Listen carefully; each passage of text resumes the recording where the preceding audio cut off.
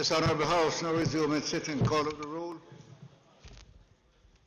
Mr. Charles, Mr. Whittle, Mr. Samuda, Mr. Holness, Dr. Clark, Mr. Shaw, Dr. Chung, Dr. Chan, Curtis. Dr. Chan, Mr. Montague, Ms. Grange, Mr. Henry, Mr. Bartlett, Mr. Bartlett, Mr. Mackenzie, Mr. Chuck, Mr. Chuck, Mr. Daryl Vaz, Mr. Warmington, Mr. Hutchinson, Dr. Tufton, Ms. Williams,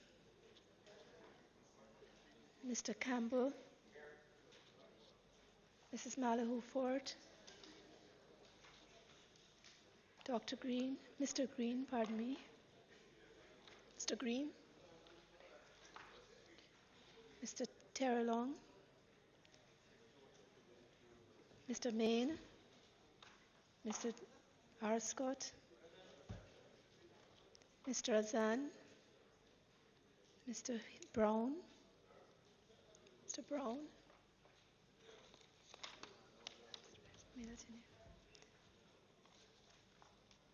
Mrs. Brown-Burke, Mr. Buchanan, Mr. Bunting, Dr. Campbell, Mr. Pernell Charles Jr.,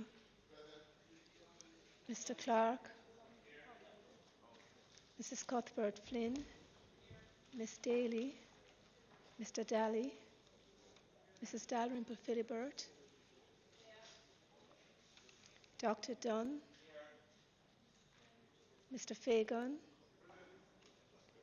Dr. Ferguson, Mr. Golding, Dr. Guy, Miss Hannah, Mr. Hales,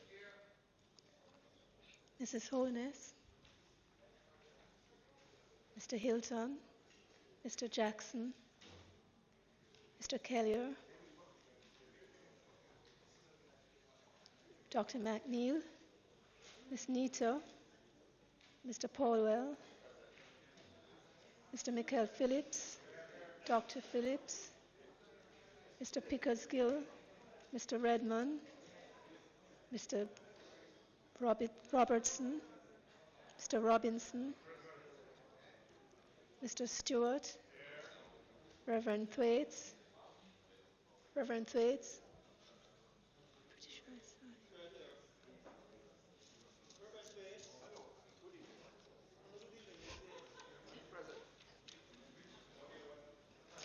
it. Mrs. Vaz, Mrs. Vaz,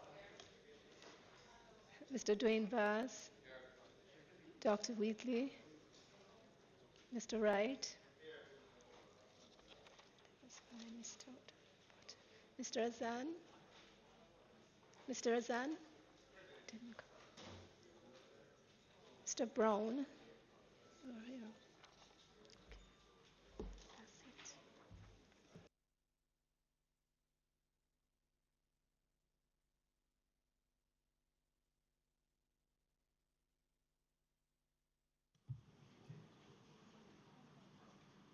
Statements by ministers. Mr. Speaker, I'm going to prevail on your great spirit of cooperation today to enable us to go, enable me to move the motion to suspend the standing orders to permit matters pertaining to the sectoral debate to be taken first, and then return to the other matters before the House today. In plain language, to allow presentations to be made by myself, the opposition spokesman on education, and to enable the Honorable Minister of Transport, Mining and a variety of other subjects to close the debate, the sectoral debate, and then we'll move back into public business.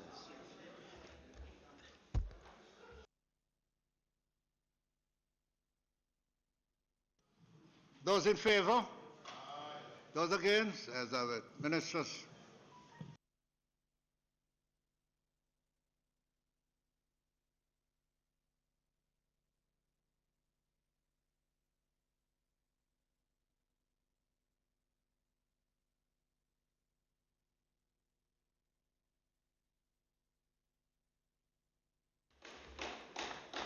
Thank you very much for your cooperation, Mr. Speaker.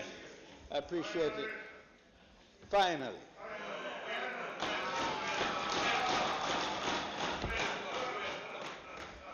I think the members are referring to the...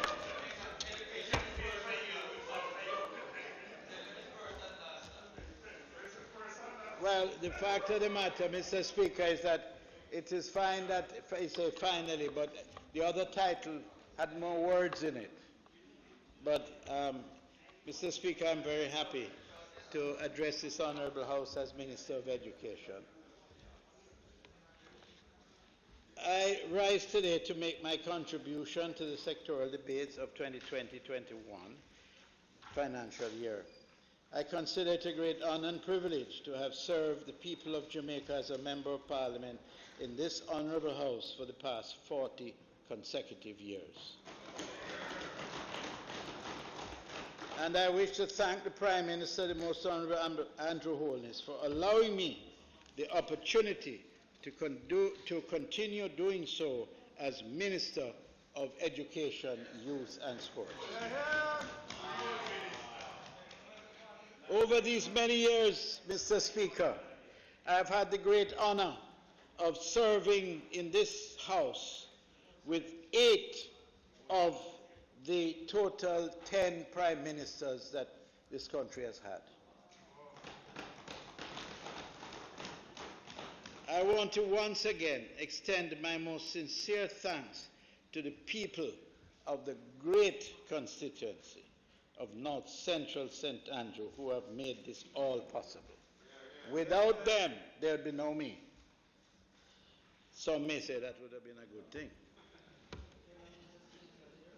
To my councillors, Lee Clark of the Whitehall Division, who is the longest serving councillor in the island, and Ms. Suzanne Senior of the Norbrook Division.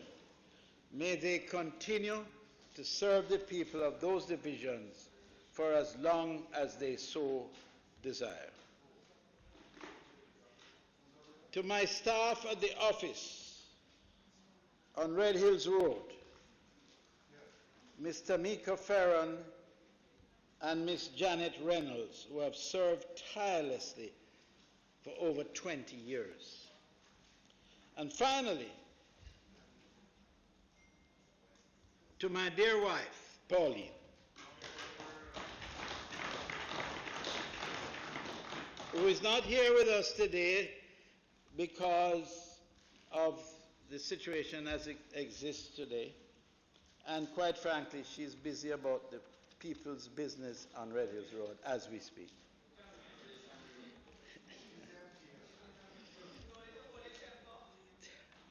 She started this entire journey with me as far back as 1976, under a state of emergency, pregnant with our son Justin. She's really the cornerstone and great stabilizer through thick and thin. Thanks, Pauline, for your dedication and commitment to the people of Jamaica, and in particular, the people of North Central St. Andrew.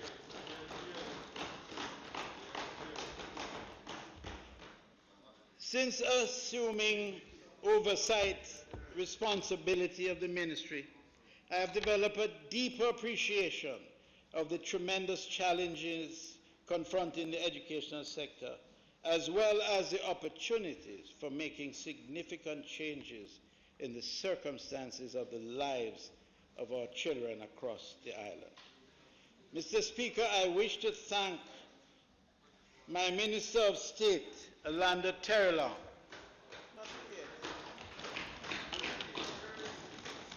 who has given me maximum support over this period. To the Ministry's team of senior officers led by Dr. Grace McLean, Acting Permanent Secretary, and Dr. Kassan Troop, Acting Education Officer, and other members of the Executive Management Team and related agencies for putting in, Mr. Speaker, long hours of hard work to implement the government's policies and programs. I say a very great thank you. A very special thanks to the staff with whom I interact every day, my personal staff. No minister can succeed without a strong personal staff. Adonia, Carleen, Kassan, and Toshoya, and my devoted and faithful secretary, who I have come to respect very much. I met her when I went there, and she has been a tower of strength. Dion, on whom I have to rely heavily day to day as we go through the struggle. And finally, from a very grateful nation, I say a special thank you to the thousands of school administrators and teachers who continue to give selfless service to our over 900,000 students across the country. Since assuming oversight responsibility of minister, I have developed a much deeper appreciation of the tremendous challenges confronting the educational sector, as well as the opportunities for making a significant change in the circumstances of the lives of these children across our country. The successes that we have achieved so far are in no small measure due to their level of commitment and dedication to service. I have spoken to them repeatedly, initially through direct contact, latterly through Zoom and other internet connections. Mr. Speaker, this year, the COVID-19 pandemic disrupted the ministry's work in a very large way by causing major adjustments in the school operations. This pandemic came on us rather suddenly. There were no textbooks that one could refer to. The Ministry of Education is a studious ministry, highly trained specialists in the field of education. But none of them had any experience with dealing with this type of pandemic. So we had to learn on the job. There was no room for us to delay, and there was no opportunity for us to reflect on past experiences. They had to use their initiative, be creative, be constructive and educated in dealing face to face with these challenges. Face-to-face teaching that we have all grown up with was suspended, and the ministry's budget had to be realigned. The national and exit exam schedules had to be postponed, and new proposals and practices were introduced for remote teaching and learning, as well as on the school campuses. where we had to be involved in interaction with the schools and the students and the teachers and everybody. You see, Mr. Speaker, we have been through major challenges in the Ministry of Education over the past year and a half. I remind this Honorable House that the day, and I will never forget it, the day that the Prime Minister stood right here and announced that he was asking me to take oversight of the ministry, there were several members, I'm not going to say who they were, but I took note of it. I took a mental note of it. Laughed at the suggestion that he would have thought of putting me in the ministry.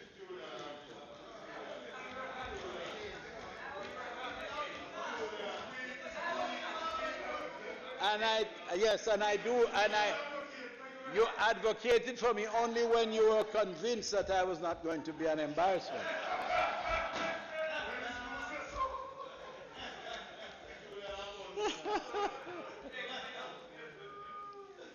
But over this period of time, I must tell you the truth, there are those who will say that the members of the opposition have at times been overly aggressive, but I have not used that as a measure of their lack of support, because ultimately they are interested in improving the educational quality of our life. Amid all this disruption, the ministry's team, our principals, teachers, and parents rose to the challenge and responded in creative ways to allow for the continuing education of our 578,312 students. I keep saying this ministry is responsible for 1.3 million souls in the island of Jamaica, directly and indirectly. This is the largest ministry, with 1.3 million when you include the parents. And we regard as the parents as an integral part of our cooperative situation. The measures that we have been forced to adopt would have been considered unthinkable. Even the member from Southeast St. Andrew will tell you. It was, I know his passion for the introduction of appropriate technology. But even he will tell you what we have had to engage in was unthinkable 6 months ago. Our students are to be found in 1,878 private institutions, to include 1,673 basic schools, and over 1,000 public institutions, including private and public tertiary institutions across the island. This is no small organization. Mr. Speaker, today I will provide an update on the pandemic's impact on our schools, the ministry's response to date, as well as the plans moving forward for the upcoming school year. I want to pause here to repeat something that I have said ever since I've been in the ministry, perhaps because I realized that the task was such a daunting one. We will not get it all right the first time, perhaps not even the second time, because it's a learning experience. But as long as we are committed to a program of work, and we are sure that at the end of it, through the application of those who have spent their life dedicated to the development of our children, I'm confident we will succeed. I will also bring members up to date on the new initiatives undertaken by the ministry during the past year. We devised an emergency in education plan. In early March, the ministry drafted and shared with schools an emergency in education plan, which among other things called for collaboration with school administrators through our regional offices to organize training for teachers to help with remote teaching and learning through the use of internet platforms, something we had never contemplated having to do to the scale and size that we have had to do. The provision of printed material and distribution where access to internet services was limited and non-existent in some cases. I want you to appreciate the scope of the job that has been undertaken by these dedicated Jamaicans. I want you to just pause and imagine what confronted them only a few weeks ago.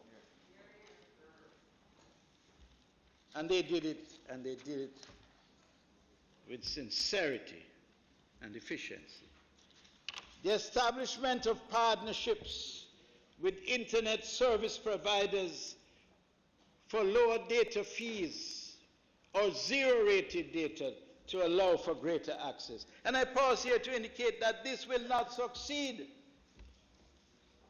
without those types of concessions. We have to eliminate the fees on providing the service for these children.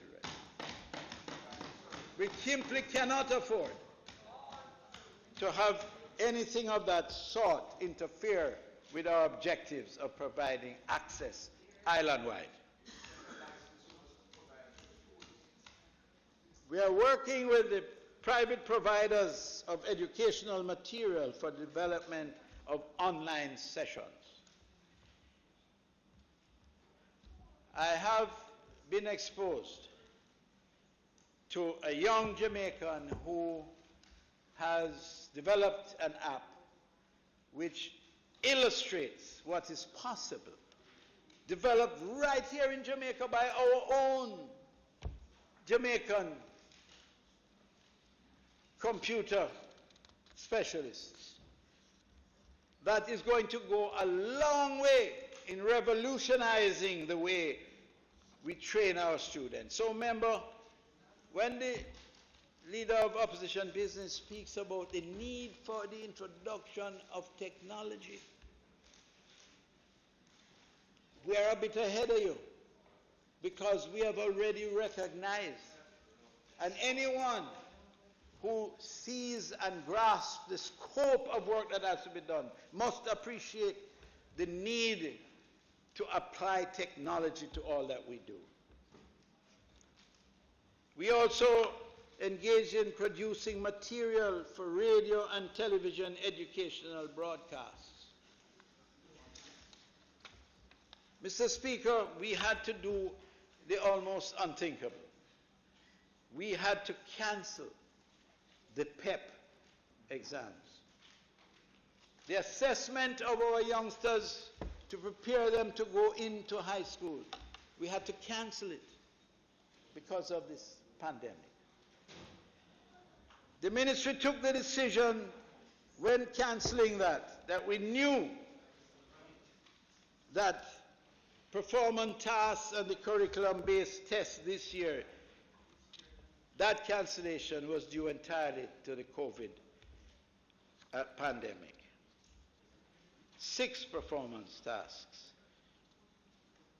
As a result, a hybrid approach was used to place the students. Because here we are. Normally we would use the PEP as a basis on which to place the students. Now we have the pandemic. We cannot place them on the basis of the exam. So we have to create, and all the brains and all the experience had to come into play simultaneously within a given time frame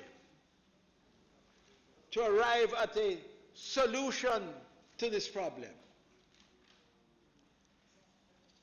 And so we developed a hybrid approach to place the students. All 38,918 students who sat the exams were placed in high schools, and 80% of those 31,017 students, all of those were placed in one of their preferred schools. Think about it.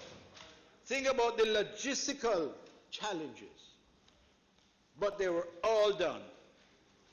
And so many students, there will always be students who would like to go elsewhere. And we are accommodating that as I speak. 16% or 6,148 of the students were placed in secondary level schools that are in close proximity to the schools that they attended. And 4%, 1,606, were placed manually in school levels in proximity to the addresses they submitted at registration. So we took everything into consideration. Where they live when they're registered, where they live normally, and where they chose. And they have 7 schools as their priority schools. And 80% of all the students placed fell within their priorities. 80% fell within their priorities.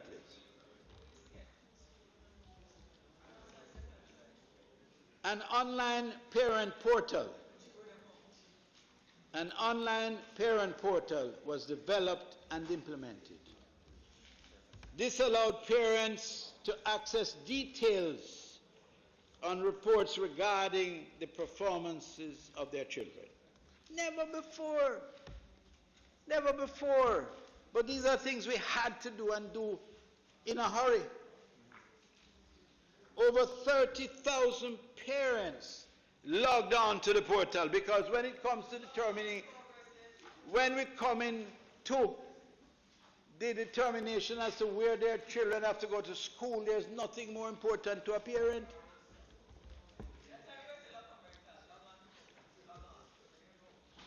I have no problem with the term log on, because that's precisely what they do. They log on.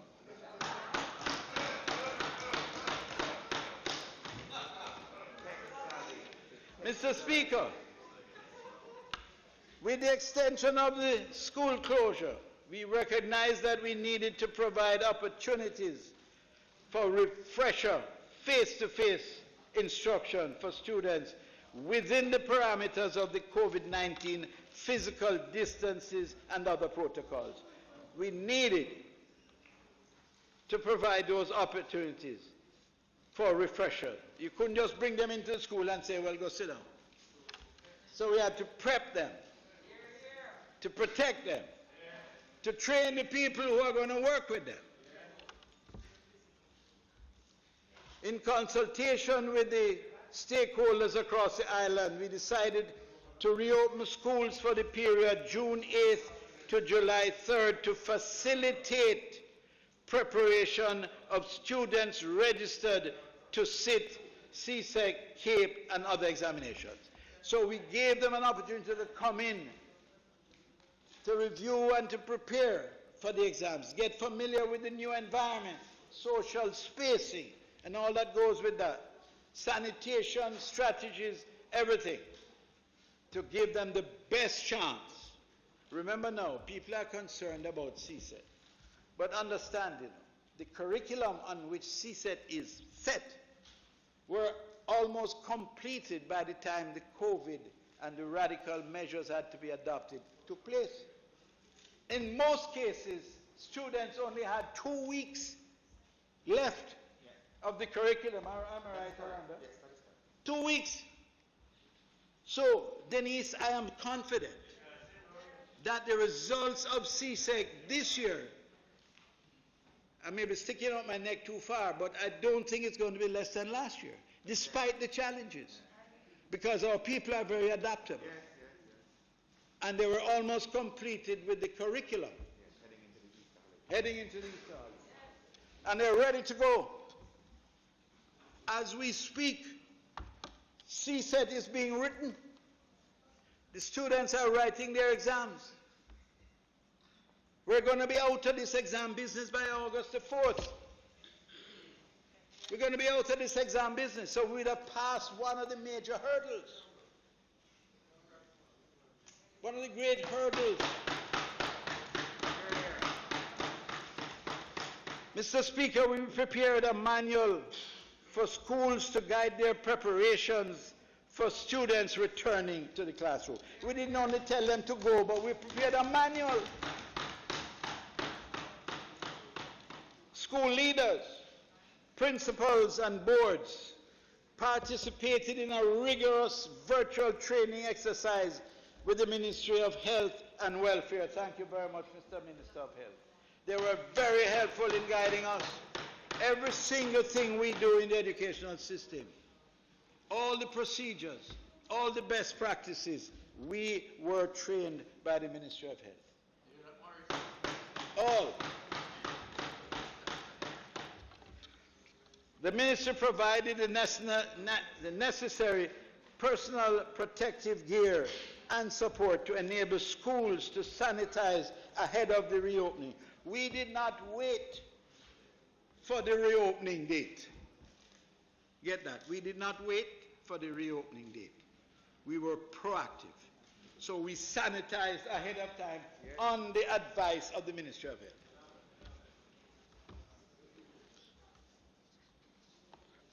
Inspections were carried out by the local health authorities to ensure schools were adhering to the protocol. So they did not just leave us and say, go on and do it. They were like setting hens, ensuring that what they offered us, the guidance they gave us, they monitored to ensure that it was being proper. By and large, the limited reopening of schools went very well.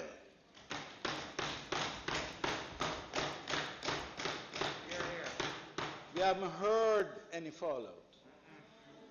I'm always cautious, but we have not heard any fallout. In fact, things have gone very well.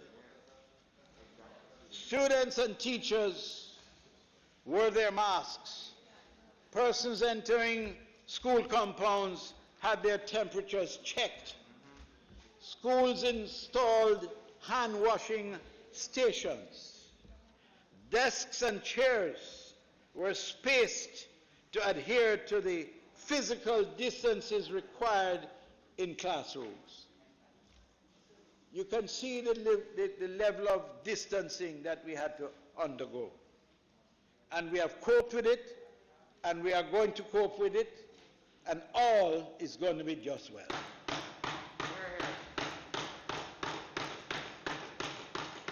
But in addition, markers were placed on floors to guide our students. Very important. You can't just send somebody in a classroom and say, well, okay, fine. This is what you have to do. Try and measure it out in your mind and sit where you're supposed to sit. Markers were placed. So they were guided. Signs were also posted across schools reminding students and teachers to practice good hand hygiene. The hygiene is very critical. Mask etiquette and about the need for physical distancing, very crucial. The two things that can defeat COVID, and the doctors are here. Dayton Campbell is a doctor. My friend Maurice Guy is a doctor. And I'm talking about PhD. And they know that the greatest guidance we can give our people, two things will solve this problem for us: masks and physical distancing. Yeah, I hardly wear a mask because if I wear it, it will make me suffocate. But I have to. Masks and physical distancing. will solve the COVID problem and the spread of it. Signs were also posted across schools reminding students and teachers to practice good hand hygiene. And the mask etiquette was very important. Mr. Speaker, during the review period, attendance varied daily according to the approach adopted by school leaders in treating with their students. Now, my friend of many years, the opposition spokesman on education and leader of opposition business in the House, had made mention at a speech that he gave where I attended, and said that one of the problems in the ministry is that we are central focused. We don't encourage initiative. Everything is streaming from the top, the pinnacle, over-centralized. Thanks for the clarity. Well, the fact is, our school leaders are free to adopt their own strategies. And we have forever been encouraging the leadership at the schools. They had even started it before, but in September they are going to engage their own strategies. Many of the times what they engage are so sensible and practical that they guide the central ministry. So we are not overbearing anything that, and running. You know when I say anything that a principal and a board wishes to introduce that redounds to the benefit of the school and the children, we adopt. I'm a good listener.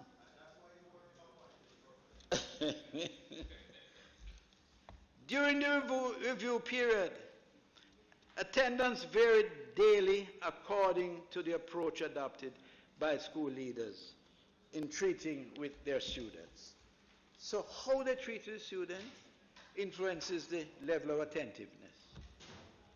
Approximately 32% of our schools offered only one subject each day in intensive sessions. Because now you see there's a whole for people in and you want to really give them vigorous training. If you can get great attendance by fewer numbers. So only one subject each day in intensive sessions to identify the gaps that existed, while 50% offered 3 hours of classes for 3 subjects each day, because it is not a situation where we are bound by constraints and by dictates from the ministry. What works and brings results is what we suggest and we promote.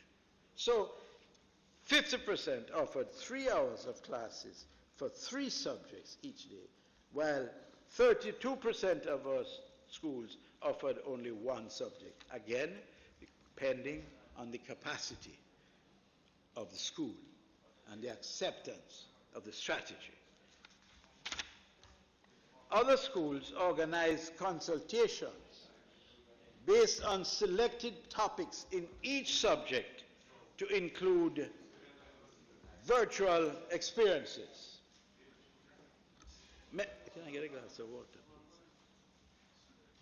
please? Mr. Speaker, the exams administered by the Caribbean Examination Council are now, as we speak, underway.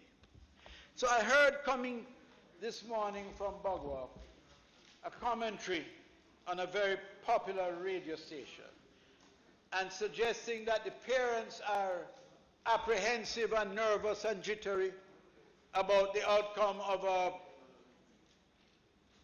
strategy and what lies ahead for their children. I'm here to tell the people of Jamaica, the parents of Jamaica, the students of Jamaica that they are in good hands. That there is no need to worry, because every single thing that a collection of bright minds can think of have been thought of. And it incorporates the members of the opposition as well. Because we are not selfish in our approach to this thing, because we are talking about a subject that there is no place for politics in education. There's none. Once you inject politics into education, you're going down the slippery slope. And the former Minister of Education knows that only too well.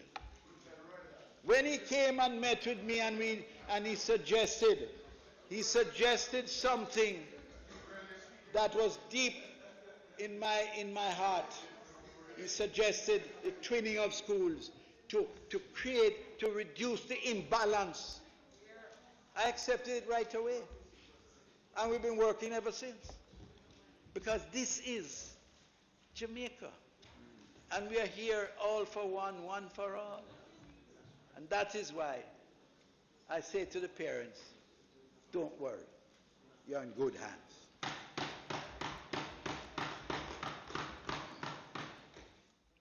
The NCTVET exams have also commenced, and the City and Guilds process for the use of calculated grades is also complete.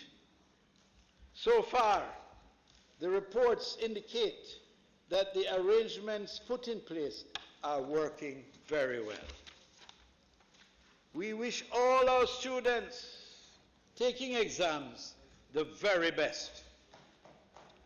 Preparations for the start of the new school year, Mr. Speaker, we are now in the final stages of preparation for the upcoming academic year. The Ministry has done the research and collected the data on the needs of our schools. And we have started to identify additional spaces for our students to allow for continued social distancing. So we have sought to utilize the existing space to the best of our ability before we run headlong into additional expenses to try to underwrite the construction of new facilities.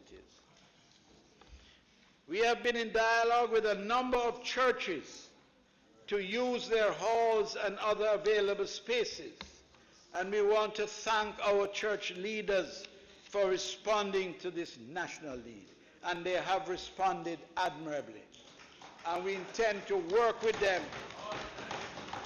We are going to partner with the churches, all denominations, because they reflect a level of commitment devoid of any other interest but the interests of the people.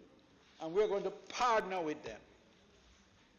Across the 7 regions, more than 52 churches so far have made their halls available at request. We are negotiating with others. Can you imagine that? Can you imagine that?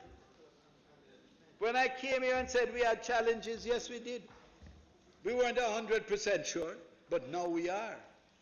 We are sure of the level of commitment of our churches to this call. Mr. Speaker, nearly 30% of our school function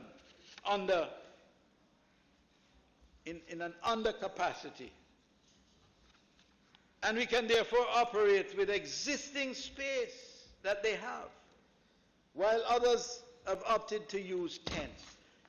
So, understand me, 30% of our schools can operate to do what we have. So, Ronnie, the crisis is not as great as we originally anticipated.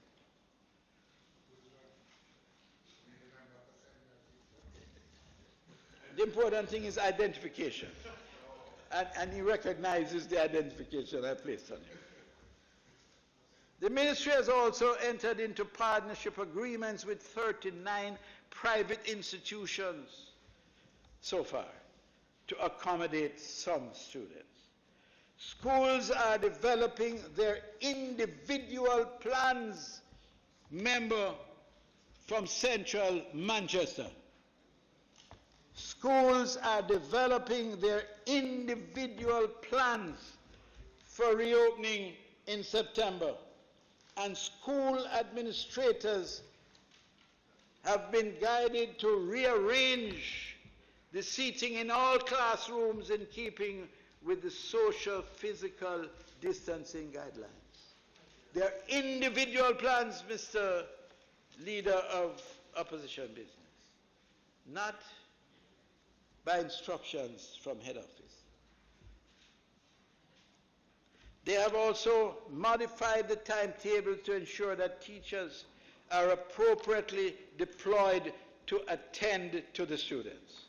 Deployment, utilizing all your assets. So you have a crisis. You need teachers, but you have teachers. How do you best deploy them? All of those plans are coming out of the creative minds of the teachers who run the system. Because what we oftentimes overlook is the fact that teachers are great administrators too. They are planners. And that's driven by their commitment to improve the educational system to offer every child the best opportunity. And what they don't know from their disciplines, they acquire through associations with others who do. So every teacher, every school, how we work it now is that every school is a unit of production, possessed of administrative skills, some learned recently, others acquired over time, waiting to be put into place. And this pandemic has exposed the degree to which the talent exists within our structure. Mr. Speaker, an area that is of concern to most, psychosocial sessions, must also be on the timetable for all students to help them cope with the changes imposed on them as a result of the pandemic. No child is going to stay home for 3 months and don't come back with a sense of that you have to attend to them sometimes for protracted periods because it has impacted on their way of life. All schools will have a psychosocial program in place, supported by the guidance counselors, and I know you're strong on this, MP for Central Kingston, because we have discussed it. Guidance counselors, deans of discipline, because in all of this we have to maintain discipline. We have to impose discipline in our schools. So the focus is on deans of discipline. School nurses. Now listen, we are aspiring, I'm not sure, I haven't spoken to the permanent secretary recently, but we are aspiring to have a nurse in every school, or access to a nurse in every school. Access to every nurse. And the Minister of Health is going to stand with me to make sure that this happens.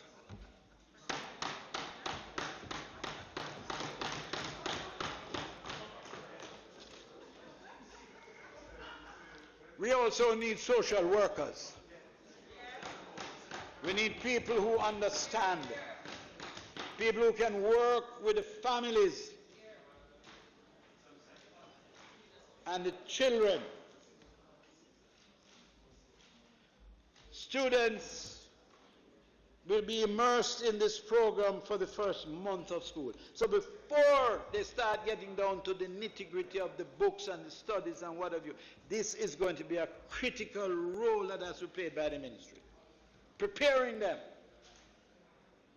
Rid them of the demon that is bothering them because of the uncertainty that they went through for the last 3 months. The program will continue until the end of the school year. Special consideration will be given to staff and students with comorbidities or underlying health conditions. A sick child can't learn. And we've got to identify the problems early, get them over it. Schools are to develop plans for the use and distribution of basic equipment and materials needed for sanitation purposes, such as temperature check devices, hand washing solution stations, masks, alcohol, sanitizers. And I'll speak about masks. I had occasion to speak to the acting CEO today. When I heard that the masks, the cost of them, may be challenging. And I'm going to say to the Permanent Secretary, wherever you are to find the money from, you support the families who can't afford the masks.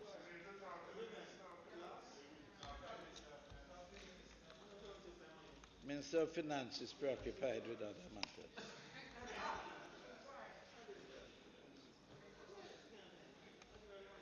Another personal protective equipment.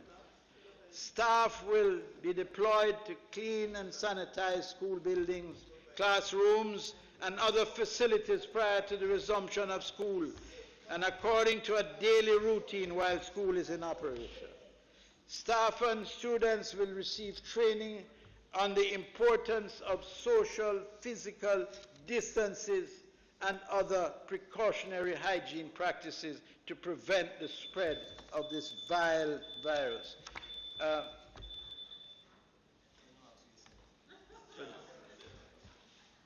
Mr. Speaker,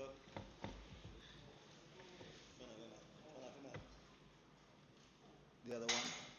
Mr. Speaker, I ask that the member's time be extended sufficiently for him to complete his presentation. I know your business. Leave my The resolution is that the member be permitted to complete his presentation. Those in favor? Those against? Mr. Samuda, proceed. I wish to thank the House for its consideration in extending the time. But you know, Mr. Speaker, these things do take a bit of time because this ministry has a budget of large sums of money. So it's a big program. Over 13,000 members of staff in our schools have already been trained. Each school will also develop a monitoring mechanism to ensure that precautionary measures are never compromised. Mr. Speaker, each school has been provided with between $500,000 and $1 million to compensate for the preparations for September. Secondary institutions are provided with $600,000 each to procure furniture,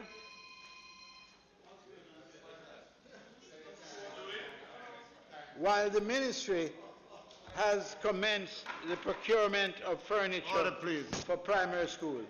This provision is in addition to the regular grants provided to schools in April and June, which amount to over $2.8 billion.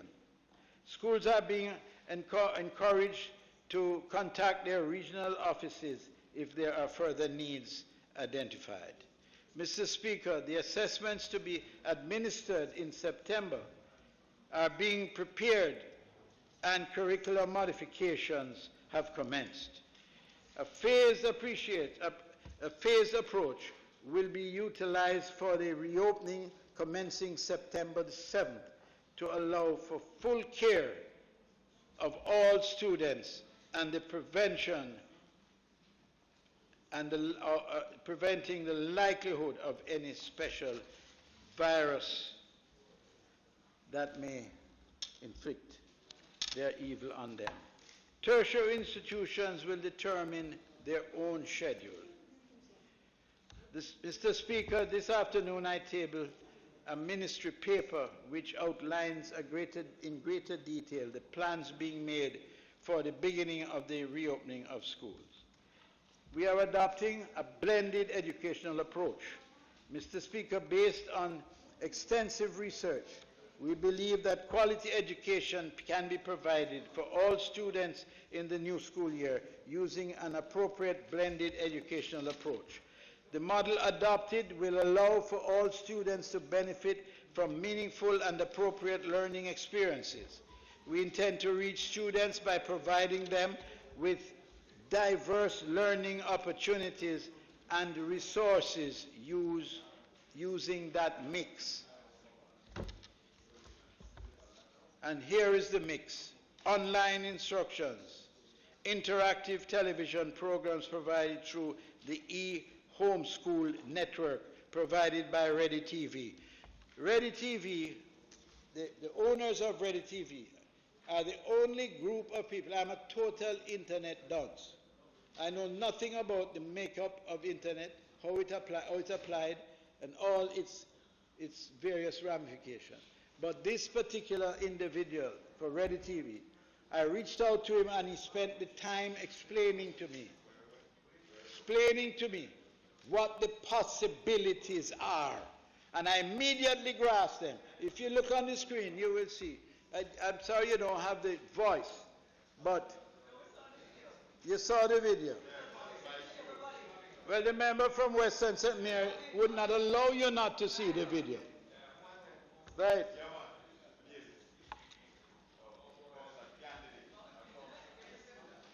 All right, online instructions, Ready TV, the Public Broadcasting Corporation of Jamaica and the Jamaica Education Television. Printed learning packages or kits are also provided, and of course there is face-to-face instruction. By the way, we are not eliminating face-to-face. It's a blended approach. So you'll have some face-to-face where it is safe, and you have the use of the internet. But ladies and gentlemen, members of Parliament, understand this. The future of education lies, and I agree with the member, lies in the application of appropriate technology. That is the future. Over 20,000 of our teachers have already received training on virtual instruction through the Jamaica Teaching Council. I have met with more people over internet than I could possibly meet in this time frame. I have met with hundreds, thousands of the leadership of the Ministry of Education, speaking to them, having very constructive conversations. The blended approach will ease some of the demand for additional teachers. When you can get one master teacher that can project to satisfy the needs of several schools. We have a shortage of math teachers in this country. But we're not going to make that be a daunting task. Never. Once we identify those master teachers in maths, we are going to beam their knowledge to various schools. At the most effective use of resources. That is our approach for maths, because maths is a daunting and intimidating subject. It's intimidating for the students, and it's just as intimidating to the teachers. Intimidating for the minister, intimidating for everybody. But I do know that with our plan, we are going to reach out through the use of the internet. And distance learning is the way to go.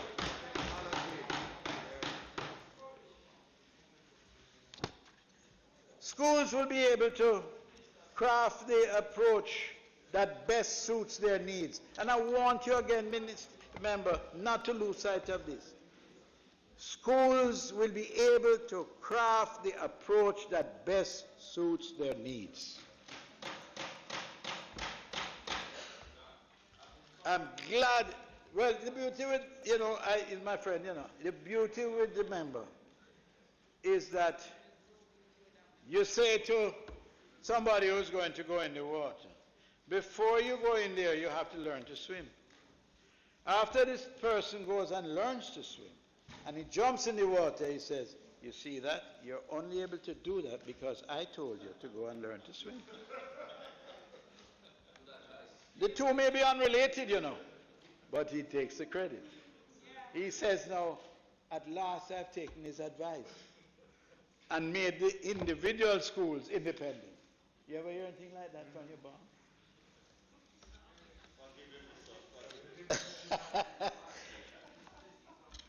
Scheduling will be informed by the environment, which can be at times very challenging, size of the school, number of the classroom, numbers of classrooms, labs, etc., social distancing requirement.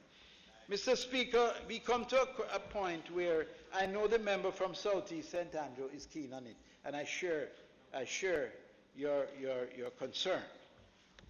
Mr. Speaker, as we make our preparations for the reopening of school, one thing is clear. We will have to rely more heavily on technology. Our schools are now requiring that students have access to the dedicated tablets or a laptop for computer-based learning. And I agree, and I have said it in here, and I have said it in the ministry since I got there, that the tablets is a secondary tool. The laptop is a working tool. I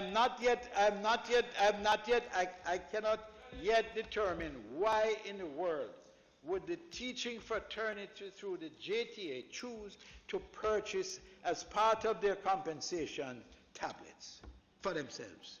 25,000 tablets as part of their remuneration package for themselves. They're using tablets when they could have the cheaper, but they're better to buy better things and fewer of them and work on getting more after than to go with something. It is not an operational, efficient operational tool.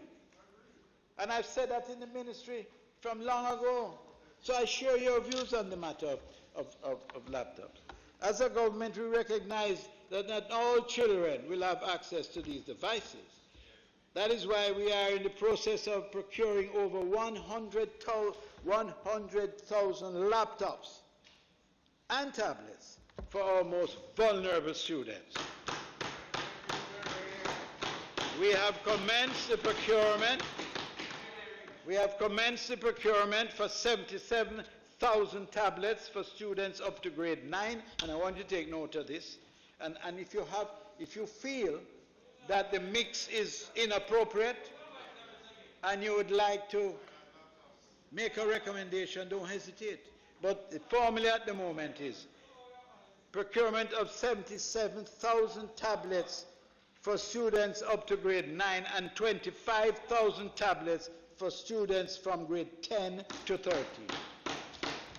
25,000 laptops.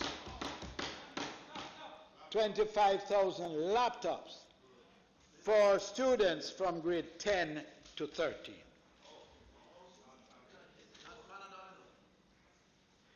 These are in progress. They will be coming, how soon are we getting these? September, end of September. End of September going into October. We'll have all of these for the students from 10 to 13, which is when it is most useful. These devices will be distributed on a phased basis beginning in late August. Students on the Program of Advancement through Health and Education PATH will receive devices. The Bring Your Own Device policy has been approved and will be sent to schools during this week.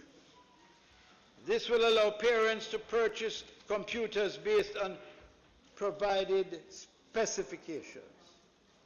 And we're going to, through the Ministry of Mining or Energy and Technology, will be assisting us to make a substantial contribution to the purchase of these computers, and we will seek support for the balance so that they get an easy passage into owning these computers. This will allow parents to purchase computers based on specs. Students will also have access to the ministry's textbooks and additional content through these devices. And you know, Mr. Speaker, I don't know where it is, but I saw a demonstration, and I would love to have shared it with you all. But I saw a demonstration of one of the little tablets, which is, where is it? Oh, is he? Yes, there it is. It's being demonstrated right now. The student, all the things that the student, I want the leader of the opposition to look around and see what is taking place. Oh, yes, of course. You can see there where a student can have this little tablet and access all the books they need. And guess what? It has been so designed. I don't know how it does it. It's very creative. You don't need internet. Don't need internet. And these will be given to all our students. Look at it carefully. No need internet. They'll get all their classes right in their hands.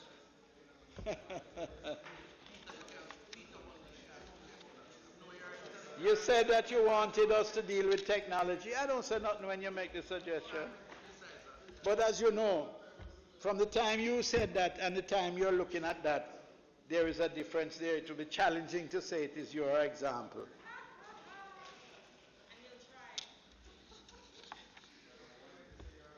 E-learning Jamaica continues to deliver 25,000 tablets to our teachers. That's a program that's ongoing. And I want to pause here to simply say that this is not a benefit, it's an entitlement.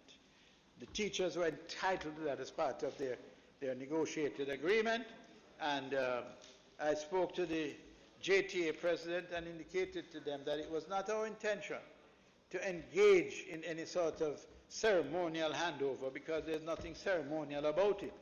It was a negotiated agreement and they're entitled to it. And I suggested that what he better do is get going and collect the tablets and give it out himself. The JTA, they own it. The Ministry of Education, Youth and Information is partnering with existing providers to procure and fully establish a national learning management system. This will allow schools to continue to use systems they already have, and for the ministry officers to be able to track and monitor the activities of the system and to obtain data to inform intervention. The National Learning Management System will allow teachers to create, deliver and manage lessons and other training materials for students and teachers. School learners, school leaders will be able to use it to set and track assignments, track performances, post video clips, pictures and animations. They will also be able to generate discussions around those focus areas. Mr. Speaker, teachers who have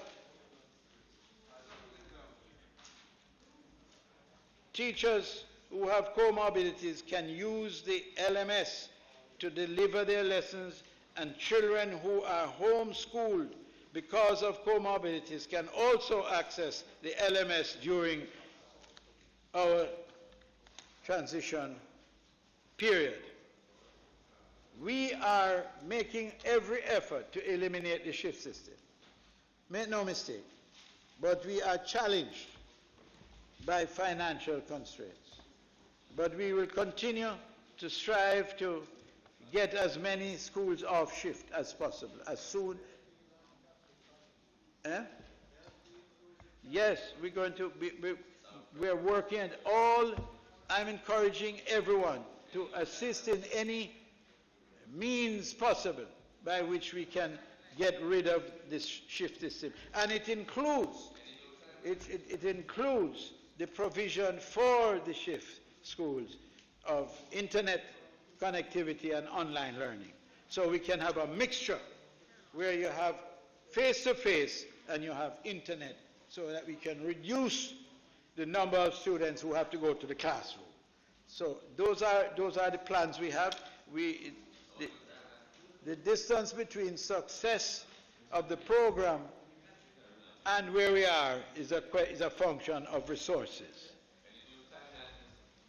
Well, those timelines have to be out, they'll be conditioned by the availability of funds that we will try to get through the Ministry of Finance. There are currently 36 schools on shift, including 15 primary schools, 1 all-age school, and 20 high schools. Since 2007, these strategies have facilitated the elimination of the shift system in 88 schools. So it's not as if nothing has been done. Some of the shift schools came off in your time, some came off in our time, but we need to get rid of it altogether.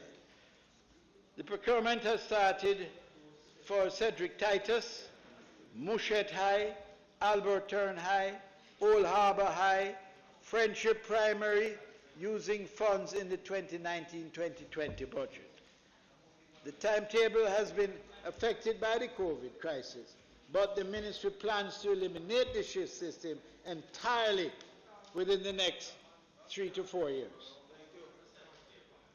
Mr. Speaker, this is an opportune time to provide members with an update on plans for infrastructure projects for 2020-2021. An allocation of $1 billion for $424,717,000 was made available for the 2020-2021 capital projects.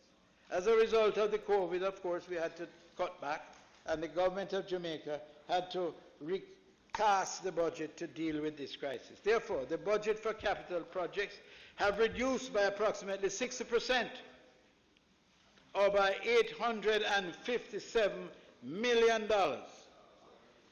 This reduced allocation of $567,180,000, $567,180,000 will be used to carry out our pre-contract activities for 9 expansion projects and electrical upgrading to 8 schools. It will also be used to construct security fencing. And I know that the member from Southwest Clarendon has approached me on the question of fencing. Complete the upgrading of the ministry's facility to make outstanding payments for projects carried forward and to commence work in 3 schools. The 2021 critical recurrent maintenance projects, an allocation of $425,113,537 has been made to carry out repairs, have been made available to carry out repairs at 156 schools under the 2020-21 critical maintenance program. And I think you should have an outline of that, which I circulated. The thing about this Ministry of Education, everything we do is totally transparent. All the repairs to be undertaken will be circulated here. All our strategy, everything is totally transparent. The funds are being used for critical repairs to sanitary facilities, termite treatment, repairs to roof, electrical repairs, repairs to the sewage disposal system, and any critical and other critical matters. To date, 56 schools have been completed. 8 schools are up to 98% completion. 9 schools are up to 80% completion. 22 schools are up to 50% completion. And 19 schools are up to 20% completion. 42 schools are at a tender stage, and selection of contractors for works to commence and projected for completion for September 2020. And we will furnish this Honourable House as we progress what schools are under repair, what is the cost, the process that they have reached, so that every member of Parliament who has a school will use it as a means of communicating with the school to ensure that work is being done and that the appropriate care is taken to get value for money. Mr. Speaker, additional details on these maintenance projects have been provided in the ministry paper which I have tabled in the House today. You can have a look at it. early childhood education, I note that from time to time concerns are raised, and I don't blame the concerns that are raised. I don't blame anybody for raising them, because early childhood is the most crucial part of a child's development. I take the opportunity to reiterate the government's total commitment to supporting our children from the earliest stages of their development and entry into the public education system. The ministry spends 20.3 billion. So, Minister Leader of Opposition, they don't encourage utterances that suggest that the public sector is not supporting fully the early childhood sector. But the early childhood sector needs more. And my job is to lobby for the more. Well, I can start with the Minister of Finance. But that is a part of the process of engagement that myself and the Minister of State would never hesitate in lobbying for the resources needed for early childhood. As early childhood refers to the period from birth to age 8, this allocation includes a portion of the funds spent on primary level institutions. It also funds activities of the Early Childhood Commission, which is actively engaged in ensuring that early childhood institutions meet required standards. Mr. Speaker, we know that private schools, including early childhood institutions, are facing challenges, and we really sympathize and support and are willing to do more to support independent schools. Most of us are products of independent schools, basic schools that are run privately. As I've already mentioned in this House, the government is carrying out assessment to ascertain the number of early childhood institutions that have closed.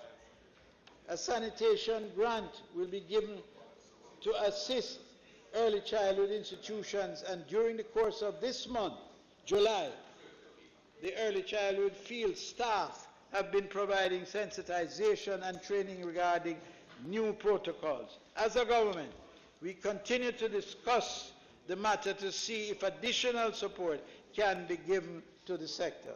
Before I move on, I'd like to note that I've also tabled the Ministry's Whole of Government Report 2019-2020, which provides an overview of our performance in areas that support the Human Capital Development Initiative of the government.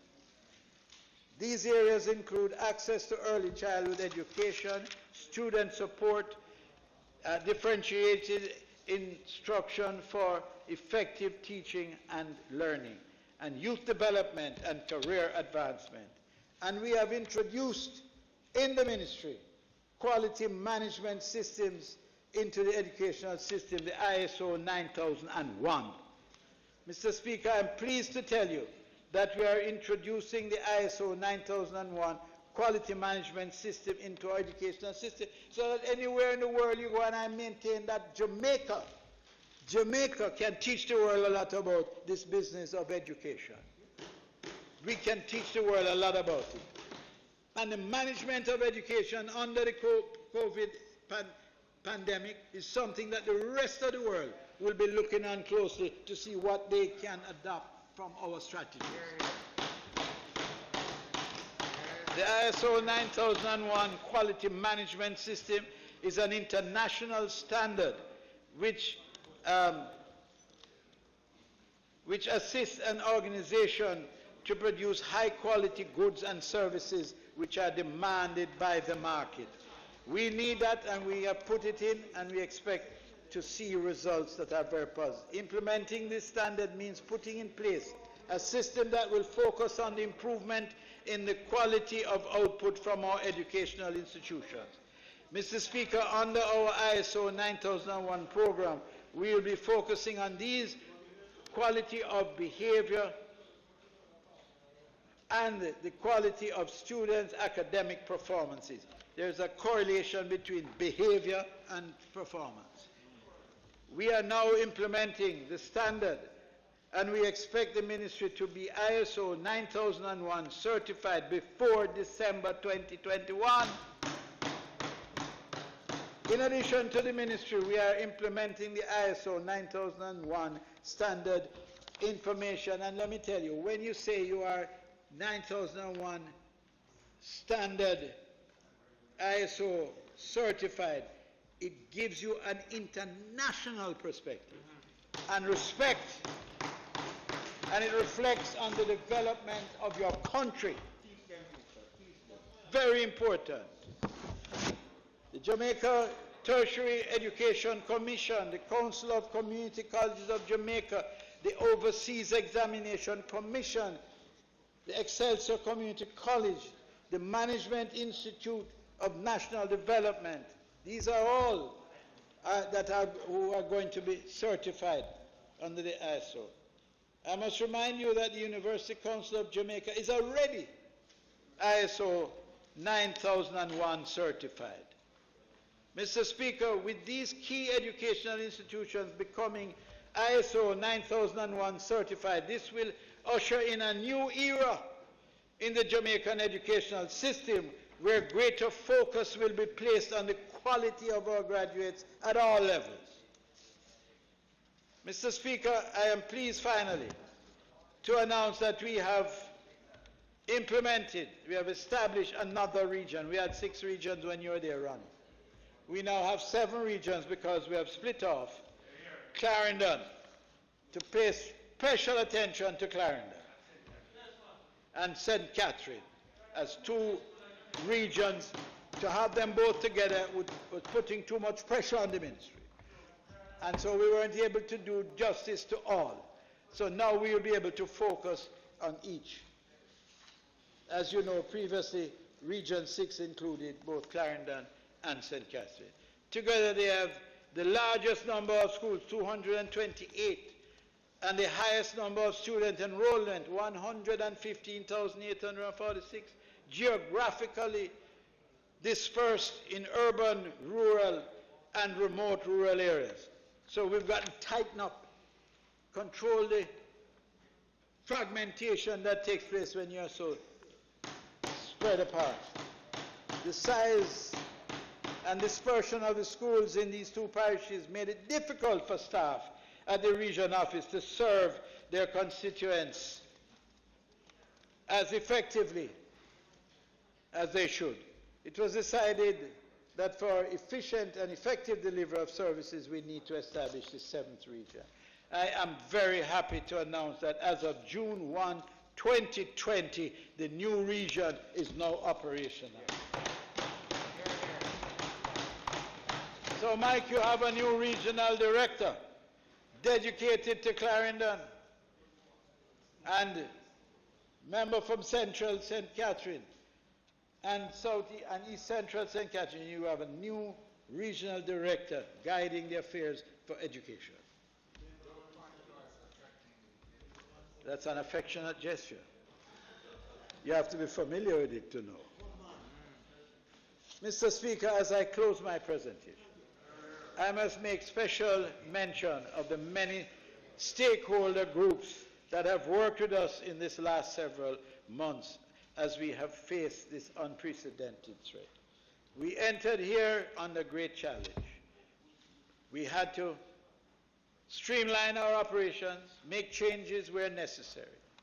I'm satisfied that the leadership of the Ministry of Education is up to the task, ably led, ably managed, with a sense of compassion unparalleled in our history. I want to thank the Jamaica Teachers Association, the National Parent Teacher Association of Jamaica, the Ecumenical Church Group, the Jamaican Prefects Association, the Jamaica Independent Schools Association, the National Secondary Students Council, representatives from our tertiary institutions, and other groups.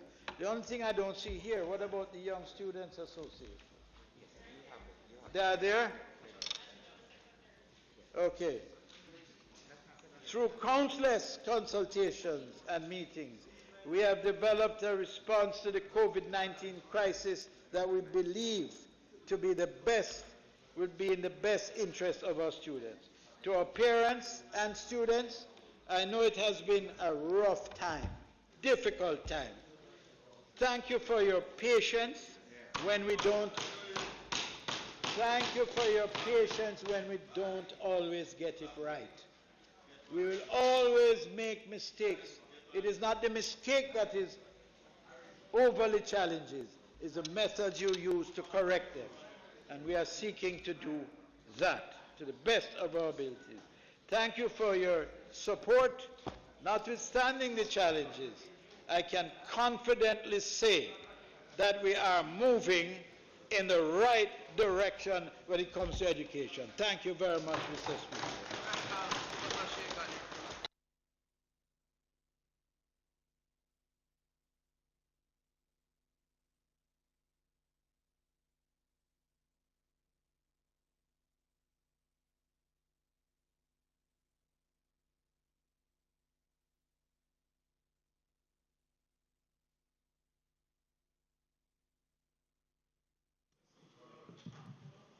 Minister Samuda, next. Mr. Speaker, I now ask that you invite the member of the opposition with responsibility for education, youth and information to make his contribution to these sectoral debates. Mr. Bunting.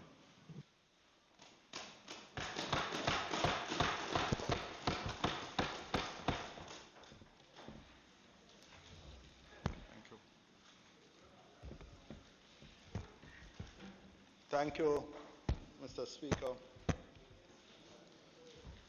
And let me start by thanking everyone who contributes to my continuing to play a role in this honorable House. No, I don't have any copies, unfortunately.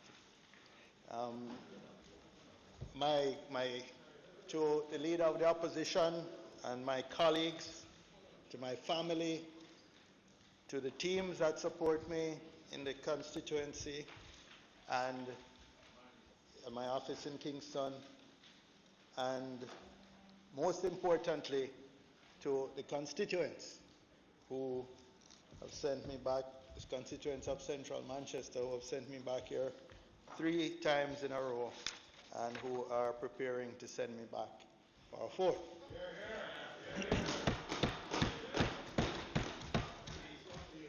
I also want, very importantly, to acknowledge up front what has been sometimes heroic efforts of our teachers, our principals, our administrators, and indeed the permanent secretary and our ministry staff to keep the system going through what has been a very challenging time. And you know, sometimes, Minister, you say I am maybe a little strident in criticisms, and I think sometimes when people see me at the Public Accounts Committee interacting with the permanent secretary, they might think that there is some antagonism there. But let me assure you, it is just playing my role there. But in terms of being the spokesman on education, the permanent secretary and our team have been very helpful and cooperative all the time. Very professional. Mr. Speaker, obviously I've only now had a chance to hear the full plans for dealing with the pandemic going forward, and in particular the reopening. And I just want to start by spending a few minutes just responding to some of the points, as it should be in a debate that the Minister made a few minutes ago. Minister, you said you were quite pleased that 80% of students, of PEP students, got one of their 7 choices. Now, in fact, we could probably keep increasing that 80% towards 100 if we keep giving them more and more choices. It would be interesting to know, for example, how many got their top 2 or 3 choices from that. But what was missing, Minister, to my mind, was an acknowledgement that since March, since the sudden closure of our schools, at best, maybe 25% of our school cohort has received anything near acceptable levels of teaching and learning. And the fact is, since the lower grades in both primary and high schools will not really recommence school until October, what we will experience, or what they will experience, is a learning loss for the year that will be enormous, because they will be out of school from mid-March to beginning of October, which we know that even a summer break causes learning loss. That length of time out of school for most of that cohort will result in as much as an entire year's learning loss. And what I had hoped to hear from you was what are the specific plans, not just to reopen schools, but to compensate and mitigate the impact of that learning loss, which if we don't address, particularly for the younger cohorts, it could set them back for their entire school careers. And lives. And earning careers as well. Implications, tremendous implications for their life outcomes. So really, this is why 4 months ago, Minister, the opposition had suggested the establishment of a task force under the National Council on Education, recognizing that yourself and the Permanent Secretary would have had your hands full, just trying to deal with the operational issues on an ongoing basis, the PEP and the CXC and the reopening of schools in September. And that task force could have focused on how do we long-term go about mitigating that learning loss, which will invariably, when you do the evaluation in September, you will find that it has been very substantial. But I don't want to seem to be only criticizing. I am happy, Minister, that the message that I've been giving consistently since October to empower schools, their boards and their principals and school leadership to design some of the solutions, to use their own initiative and innovation in as customized way and situationally appropriate way as possible. You have adopted some of that, and I acknowledge that, and I am hopeful that that will continue to occur. But you know, they say all politics is local. So I can't make the opportunity go without raising one local case. And that is the Belfield High School. That is the Belfield High School. The Belfield High School is one of the few high schools still on the shift system. And their situation is going to be exacerbated now with the need for social distancing. I had made a recommendation through the member for Central Kingston, who is not here now, but wearing his Catholic Association cap, that the Belfield High, which is about a mile away from the Catholic College in Williamsfield, which is underutilized, that the upper grades of the Belfield High School could be moved to the campus that's now the Catholic College. They can accommodate it. I think there's a willingness. And we have seen a model at Kingston College, for example, and other schools. Think Anchovy, Rossi, where they have 2 campuses that they can split the upper and lower school successfully. And in this case, it's a mile apart.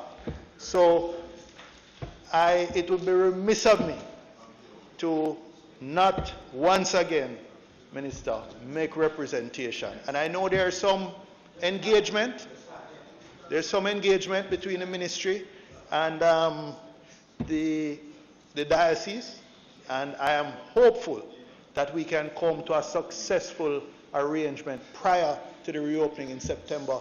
It would be transformational for those kids at the Belfield High School. So I make that representation.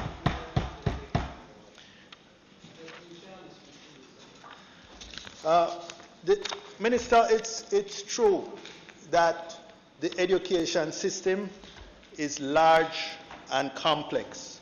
You spoke today over 1 million stakeholders, and just to recap some of the statistics of the system, when we divide it into the 4 sectors, the early childhood, the primary, the secondary, and the tertiary, the 4 main sectors, what we see is 2,066 early childhood institutions with 94,000 students and 7,652 teachers. We see at the primary level 682 institutions with 203,000 students and 8,605 teachers. At the secondary level, there's 182 institutions with 207,000 students and 12,600 teachers. And at the tertiary level, we have 52,676 students and 3,767 teachers. And what is interesting is that when we look at the typical size of the institution, at the early childhood level, which is dominated, of course, by the basic schools, the average is only 46 students per school. 46 students. So they're relatively small community-type facilities. At the primary level, it's approximately 300 students on average per school. But in my constituency, for example, I go from as small as 125 at Richmond Primary to about 1,200 at Mandeville Primary and McIntosh Primary. So there's, although the average is 300, there's a fairly wide fluctuation. High schools, typically about 1,100 students would be the average size. What is interesting is that we're seeing working through the system now a sort of demographic dividend as our population pyramid begins to invert. And actually the successive cohorts are smaller than the ones ahead. So whereas the ministry has been using a ratio of 35:1, and now this is student to teacher ratio at the primary level, the actual average is only 23.6. So we're doing substantially better, because I imagine that the establishment was set on a typical school maybe 10 or 15 years ago when each cohort was much bigger. But now, as each successive cohort works its way through the system, the smaller cohorts, the actual teacher-student ratio is down to 23.6 at the primary level, 16.4 at the secondary level. The guideline was originally 25:1 at the secondary level, but the actual now is 16.4 on average. Of course, this will fluctuate from school to school, but on average. At the tertiary level is 14:1, and at early childhood is 12:1. So in terms of the actual teacher-student ratios, we're not doing that bad compared with where we were 10 or 20 years ago when we had a lot more schools on the shift system. But any review and redesign of the education system must begin with the end in mind. What is the end product of the education system? My task force on education has come up with the following statement, and this is the statement of the end product. The educated Jamaican is a lifelong learner, a productive citizen with a strong positive identity, in charge of his or her personal, economic, and social development. end quote. So we can think of this end result, and I use an analogy here, as a sort of functional, attractive, multi-story building. That's the end result. That's the analogy I'm using. The structural integrity of every such building starts with a foundation. And the foundation is the early childhood education. Now, as much as I thought I appreciated it, when we had a recent debate on the resolution, on the motion moved by the member from Central Kingston, it was even more illuminating than I had imagined. And let me just recap some of the points we made there. The importance of a high-quality early childhood education has been carefully studied. The first, or one of the first and most often quoted, is the Perry High School study, which was this longitudinal study over 40 years, tracked students in the double-blind control group and the experimental group. And it showed a high return on investment, between 12 and 13 times, between 1,200 and 1,300% return on investment to society of a high quality, of investing in a high quality early childhood education. And other research, neuroscientific research, explains why. It says during this phase, the malleability and the neuroplasticity of the young brain makes it uniquely receptive to learning. So it can absorb at a rate many times what, as you get older, certainly beyond 10, you start to slow down much more in terms of the receptivity to learning. Now what the studies also tell us is that the psychological and environmental factors can either support or retard learning during this period. So it's interesting that things like malnutrition, which can start even before birth, exposure to violence at home or in the communities, neglect, all these are negative factors that will affect the early childhood learner. While attentive and nurturing parenting or teaching, an enabling environment are the positive factors. Part of this involves things like just having an appropriate space at home for them to do work, because one of the things we've learned in this pandemic is that learning doesn't only take place at school. It has to take place at home. And the different home environments can make a big difference. So it's not accidental that there's a high correlation between educational outcomes of students and the socioeconomic status of their families. Finally, perhaps almost as important as the other, the reason why students need to acquire foundational skills, such as reading, by grades 1 or 2, is that by grade 3, students need to read to access their curriculum. So children who cannot read by grade 3 fall behind and struggle to catch up, perhaps irreparably so, because learning is cumulative. And what they have missed in those early years, sometimes they can never make it up.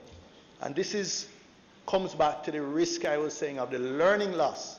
Those who this year ending would have been in grades, well, in kindergarten, or in grades 1 or in grades 2.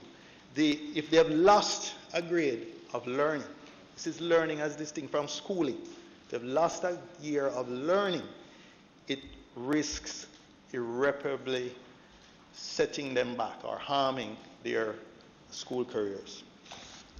The psychologists tell us that early relationships can have a developmental legacy, but it depends on what follows. An initially disadvantaged child who encounters teachers in a school system who are wonderfully supporting and caring and are patient and attentive will be much more resilient and likely to recover. Now this shows how critical, not just the early childhood sector, but how critical our teachers are. And it shows that we need to elevate this teaching profession, probably particularly in a country like Jamaica, where we know that many of our children are coming from disadvantaged environments, in homes, in communities, for whatever reason, that this is the opportunity for them to catch up with good early childhood schooling. So, Minister, you said, you have acknowledged that it is important, but importance shouldn't only be measured by the statements. We have to look at the resources that we put. At the early childhood level, we put $40,000 per student per annum. And if we break that out between the basic schools and infant schools, at the basic schools it's even less. It's about $24,000 per annum. Compare that with either primary or secondary, where it's over $160,000 per annum per student. And at the tertiary level, over $380,000 per annum per student. Many of these basic schools, Minister, and other private schools will be unable to reopen in September without additional government assistance. That's just the reality. And at a time when it makes no sense to have another 150,000 or so students from the private system potentially coming into the public schools. This also has huge implications for parents whose ability to earn will be compromised if they have to stay home with the children.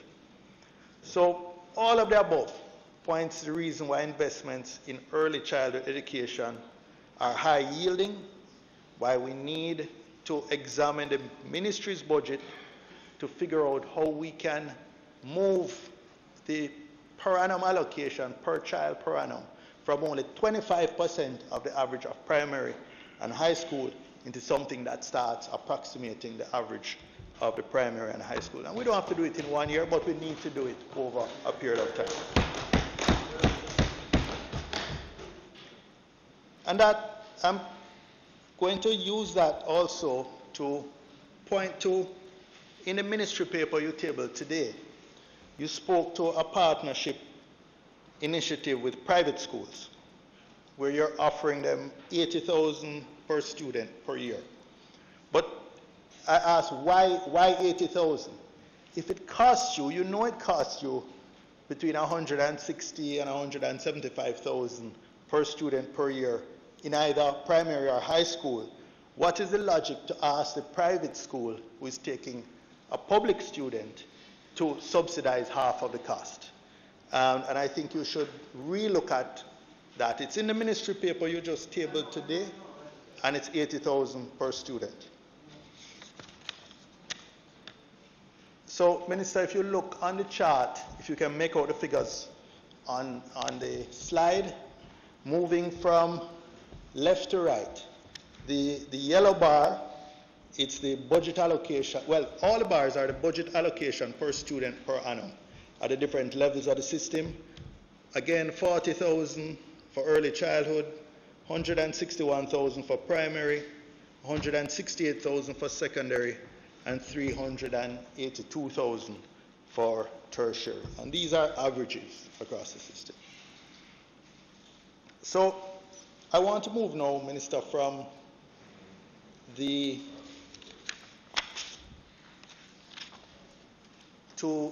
I want to help highlight or make the distinction between schooling and learning.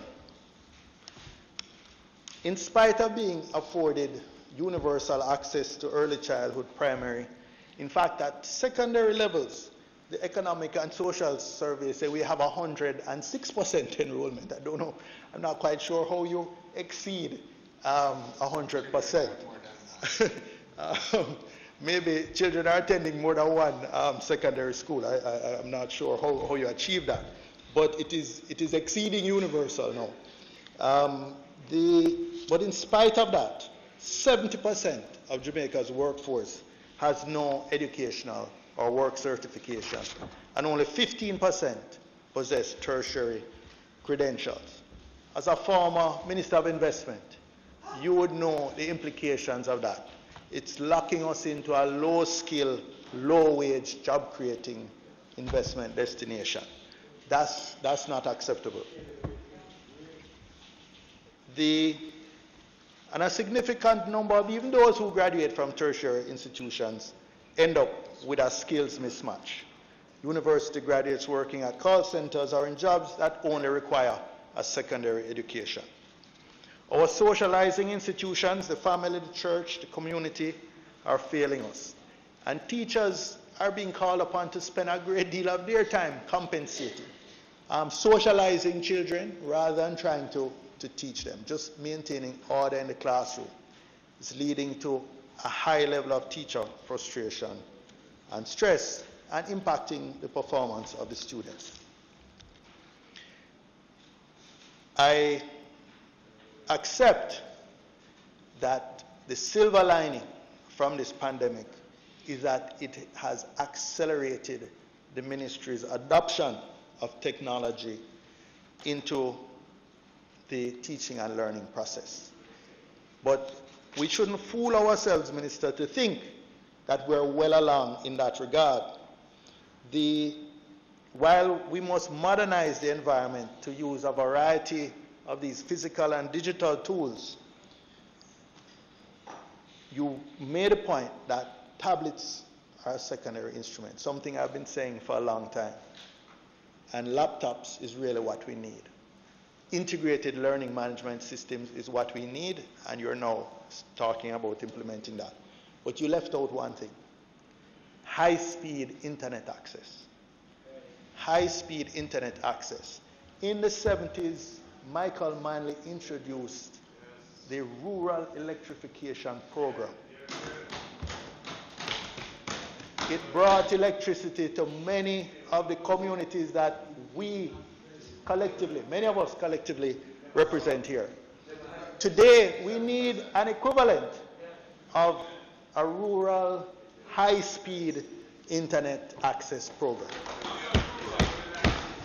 Not just rural, but a national high-speed internet access program.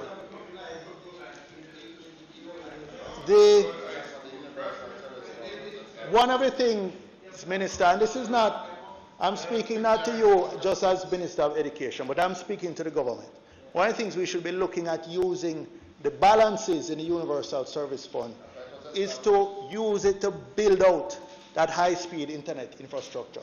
Some cases it might be extending the fiber optic network.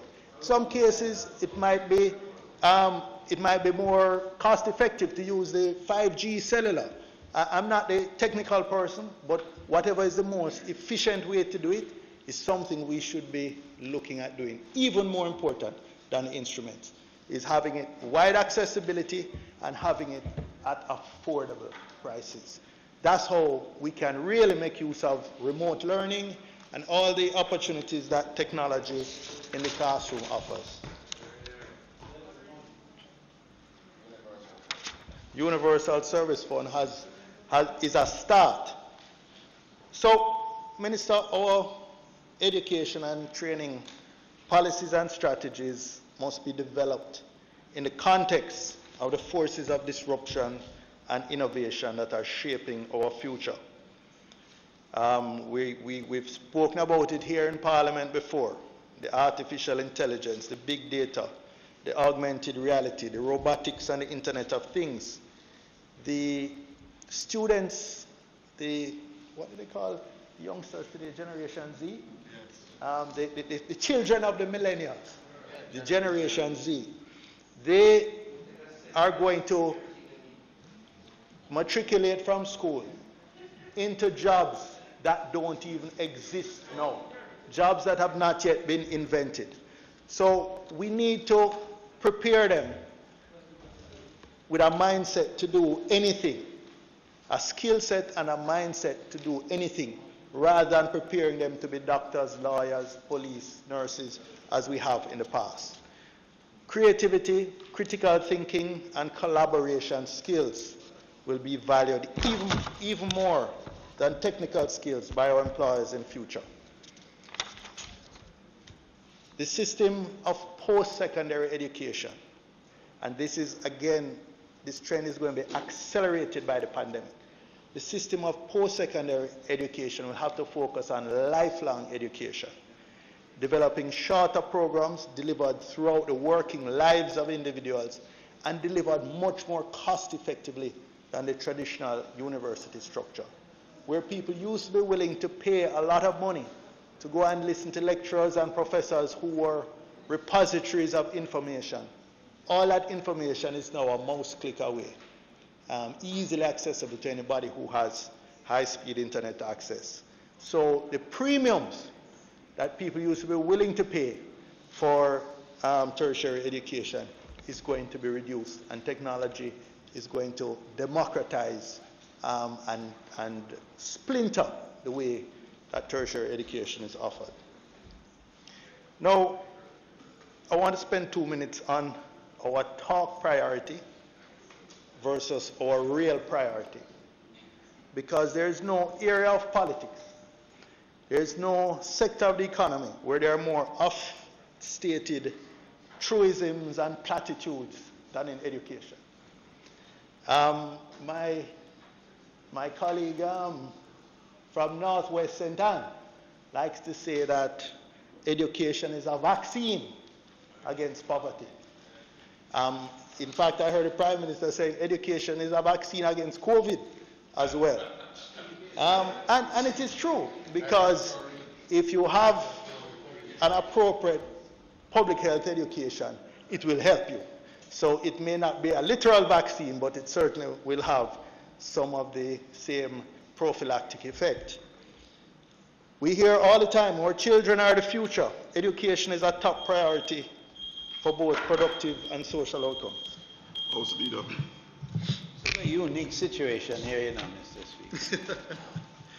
But I ask that the member's time be extended sufficiently to enable him to complete his presentation. Those in favor? Those against? Ayes have it. Mr. Bunting.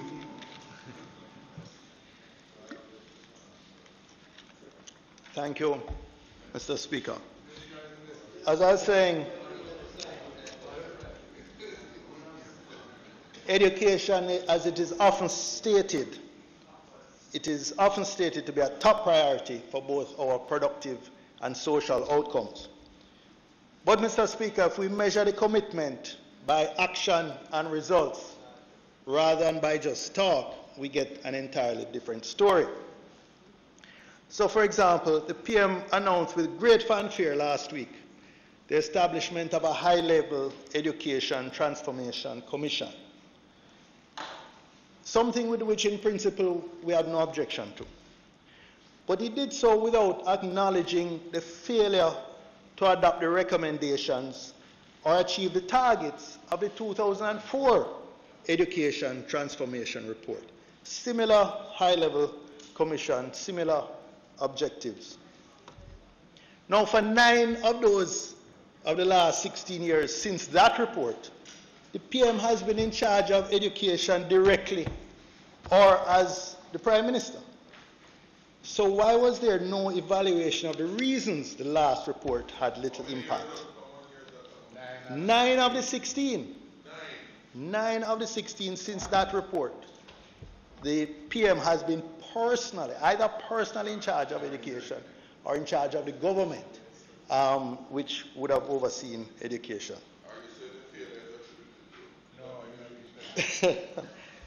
So, but my question is, why was there no evaluation of the reasons that the last report had so little impact? In any event, Mr. Speaker, why does this education initiative, if deemed important, come 90% of the way into the administration's term of office? I'm begging your protection. Members.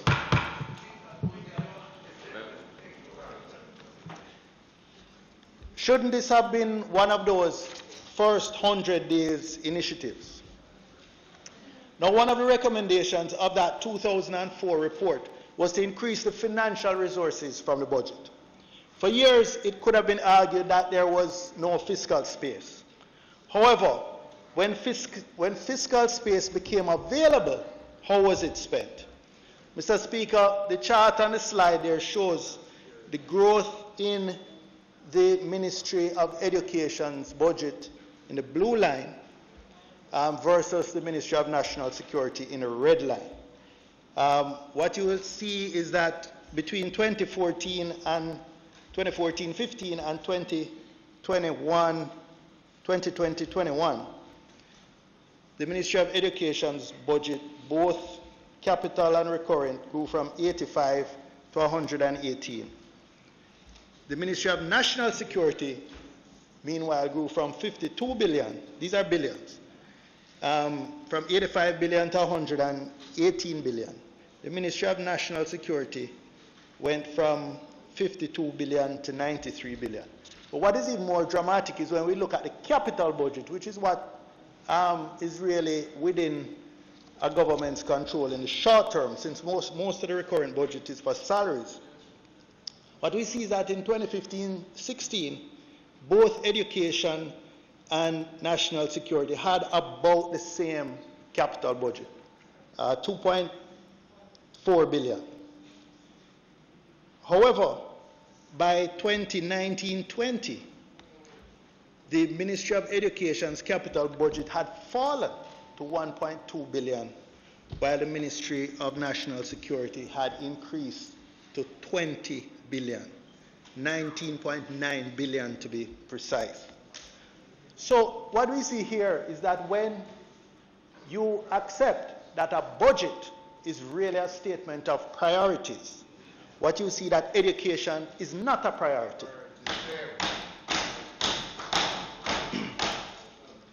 And what that graph demonstrates, Mr. Speaker, is the philosophical difference between that administration over there and their prioritization of social control.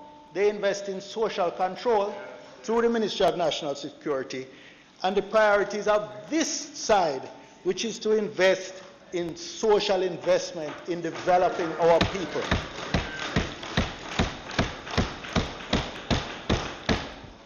The Prime Minister and our Minister of Education for 9 of the last 13 years,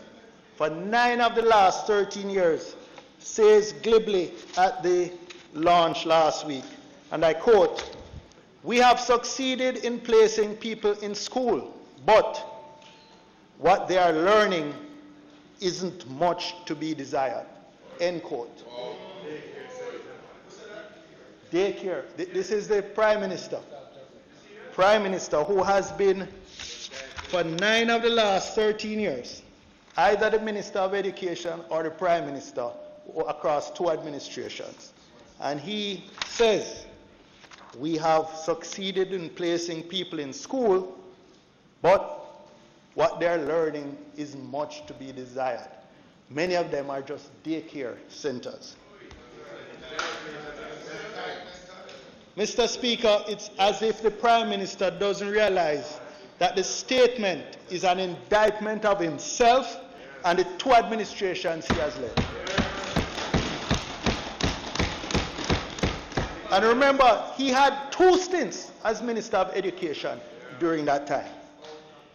But it's a great example of how the PM has conned the public into this fake narrative of what the member from West Kingston would call prosperity. But prosperity. but education is not unique in that regard. On crime, the Prime Minister promised that we could sleep with our doors and windows open. Instead, we have had 1,100 more persons murdered during the first 4 years of his administration than in the previous 4 years. On economic growth, he promised 5% growth in 4 years, but now it is expected to be at best negative 5% growth in 4 years. And before anybody draws for COVID as an excuse, the decline started before the COVID pandemic.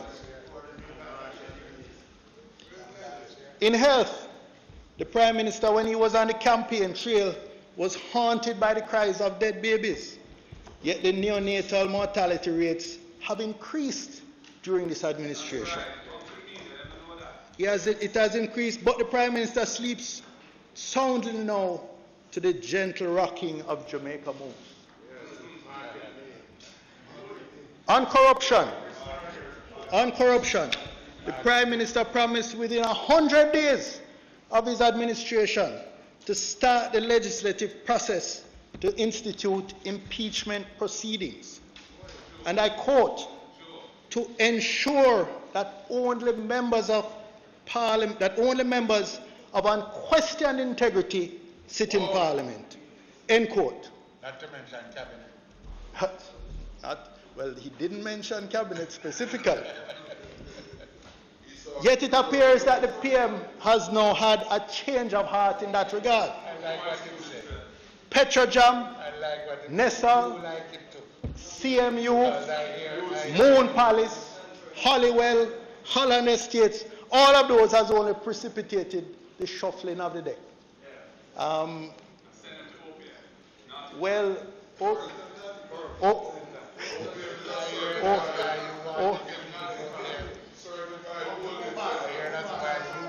OPM is being treated as a minimum security correctional facility.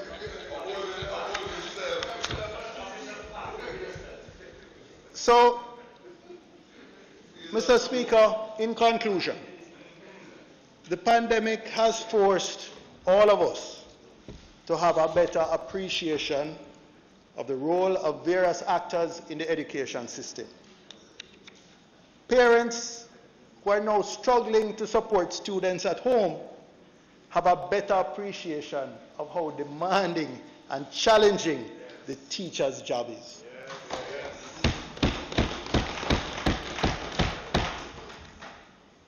All of us will better appreciate that education is a social experience. Much of the development of ideas and creativity comes from interactions with teachers and with other students. While we have a greater appreciation of the importance of digital technologies, I think it has also heightened the inequalities between and among schools and families of different socioeconomic backgrounds. The catalyst needed for the transformation that we all talk about to take place must be changes to educator training and changes to policy leadership's thinking. But in particular, we have to start by elevating the profession of teaching to reflect its importance to society. Every school system, whether in Shanghai, whether in Finland, whether in whatever part of the world, every school system that has excellent outcomes treats their teachers as a priority.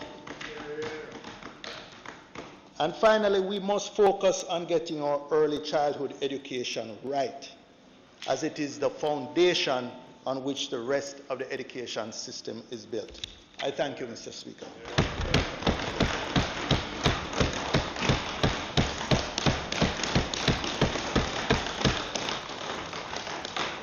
Peter.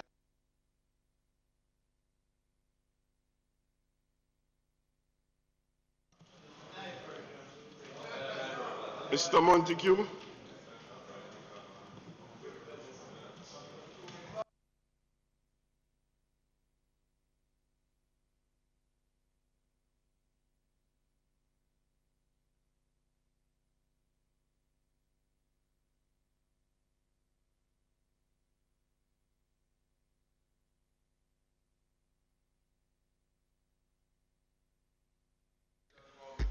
Yes. No, come on. Mr. Speaker, it is my honor to close the sectoral debate for financial year 2020-2021. We can all agree that this year's debate was one that we have never seen any comparable to, given the developments we have had in light of COVID-19. The use of the word development is deliberate because despite the challenges that come with the pandemic, it has presented us with opportunities to move this country forward in ways we might not have considered before. The presence of this virus has highlighted areas where we are strong and areas which need improvement. Coincidentally, Mr. Speaker, this helps to shape the path to the new normal as we as a nation chart this new course to prosperity and build a new Jamaica. Mr. Speaker, presentations were scheduled to begin on May 19, but given some challenges, including the sad and untimely passing of our beloved member of this Honorable House, Honorable Shahini Robinson, we had to postpone and we began on June 2. The period has not been an easy one, but we have managed to forge ahead and execute our duties on behalf of the people of our great nation. Our presentations this year from both sides did not see the usual turnout of support as previous years, with persons flooding the House from various portfolio entities, students, and constituents. Instead, this year, we truly realized the power of technology. While the support was not physically present in this space, we received it from every office, every home, every vehicle with a radio. On this note, I give special thanks to our media partners who have diligently broadcasted each presentation so that the people of Jamaica could join us from wherever they were. Mr. Speaker, I must also put on record commendations to you and the Deputy Speaker, the House Leader, the Leader of Opposition Business, the Parliamentary staff, who has made this all possible. To the members of this House, I say job well done. Indeed, Mr. Speaker, we've not a change of Opposition Leader of Parliamentary Business, and we wish to offer our congratulations. And to say to the former leader, a job well done.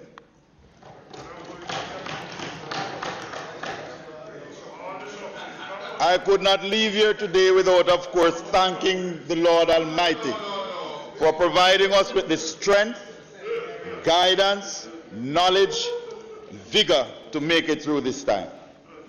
Mr. Speaker, as is the case every year, the debate covered a wide range of issues of national importance. I could not mention all of them here in the interest of time, but I will highlight a few. In respect to the critical area of national security, I would like to invite all of us in this House to take a moment to pay our respects to our fallen police officers and soldiers in the line of duty. We also congratulate our dedicated officers for operating and performing under challenging circumstances, and to say to them, on behalf of a grateful nation, a job well done. Mr. Speaker, the Honourable House was informed that the Jamaica Constabulary Force has plans to advance work in several key areas, including the build-out of their technology support systems. This robust use of technology will lead to the trust and confidence of members of the JCF and the public alike. The goal is to deliver effective services enabled by modern technologies and underpinned by the professional standards and values of policing. The states of public emergencies and the zones of special operations have brought on a sense of safety, well-being, security, and dignity to the people who live and work in the areas of operation. Not only has the reduction in violent and other crimes in these areas been an important measure of success, but also they have enabled people to sleep at nights and have freedom to walk about their communities, free of fear. Additionally, plans to implement a new traffic ticket management system this year was announced. The new system will improve on the existing arrangements, which has been noted as inefficient. Mr. Speaker, the Ministry of Industry, Commerce, Agriculture and Fisheries was allocated $1 billion, which will support the farmers and fisherfolk in the recovery process from the coronavirus pandemic. Farmers will be provided with a number of essential items, including equipment and machinery and infrastructure, such as greenhouses and fishing equipment.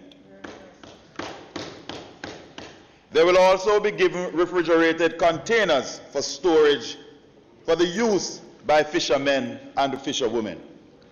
For the fiscal year 2019-2020, the Consumer Affairs Commission secured some $27.8 million for aggrieved consumers, which resolved some 83.7% of the complaints received. The CAC was also integrally involved in the resolution of the bad gas issue. Additionally, members of the Jamaica Manufacturers and Exporters Association are reaping success on the local and export markets since the COVID-19 outbreak in March. Reports state that some 20 Jamaican companies have been able to replace some imported products with locally made brands, for example, hand sanitizers. During the January to May 2020 period, the value of exports to the United States increased by $616 million to $5.1 billion, up from $4.5 billion in the same period in 2019.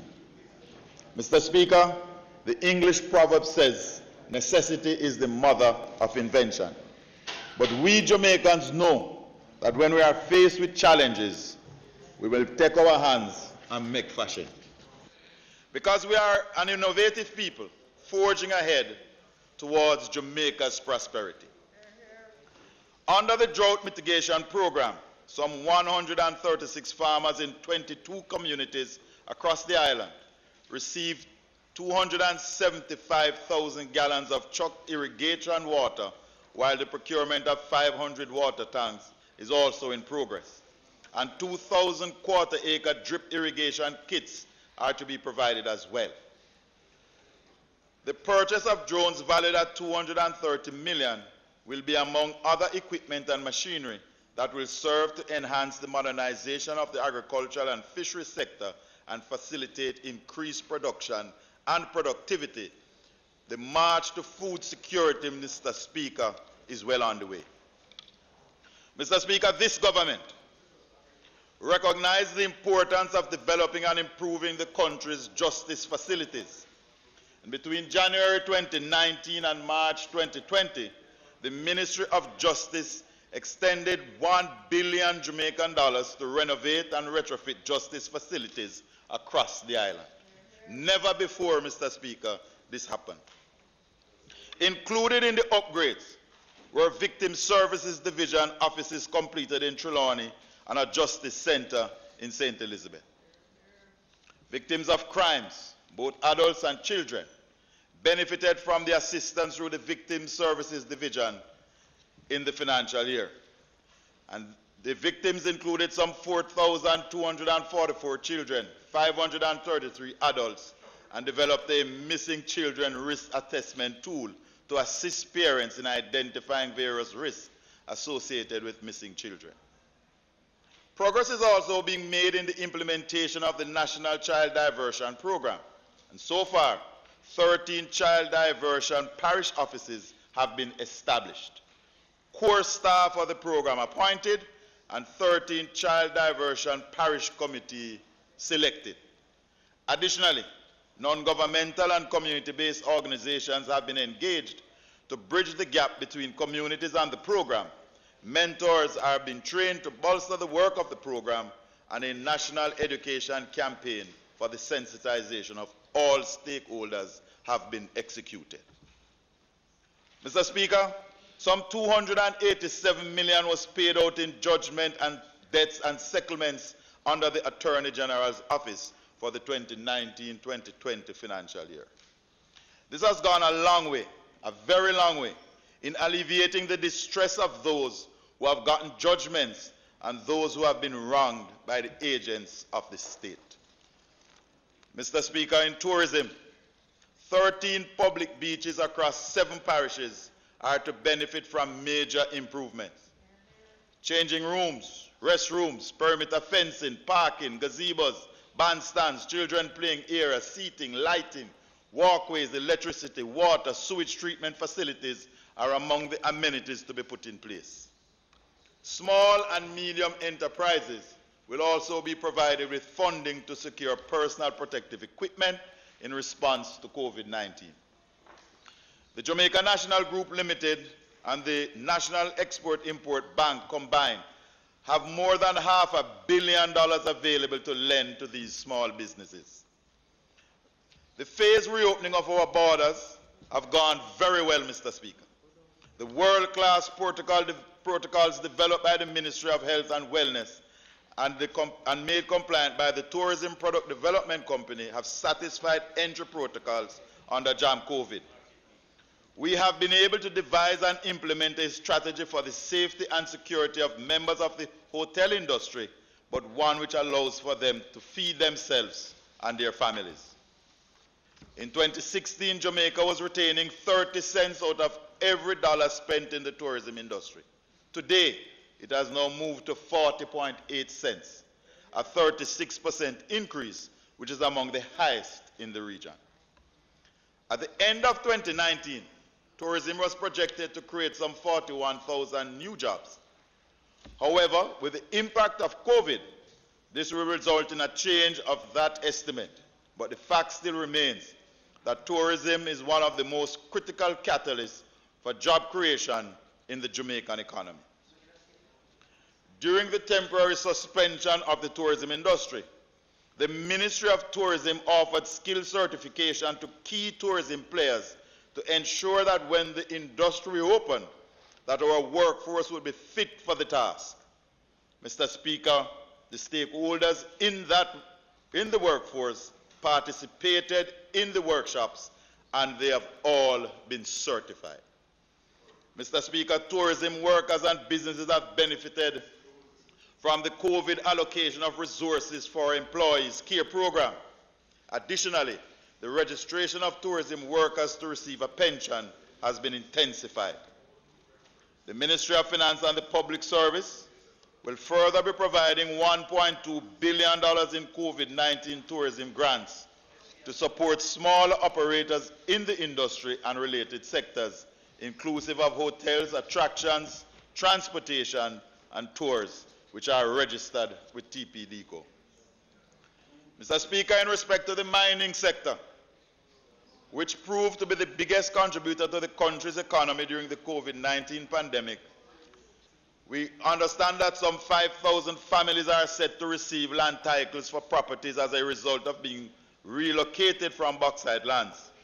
Additionally, some $826.8 million in royalties was collected by the Mines and Geology Division, which is payable to the government for all the country's minerals and quarrying materials sold or disposed of otherwise. Mr. Speaker, we started the mining school, which was a dream of the former Minister Mike Henry, and we have graduated the first cohort of graduates, and we are on training the second. Some 40 special exclusive prospecting licenses were processed, 33 of which were for a local company, Geophysics Jamaica Limited, to prospect for gold, silver, copper, and other base metals. As for the transportation sector, drafting instructions have been completed for amendments to the Transport Authority Act in support of the legislative framework for the sector. The amended act will allow for varying expiration dates using birthday or the month of incorporation, renewals, crafting and extension of routes. It is also allowed for the facilitation of market-driven approach for the granting of licenses, electronic monitoring and regulating, as well as provisions for the protection of employees and the facilities of the Transport Authority, public passenger vehicle operators, and the commuting public from violence during the course of operation. A major investment was also made in, Mr. Speaker, I lift my hat to the JUTC management and staff for the initiative to have first responders ride free during the peak of the COVID-19 pandemic.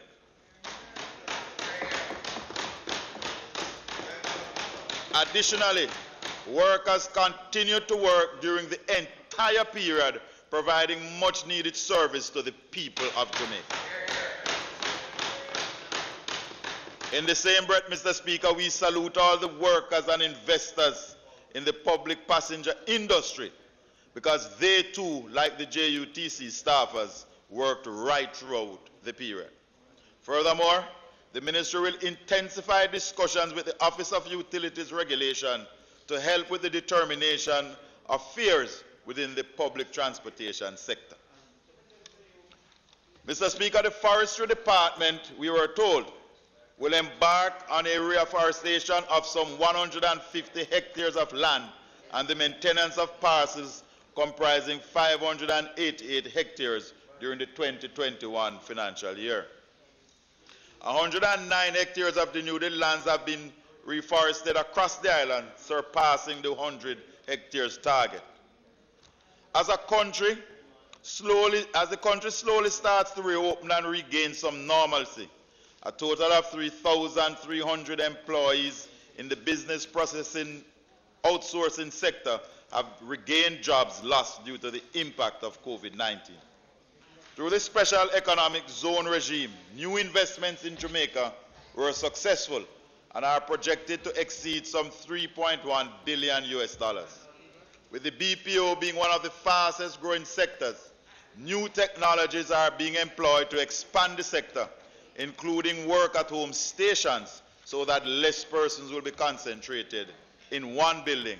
And this, Mr. Speaker, opens up new possibilities for the BPO sector to be expanded in many rural constituencies. Mr. Speaker, many rural communities have benefited from the program to upgrade water mains across the island through the Rural Water Company. The government has spent some $800 million in supplying water to selected communities. There is also plans to further the water harvesting projects in selected communities and schools. Mr. Speaker, it was announced in this Honorable House that the country has saved some $377 million in electricity costs, resulting from a reduction in energy consumption in several government entities. Additionally, the government plans to commence a $220 million house wiring project in select constituencies during this financial year. Work will get underway in constituencies for which members of Parliament have submitted projects to the Ministry. And I would like to pause to urge all members of Parliament,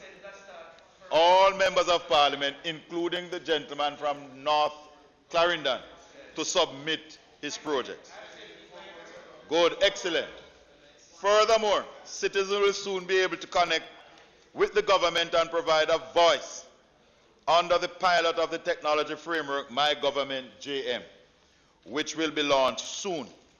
Mr. Speaker, the importance of technology in a time like this cannot be overstated, and this government understands far too well the significance of bridging the digital divide. We want to educate and build out the capacity of our younger citizens, so the distribution of 25,000 tablets for teachers as well as 40,000 tablets for students will be made available on the tablets in infant and primary school and is set to begin in time for the new school year.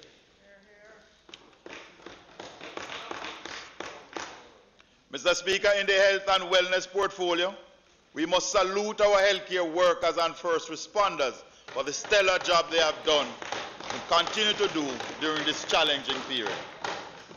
The Ministry of Health and Wellness have so far spent some $3.8 billion on efforts to contain the spread of the coronavirus. And just under $6 billion has to date been budgeted for the ministry for the response effort. Mr. Speaker, right across the region and the world, our minister and the managers in the portfolio has been commended. And we want to put on record the gratitude of this Honorable House for the work that they are doing, despite the challenges you sometimes face. $89 million have been spent on infrastructural upgrades, including equipping hospitals with an additional 63 intensive care and high dependency units. More than $500 million has been spent to procure prescription drugs through the National Health Fund, ensuring the effective treatment of symptoms of the persons with COVID-19. Mr. Speaker, this is significant because this government believes that whether you are strong and healthy or sick, you must get the necessary attention that is needed. That is a part of prosperity. The Ministry of Health and Wellness and the government continues to remind persons that the COVID-19 pandemic is not over. Member from North Trelawney, North Clarendon, please remind your constituents that COVID still a keep. I was up in Kellits and very few persons had on masks. They had the mask in their pockets. And I want to ask every member and everybody who is hearing to remind each and every Jamaican that COVID still a keep. And we urge everybody to wear their masks, including the ministers. We urge the public to continue following the safety protocols, including wearing your mask, sanitization of hands, maintaining social distances, and staying at home and quarantine if you feel sick. The Ministry of Health and Wellness completed the construction of 4 high dependency units under the Program for the Reduction of Maternal and Child Mortality, PROMAC, at a cost of some $1.5 billion. PROMAC has provided Jamaica with 48 high dependency spaces, some 38 new high dependency beds, and 10 new isolation suites, specifically for pregnant women and their newborn. The procurement of 6 ambulances and the purchase of radiographic and ultrasound equipment and some 150 midwifery bags to enhance the quality of primary care and to improve the referral system were also made to the tune of $187 million. It was also said that some 230 doctors and nurses were trained in specialized programs, including obstetrics and gynecology, as well as intensive care. Furthermore, more than $3.5 billion was extended for the rehabilitation of the Cornwall Regional Hospital in St. James and the creation of new infrastructure to support the service provision for the citizens in the western part of the island. Mr. Speaker, I am sure the member from Central St. Mary would never forgive me if I did not mention that under the Ministry of Health and Wellness spending, they also completed the upgrade to the Port Maria Hospital's operating theatre in its constituency. And on Thursday, the Honourable Minister will be the guest of the Member of Parliament as he breaks ground to build a new for a new standby generator, because they are about to starting operations in the operating theatre in Port Maria after a long time. I am sure that as the Member of Parliament for Central St. Mary, you are proud. You might be the first patient, or you might be the first surgeon. No, that's what he said. No. It's not a new bill. It's not a new bill. I him say it first. Mr. Speaker, the member from Central St. Mary knows the history of that facility. And that is why every citizen of St. Mary is so happy, and we are so grateful to the Honourable Minister for spending the funds and paying the attention to our facility in that rural part of Jamaica. No, Central. Mr. Speaker, approximately 3,000 health workers have been trained under the Compassionate Care Program, including clinical, technical, administrative, skilled and non-skilled staff. The program, which was implemented to improve customer service and patient interaction at public health facilities, will continue. And members here will attest that the service delivery at our health facilities have seen an improvement. The Adopt a Clinic initiative has garnered widespread support, with Jamaicans based locally and overseas committed some $82 million to the cause. Mr. Speaker, the Minister of Health and Wellness was happy to announce that the dengue outbreak is now over. The measures by your government, Mr. Speaker, included the hiring of 1,000 vector workers to visit homes and to destroy breeding sites, as well as... You know, you should take back that from the universe. You didn't pay them. You didn't train them. Mr. Speaker, we visited houses in Kellits and we destroyed breeding sites.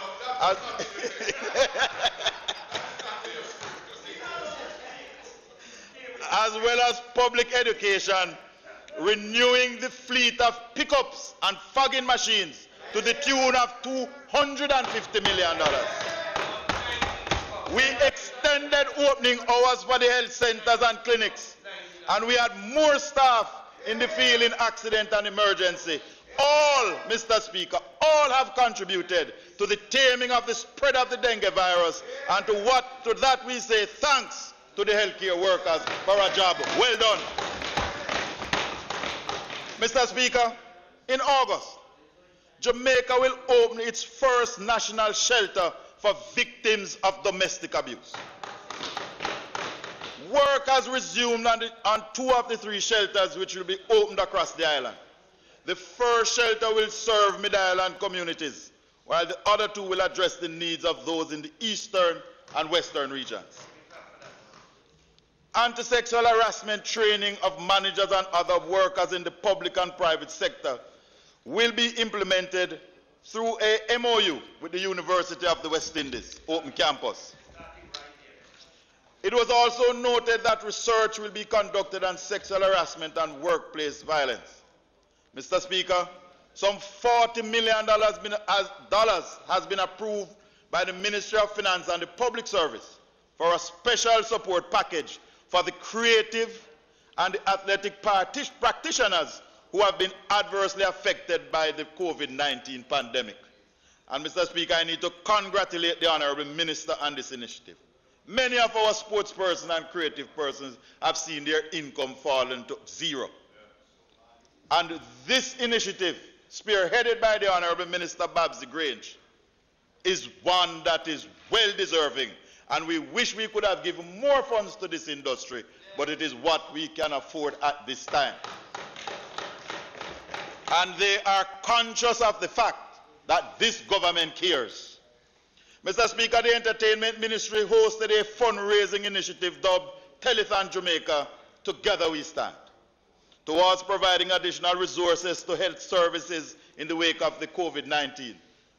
Over $60 million was raised, and all of it was handed over to buy personal protection equipment for our healthcare workers. On a similar note, Mr. Speaker, I know that every single member of this House would want to extend congratulations to Butcher Bunting on winning this year's edition of the Jamaica Festival Song Competition. And we want to thank him and commend him for handing over his winnings to a boys' home. That is most commendable, Mr. Speaker. And we urge other members, other Jamaicans, to do the same. Mr. Speaker, the local authorities and partner agencies received some 3,773 development applications valued at $148 billion in the last financial year. This turnout is commendable and underlines the government philosophy, program, and belief of prosperity. And this is amidst the pandemic, which affected construction activities. The local government ministers assured the Honourable House that as we work to recover from COVID-19, the expansion of the built environment will continue to move apace. Measures are being instituted aimed at further strengthening the accountability framework at municipal corporations. In an effort to incorporate the EU's input, the International Public Sector Accounting Standard is being facilitated through grant support assistance under the Organization and Technical Cooperation Facility. Mr. Speaker, we must mention the ruling of the court of the sentencing of some persons from the Manchester Municipal Corporation. And it underlines and underscores the Honourable Minister's initiative of rooting out corruption and insisting and ensuring that the municipal corporations do what they are there to do. Additionally, 20 new garbage trucks have been procured for local government. With more to come. Some 30 new fire trucks are on their way. Some 500 young persons will be facilitated under this year's renewal of the National Youth Summer Employment Program. Work to build and renovate several markets island-wide at varying stages of completion. The long overdue renovation of the Stonehill Market in West Rural St. Andrews is slated to commence soon. Mr. Speaker, again the member from Central St. Mary can boast on his colleagues that the new market, the most modern market in the region, is completed in his constituency in Port Maria. And that market, and the only reason that market is not yet officially open, we're waiting on to set a date that is convenient to the member from Central St. Mary and the member from Western Kingston. Mr. Speaker, a total of 436 young persons benefited from education and employment opportunities during the last financial year under the Ministry of Labour and Social Security's Social Intervention Program. The initiative has been able to provide employment as well as entrepreneurial and education grants to beneficiaries who were enabled to complete their tertiary education, obtain capital for their businesses, and find long-term employment as a result of the program, a most commendable and far-reaching program to put poor Jamaicans on the road to prosperity. For the 2019-2020 financial year, the government spent $6.9 billion on cash grants for the program of advancement through health and education path. Against the background of COVID-19, the ministry reviewed and relaxed the compliance requirements ordinarily expected of children and pregnant or lactating women. This was to ensure, Mr. Speaker, that all path beneficiaries received early yet full benefits in April 2020, and in addition to that, special payments were made to path families in May 2020 to provide further support to our neediest citizens in the time of this economic fallout. A government that cares. Mr. Speaker, for the 2019-2020 financial year, the National Council for Senior Citizens and its partners trained some 4,945 seniors in culinary arts, jewelry making, barbistry, painting, farming and arts and craft. The Council also collaborated with the Ministry of Health and Wellness and other partners to provide health promotion services to more than 3,500 of the country's older citizens across the island. Additionally, 2 codes of practice for the protection of persons with disabilities have been completed. The development of the codes under which employment, education and training is covered is in keeping with a commitment made by the late Honourable Shahini Elizabeth Robinson. Mr. Speaker, in education, whether it is the vaccine for poverty, whether it is the ladder out of poverty, or whether it is the highway to prosperity, let us pause to thank our principals, teachers, and all staff members involved in education for the work that they have been doing over the years. Mr. Speaker, we heard great news that some 100 primary schools have been selected to get high-speed internet. And one of the first schools, Mr. Speaker, to benefit under this program was a primary school I used to attend, Donington Primary School in Western St. Mary. Mr. Speaker, for those who know St. Mary know that Donington is bush, unapologetic bush. And I am from St. Mary and I am a proud St. Mary man. Proud. And all of you who come to town come show off, everyone I want to come from country, except Mr. Samuda. But Mr. Speaker, when we took the team, Ready TV team, down to Donington, the community came out, and in less than 2 hours, they were able to access high-speed internet, bringing Donington on the super information highway. A proud moment. And it is something we can tick off, because the member from Southeast St. Anne, have a school that she don't deal with sometimes when they are in need, but when it's a prayer, she go to Newstead. and we're going to look at that one. Mr. Speaker, technology is integral to education. And we heard Minister,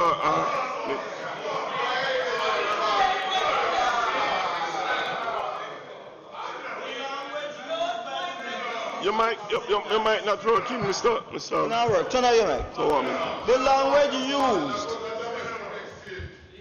Another message exchange. The language used by the member of Southeast St. Anne is totally unparliamentary.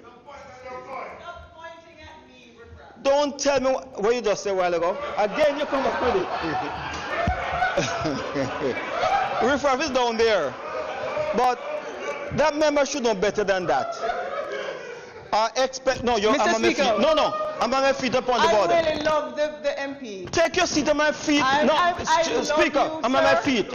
I'm on my feet. And if the minister... I'm on my feet. And what? You did not ask me to yield. Yield. No, I shouldn't tell what to do. Take your seat. Relax yourself. Take your seat. Yield to a woman.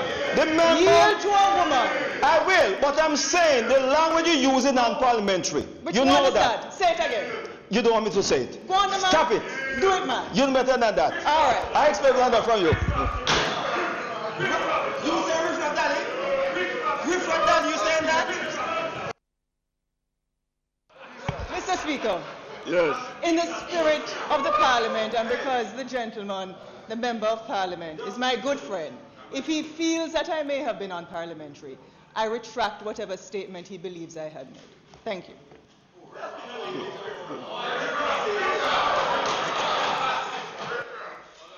Mr. Speaker, technology. Mr. Speaker, can I seek your protection, Mr. Speaker? Mr. Speaker, technology is integral to education. Let us continue And with we the have business of the heard House members. of the development of an app done by a Jamaican for Jamaicans. And it is the app, Mr. Speaker, we have been told is able to operate offline. That is a wonderful thing for children in rural Jamaica, or even in the inner city who don't have access to the internet. Mr. Speaker, some $2.8 billion will be forwarded to our schools for the new school year to help with their maintenance. In addition, funds have been allocated to schools to assist them to purchase personal protection equipment to assist in buying temperature guns, masks, sanitizers at all levels of school, high school, primary, infant, and basic school. A government that cares for its citizens is making provision.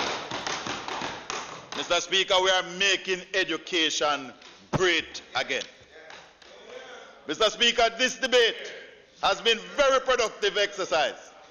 We have had the privilege of bringing into the public discourse a variety of new initiatives and provide updates on existing ones. We have heard from the opposition members, and they too have contributed, and we want to thank everybody who contributed. The members of the opposition, Mr. Speaker, were overloaded with praise for the programs of this government. Some of them, Mr. Speaker, even put forward new ideas. And we commit to them that we will examine them. And where they are of merit, we will use them because all of Jamaica will benefit. Order. Mr. Speaker, I rise on a point of order. Please sit down. I'm seated. No, please sit properly. This is Parliament. Right. Mr. Speaker, the member has been called upon by his side because he opened the debate to close the debate. And I'm sure the member by now must realize that when you're closing the debate, you not only speak on behalf of one side. You don't just say what each minister presented. You must, it's your obligation when he said to summarize the debate and close the debate and indicate what all members who participated in the debate contributed to the debate. Yes, without being frivolous. Yes, Mr. Thank Daly. you very much. Mr. Speaker, remember, Mr. Mr. Speaker, I understand the sentiments of the honourable member from Northern Geelong. I am now completing from the government. I am now moving to the opposition. But the gentleman in his anxiety and the good doctor from Northwest St. Anne is about to write you a prescription to take care of any early onset of anything. Any premature, see the doctor from Central St. Mary about it. So calm down, young man, calm down. So, Mr. Speaker, we had contributions from both sides of the House. And, Mr. Speaker, they criticized some program, as is their right, and they also placed on the table some excellent ideas that we give a commitment in this House that we will examine them carefully, and where we find merit, where you found merit, we will implement them, because this government knows, and the people of Jamaica knows, that this government, led by Andrew Holness, is about the development of Jamaica and bringing prosperity to everybody. Mr. Speaker, we are not too big to acknowledge that the opposition has given us an idea or two.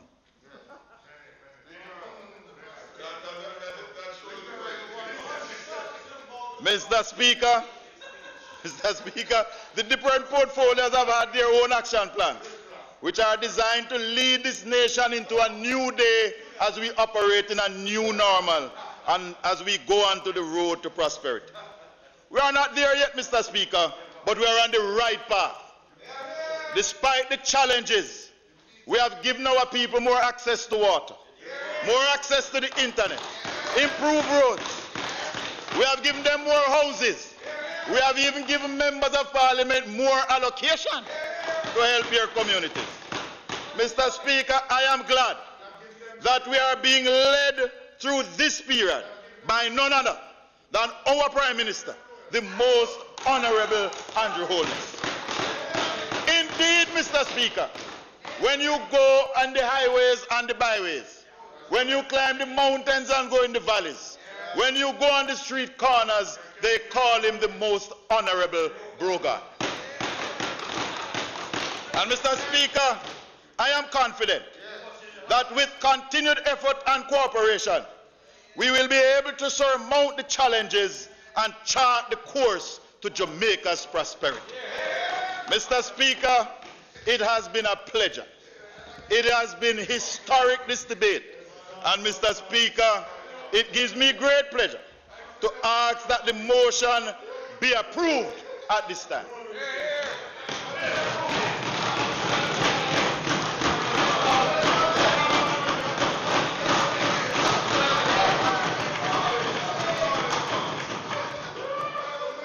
Those in favor? Member? Those against? Ayes have it. Motion approved. House Leader. House Leader. House Leader.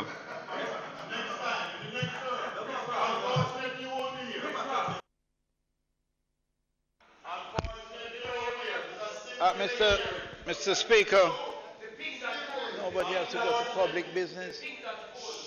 We have to go to public. We have to go. Look here, Miss Curtis.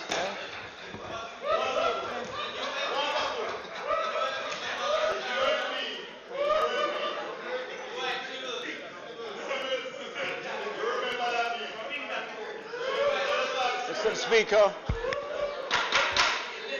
Please.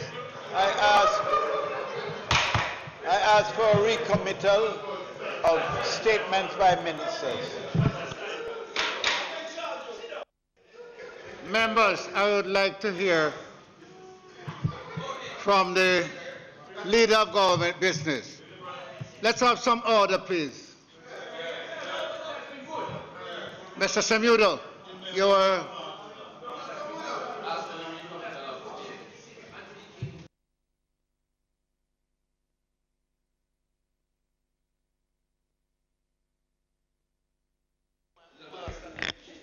Yeah.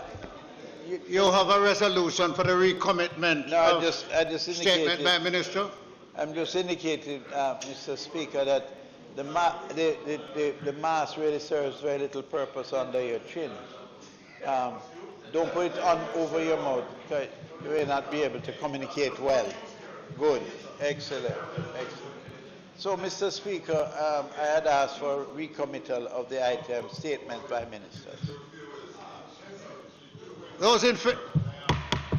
Those against? Yes, have it.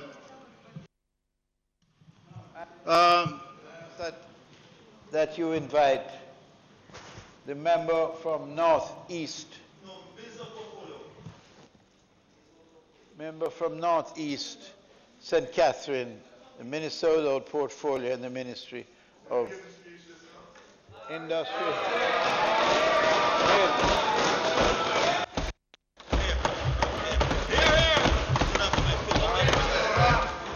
Not overdue. Order, please. Minister Campbell. Thank you. Thank you, Mr. Speaker. Regrettably, when I speak today, I will not be speaking on my own behalf, but on behalf of Minister Audley Shaw, who I'm not doing it on my own behalf.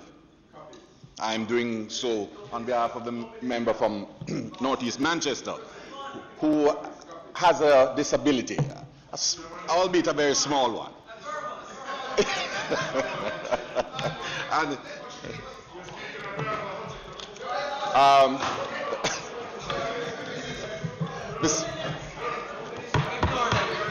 Minister Campbell, please address the Speaker. Mr. Speaker, it appears that... Members, please. We are being watched around the world and in many homes. I wish members to conduct themselves at a higher Mr. level. Speaker, Mr. Campbell, proceed, please, but please address the Speaker. this Honourable House is being requested to recall the presentation made by the Honourable William J.C. Hutchinson to the Sectoral Debate 2020 in his capacity as Minister without portfolio in the Ministry of Industry, Commerce, Agriculture, Fisheries on Tuesday, July 1, under the theme, A Roadmap to Sustainable Agriculture Production and Food Security. During his presentation, the Honourable Minister would have outlined some of the strategic priorities and projects being undertaken by the Ministry in support of the COVID-19 recovery efforts, as well as the overall programme aimed at navigating the way forward and charting the course for sustainable productivity and food security. Today, we wish to assure this Honourable House that the Ministry continues to give priority focus to the production incentive programme, as well as the drought mitigation and climate management efforts aimed at boosting the capacity of our small farmers to achieve greater productivity. Consistent with the Ministry's drive, I am pleased today to announce that we will be making $50 million available to support the production incentive and drought mitigation, climate mitigation programs in each constituency. In this regard, a total of $35 million is being made available to the members of Parliament. And, Mr. Speaker, we are pleased to issue each member of Parliament with their letters representing an allocation of approximately $555,000 per constituency. This allocation is retrievable through the Rural Agricultural Development Agency, RADA, and contact should be made. I think the member, maybe your farmers are members of the Asphalt Farmers Association. and that should be made with the respective RADA parish managers for further guidance. Additionally, Mr. Speaker, we are pleased to announce further that an additional $15 million is being made available to RADA to provide support to registered farmers groups and associations. The funding being provided is towards support for production incentive to include seeds and other planting material, input material, and technical assistance, drought mitigation, and climate management support to include water irrigation systems, among other activities. Mr. Speaker, the members of Parliament will appreciate that the allocation will allow the local representatives to be more active in providing the necessary support at the constituency and community level. We, therefore, look forward to the continued partnership with the parliamentarians to support the activities, to strengthen capacities, and promote responsible investment in agriculture and food systems. Mr. Speaker, I further wish to give some guidance in relation to what will happen to our fisherfolk. We'll also be providing additional support for constituencies which have registered fishermen beaches to help our fisherfolk in these areas recover from the challenges of COVID. To this end, an additional $15 million will be made available to these constituencies. Thank you, Mr. Speaker.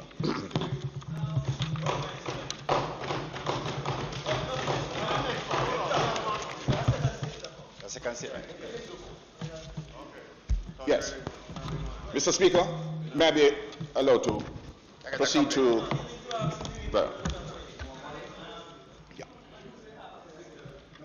this statement is also being made on behalf of my friend Mr.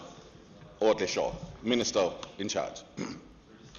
Mr. Speaker, it is with great pleasure that the Ministry of Industry, Commerce, Agriculture and Fisheries tabled today in this Honourable House two very critical documents aimed at supporting and enhancing Jamaica's productive sector. These are the National 5-Year Manufacturing Growth Strategy 2025 and the National Investment Policy Green Paper.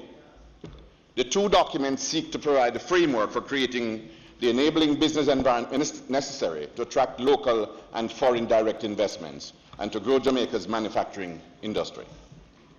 Mr. Speaker, this Honourable House should note that the two documents represent the culmination of extensive efforts which began from as far back as 2014 for the National Investment Policy and 2016 for the Manufacturing Strategy. We must therefore thank our public and private sector partners who were integral in the development process for the critical support they provided. Mr. Speaker, the vision of both the National Investment Policy and the Manufacturing Strategy have a similar outlook for Jamaica, that is, sustainable economic development. The National Investment Policy endeavors to position Jamaica as a major player in the global investment community in an effort to boost economic growth and achieve sustainable development by focusing on business efficiency, public sector cohesiveness, global competitiveness, transparency, and sustainability. Attracting and facilitating investment in Jamaica, Mr. Speaker, relies primarily on creating an environment for sustaining private investment inflows, and the National Investment Policy seeks to create the structures deemed necessary to achieve greater economic growth and development. It represents a new transformational initiative of the Government of Jamaica for reforming and revolutionizing the country's investment landscape by providing a practical framework that facilitates private investments and coordinates the efforts of all agencies involved in promoting investment in Jamaica. Mr. Speaker, this Honourable House is requested to note the National Investment Policy Green Paper was presented to the Cabinet on Monday, July 13, 2020. In providing the approval for the policy to be tabled in the Houses of Parliament as a Green Paper, it was recommended by our policymakers that a motion be included for discussions on the policy when it was being tabled in Parliament. In this regard, Mr. Speaker, the Ministry encourages the members of this Honourable House to review the policy document and to provide the necessary feedback during the debate, which we hope to be scheduled upon the resumption of parliamentary sessions after the break. This will be critical as we seek to move the policy from the Green Paper to the White. Mr. Speaker, with the manufacturing sector in Jamaica accounting for approximately 8.5% of GDP and contributing approximately 6.5% of employment, a prescription to support the sector was especially critical, and even more so at this time when we grapple with the challenges presented by COVID-19 global pandemic and the resulting economic fallout. The National 5-Year Manufacturing Growth Strategy is seeking to maximize and build upon the gains made within the sector to increase efficiency, workforce productivity, competitiveness of manufacturers, and innovation. As the manufacturing strategy outlines, we will seek to do this by addressing the challenges and opportunities for growth in the local manufacturing industry, pursuing the initiatives that are essential to propelling the manufacturing sector into realizing greater growth and national impact, and creating a national action plan to grow the local manufacturing industry over the next 5 years. We are now ready to leverage the initiatives outlined in the document for greater growth and the achievement of Vision 2030, goal of Jamaica, as the place of choice to live, work, raise families, and do business. Mr. Speaker, among the expected outcomes of the strategy are areas increased jobs, increased foreign and local investment, comprising new and expanded businesses, increased attractiveness of Jamaica as a business destination, increased contribution to GDP, strengthened domestic supply chains with a view to import substitution, and increased export sales of manufactured goods, foreign exchange earnings. The strategy targets the achievement of Jamaican 81 billion in manufacturing output by 2025, and an annual average growth rate of 3% over the next 5 years. This is up from an output of approximately 66 billion in 2018. As we move forward towards the implementation of the strategy, the Ministry is looking forward to working with our stakeholder partners across the public and private sector to implement initiatives that will foster a more resilient manufacturing industry. Mr. Speaker, I again reiterate my pleasure in tabling National 5-Year Manufacturing Growth Strategy 2025 and the National Investment Policy Green Paper in this Honourable House on behalf of the Ministry of Industry, Commerce, Agriculture and Fisheries. I thank you, Mr. Speaker.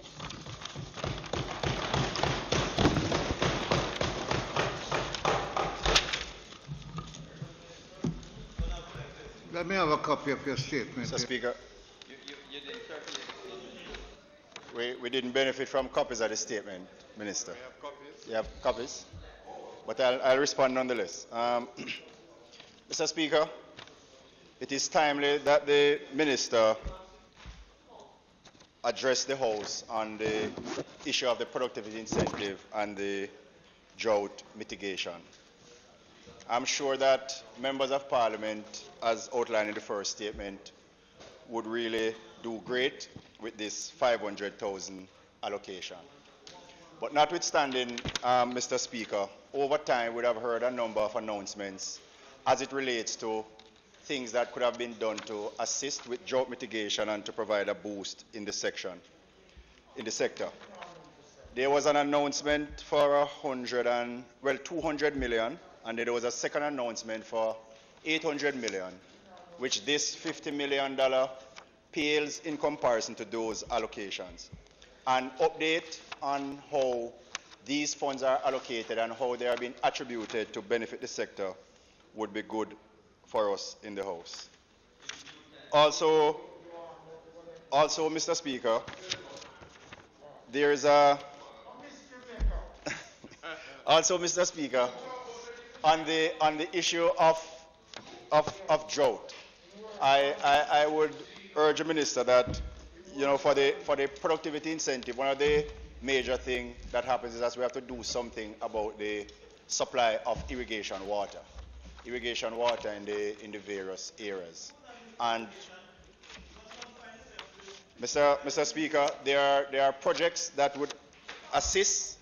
While we are grateful for the 50 million, there are projects that are on the books, that we know are on the books, that would definitely help to alleviate this particular situation. And if those could be expedited, then it would go a great way. They mentioned in small regard about food security.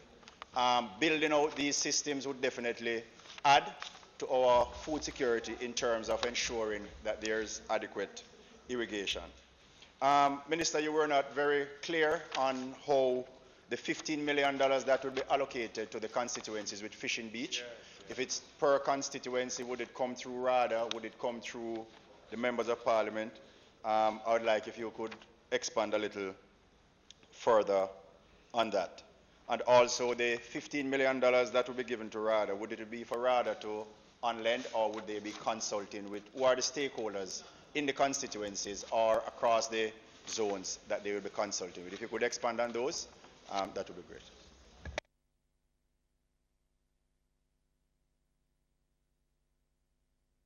In relation to the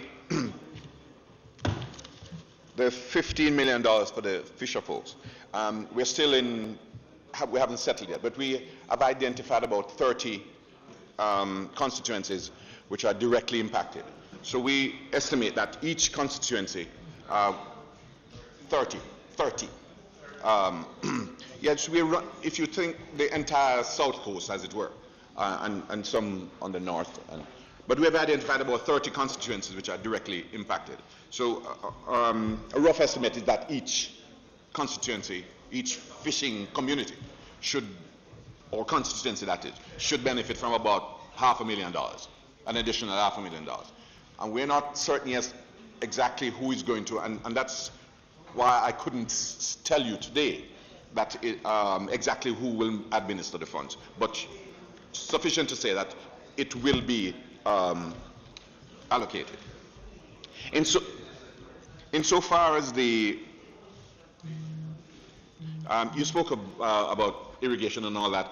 It wasn't an issue that I spoke to directly, but you'll appreciate that there are a number of factors which will come into play because funding right now, in fact, Minister Shaw had plans to make a total allocation of $1 million, but that we know that the times, how the times are, and hence the allocation could not be more than it is right now.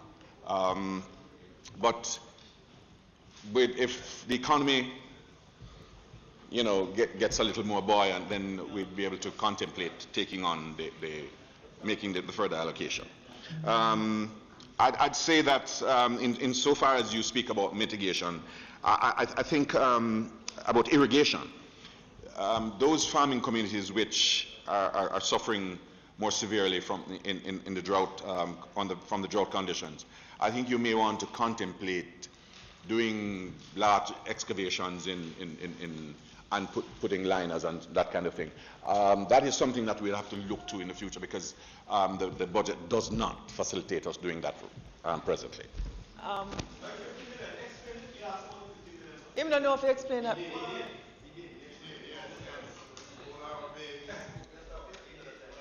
Thank you, Mr. Speaker. Minister, as somebody who works and has a farming community,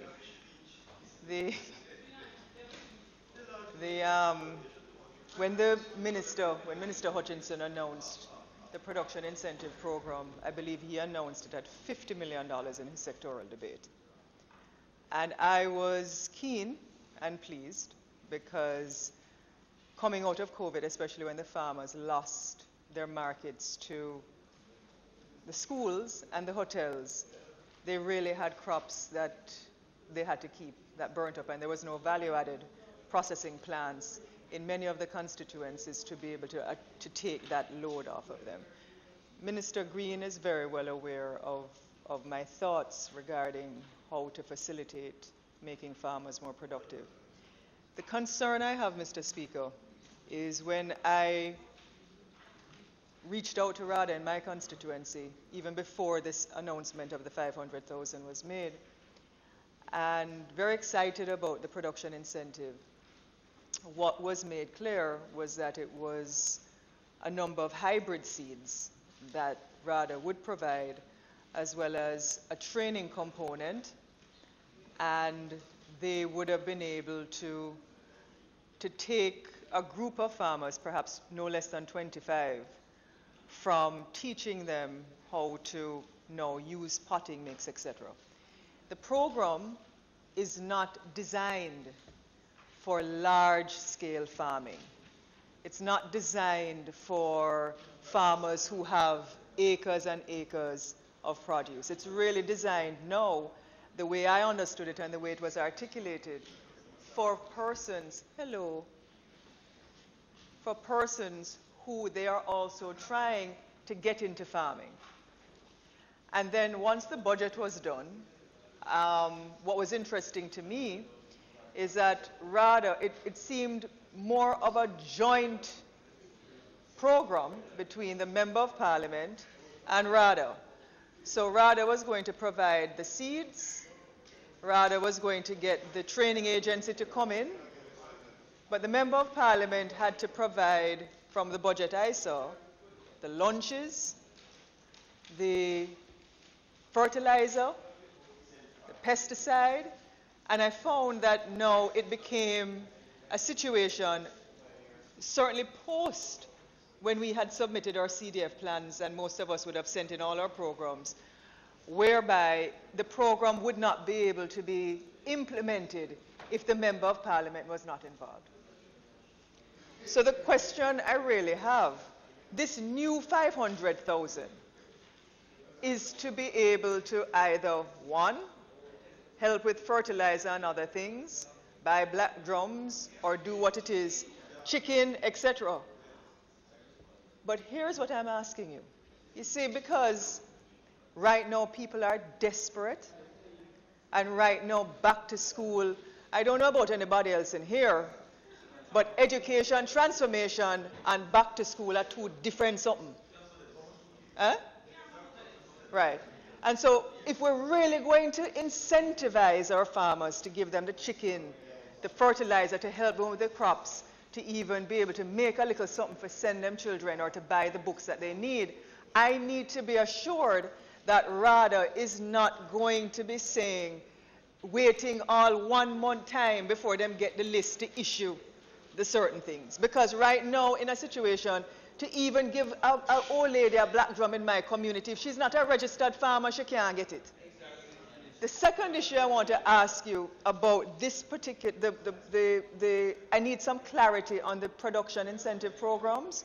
The one that I am now implementing, for example, in a part of my constituency, right now I don't know if any other Member of Parliament has it, but am I going to have to use that 500,000 to bolster that one? Because the way RADA is telling me is that they can't implement that one for the 25 women unless they get the fertilizer and the things from me. So I think there really needs, for those of us who have the rural constituencies, for those of us who understand what the farmers are truly going through. Huh? Which one? You remember, I don't know, you don't remember, sorry Mr. Speaker, through you to the member from West Rural St. Andrew. There was a program announced by Minister Hutchinson, which was a $50 million incentive program, which was to provide hybrid seeds, training, etc. So I'm trying to find out which which program it is. And then the final question I have for you, Minister. the final question I have for you is this.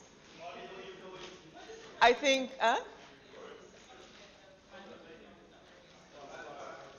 well, What I'm asking him, two things with the 500,000, that we get it quick, and if that 500,000 has to supplement the other programs, so we need clarity on it. And then the final question is this. COVID production incentive. The 15 million for the fisher folk, the 15 million for RADA for other things, and then the 34 million. Is that really enough for the kind of wipeout that the farmers got? Is that really, really enough? Because I can tell you. What was the question? Is it really enough? Yeah. So there are three questions, Minister, and he has them written down, member from Central Clarendon. Thank you. I did admit that it wasn't enough. But given this fiscal space within which we are operating and the supplemental budget having been put in place, then it reduced the level of commitment we could make now. And so, firstly, we admit straight up. But we have to start somewhere. Because other than that, we're going to find ourselves where we have nothing to assist those small farmers with. In so far as it relates back to what was previously announced, I can't give you an answer today as to, but I suspect what will happen is that you'll work out your individual program with your RADA office. But I can't say what. Huh? You saying something this evening? No, well, if the allocation is sent to you, to Southeast Clarendon, very well. I have no difficulty with that.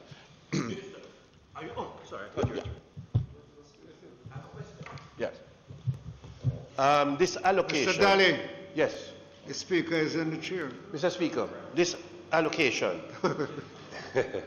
You are to address It's so good. Speaker. I haven't seen you in a long time, Mr. Speaker. It's so good to see you. And you want to ask the Minister a question? Yes, Mr. Speaker. Go ahead and ask a question. Yeah, is the 500,000 that you have allocated to each constituency, is it at the RADA office now?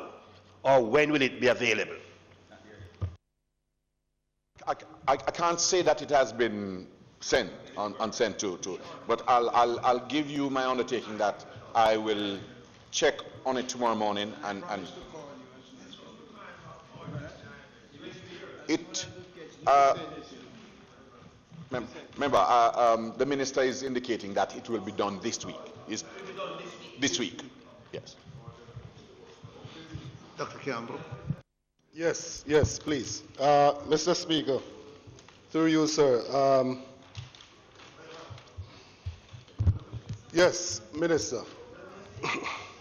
I think the question was asked, or it was mentioned earlier, but I'm not sure if I heard an answer in relation to, is the intended beneficiaries persons who are registered with RADA, do they all have to have an ID? And the reason why I asked the question,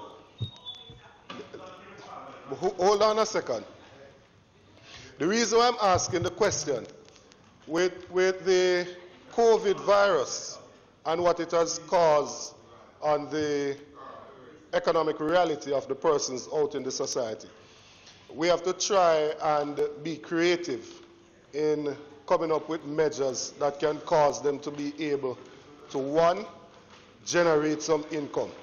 And I think that this program, one, it needs to be a little bit more than 500,000, and two, the rules need to be relaxed a little bit so that you can assist some other persons. Example, you have a single mother who has children to go back to school and is out of a job. That is somebody who could raise some chickens and could have a way of sustaining themselves and their children. We have the situation where chicken back, which is the main protein of poor people, it was at about $80 4 or 5 years ago. It's now at $200 in some places. And you can't get it in some locations. And so I am suggesting to you, namesake, and to your other colleagues within the ministry, that you re-examine it. And I'm sure everybody in here agrees, that you re-examine it with that view in mind as to the impact of what COVID has had on the economic reality of persons and the fact that this can produce an avenue for them to generate an income to be able to send their children back to school. Thank you. Member, one quick comment, Minister. One quick comment. Mr. Campbell, the member from Westmoreland. Just one quick comment and a question. First, it's a follow-up on what Member Campbell was saying. It's something that has been a burning issue, something I spoke to Minister Shaw about a couple of years ago with regards to the registration of farmers. We fully understand the importance of being registered and why RADA is doing it, but also the way how it is being done is like it's a deterrent to persons registering. So for example, you have a rule, somebody must have, for example, 50 chickens in order to register. A lot of these persons are looking for a start. So what I'd suggested then, if the Member of Parliament, for example, is going to assist someone with 50 chickens to start, why not use that 50 to register the farmer, instead of insisting that the farmer has it before? So it's something we have to look into with regards to how we go about doing it, because currently how we're doing it, where it's like a deterrent to farmers who want to come into the system. So it's not allowing persons who can't afford it to come into the system. So it wouldn't be a production incentive as was stated. And the only other question, read the statement now, read the constituencies that are going to be chosen. When will we get the listing of these 30 constituencies? And also you said we're going to get the information as in how it will be dispersed and the way we're going to go forward with it. So tell us, give us a timeline as to when we'll be made aware of this information. Let me give my personal undertaking, that is to work out with the PS and the various persons who have to interface with this whole project. That I'll try and do so by Tuesday of next week. Insofar as your suggestion is go, yes, it is indeed a good suggestion, and we'll take it on board.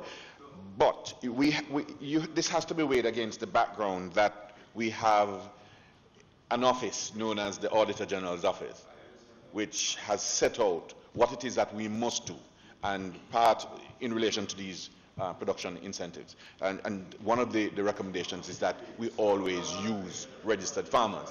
So that is part of what HIMS are saying right now. But yeah.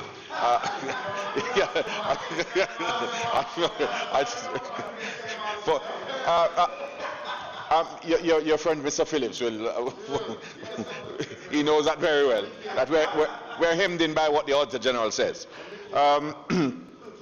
And insofar as the, yes, I think those were the two issues that we had to deal with.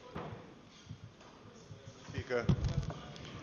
Mr. Speaker, well, through you to the Honourable Minister, as it relates to the productive incentive and the groups, will the JAS group be treated, recognized as registered group? Because we know that in recent times, the PMOs are the ones that are getting the priority treatment.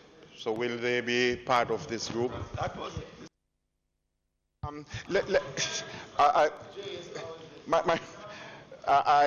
don't want to get into those intricacies today. I'm not certain. I can't give you any definitive statement on what happens as between. I know there are other persons, agencies. Just today I was in a discussion with Mr. Fulton, and he has indicated to me that his organization, the JAS, has received significant benefits. So let us try not to get too deeply into those things today. The fact is that we have done, and it's coming directly to you, and you have a say in what happens today. And I think that is where the focus ought to be. Dr. Guy. Thank you, Mr. Speaker.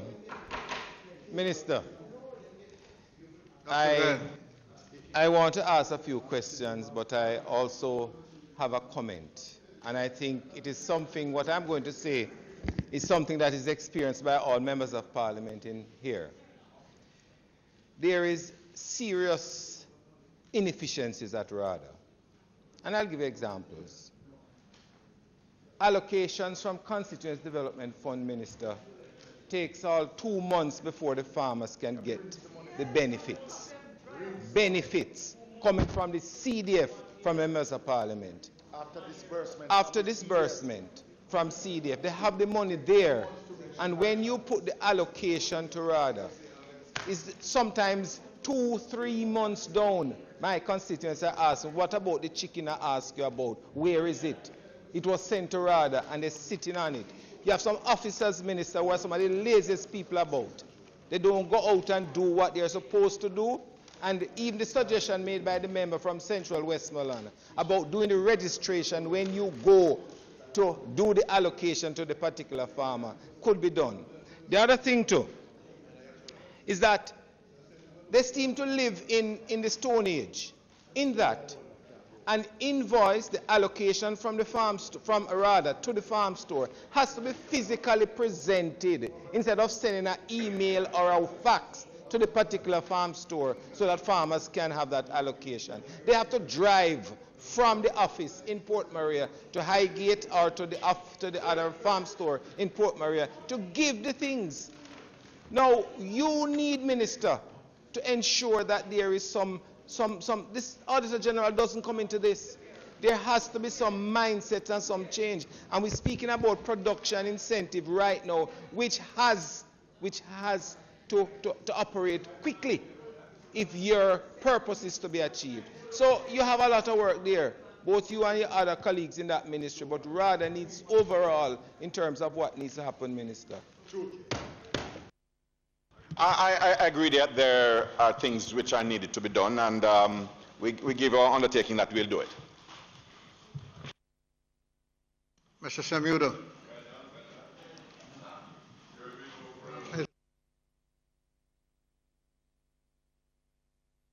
Announcements. Order, please. Mr. Speaker. Mr. Speaker. Announcements. Mr. Speaker. What announcements? What are you? Mr. Speaker.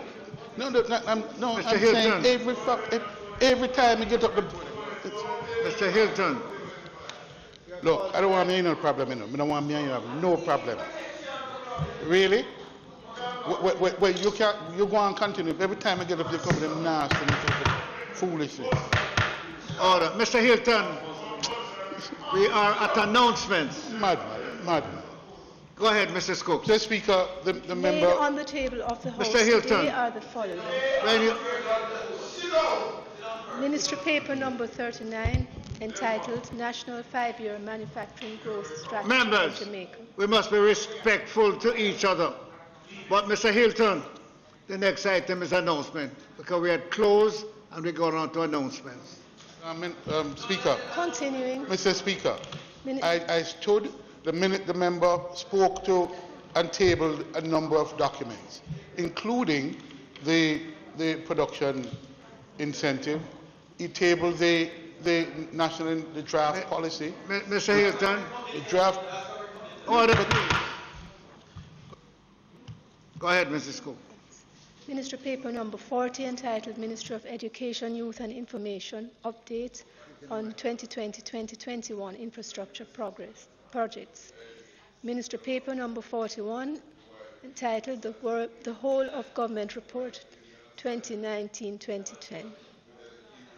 Ministry paper number 42 of 2020, entitled Plans for Reopening of Schools for the Academic Year 2020-21.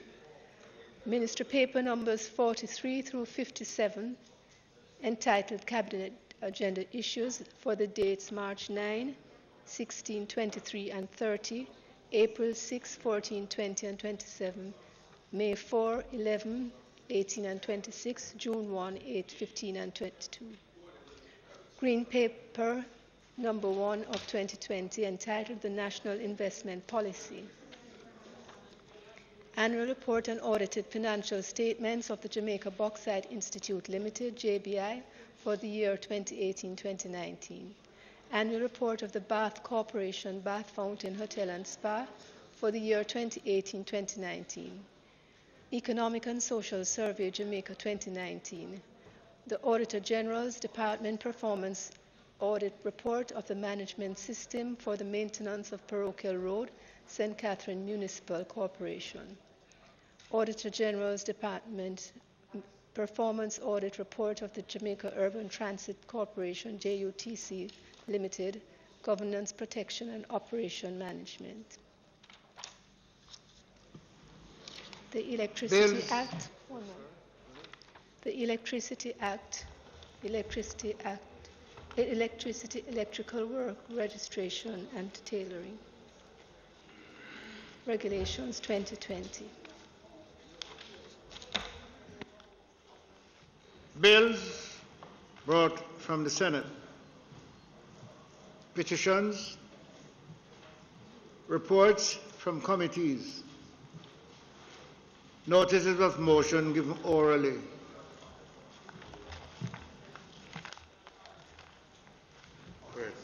Minister Williams. Sure. Mr. Speaker, I beg to give notice that at the next meeting of the House, I will move the following motion.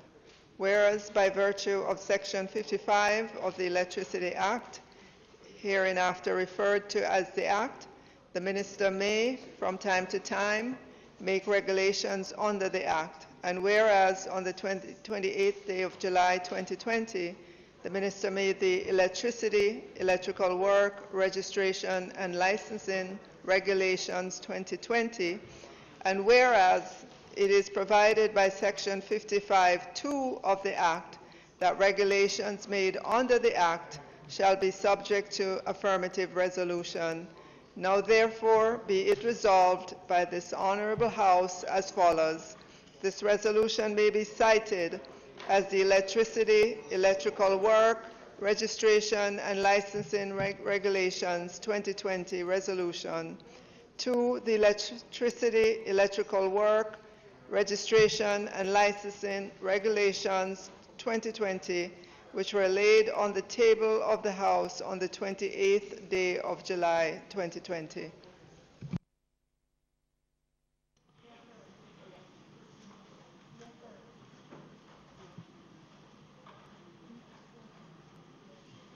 You have another motion?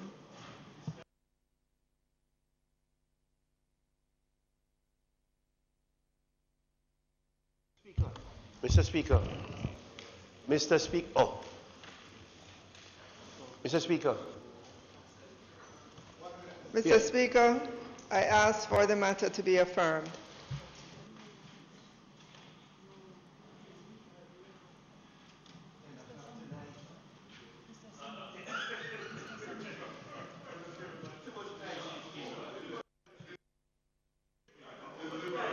Mr. Samuda.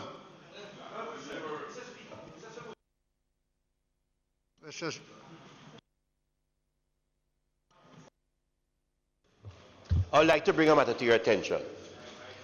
The minister without portfolio in the Ministry of Agriculture made a statement, or two statements. He spoke about the manufacturing policy, and he also spoke about the drought mitigation measures and the issue with RADA. I just want you to know that there were other members who wanted to comment on the second policy which was tabled. I just want you to know most of the discussions were around the allocation from to RADA for constituents and so on. But there are two other very important documents which the minister addressed. And member from this side, the speaker, the member who speaks on these things, wanted to make a comment and ask the minister a question too, but it was not. Mr. Daly. Yes. Mr. Daly, have a seat and listen to me carefully. We run this House by the standing orders. When an item is complete, Mr. Daly, will you listen to me? When an item is complete and the Speaker calls the next item, if a member feels that they want to go back to the next, he has to stand and seek for it to return on a motion. Once it is completed and the Speaker calls the next item and the person stands, that item can only return on a motion, and the member did not do so. Okay? Mr. Samuda? No, Mr. Speaker, just a minute. The minister asked for a resolution, the regulation be approved. That's what she asked. So you put it to the House. Those in favor? She presented her regulation and asked for approval. No, she did.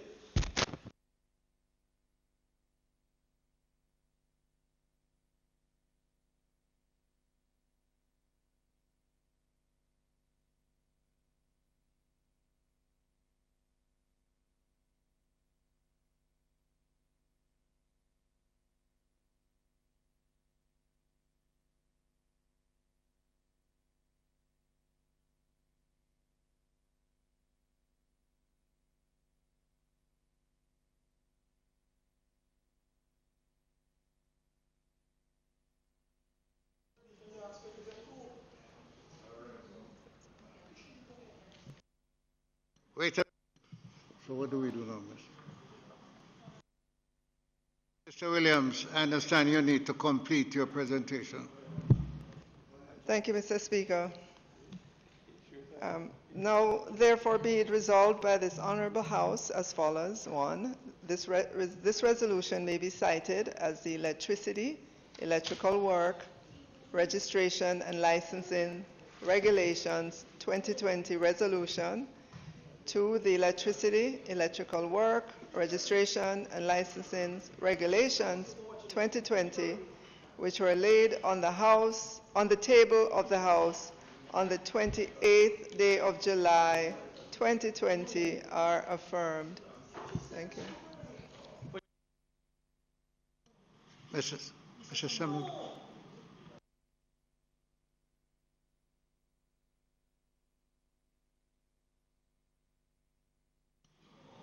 Mr. Speaker, no. She put the regulation on behalf of those in favor. Ms. Curtis, stop confusing the Speaker. Ms. Curtis is confusing the whole thing. Those in favor. Mr. Warmington, if you have something that is vital, you get up and address the Speaker. You do not do it the way you're doing it. Consult with Mr. Samuda, and please advise us where we are and what we are to do. Mr. Speaker,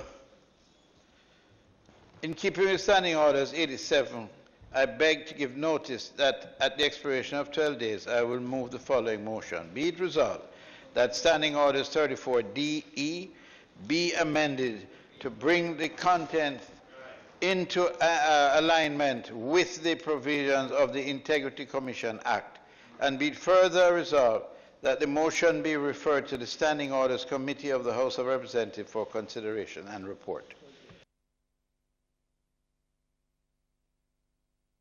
Mr. Chuck.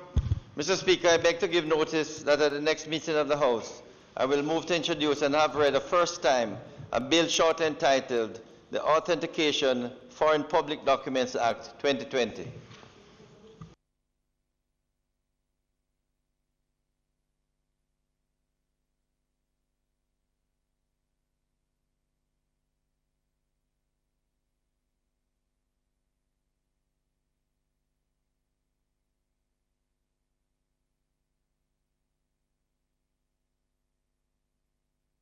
Mr. Speaker, I ask that, what is that?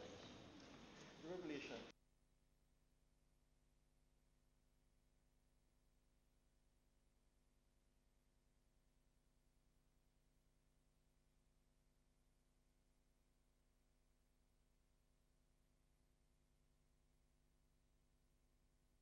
Mr. Samuda, will you advise the Speaker what is it?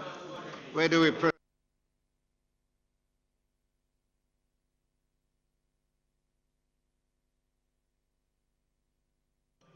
Minister Williams, I understand you have to move for the suspension. Go proceed.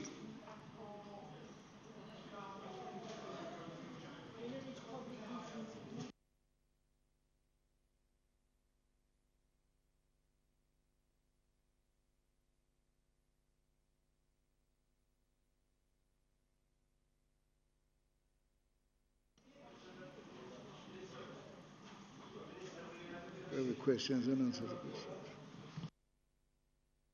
Mr. Speaker, I ask for a recommittal of statement by ministers. Those in favor? Those against? As of it. Statement by ministers.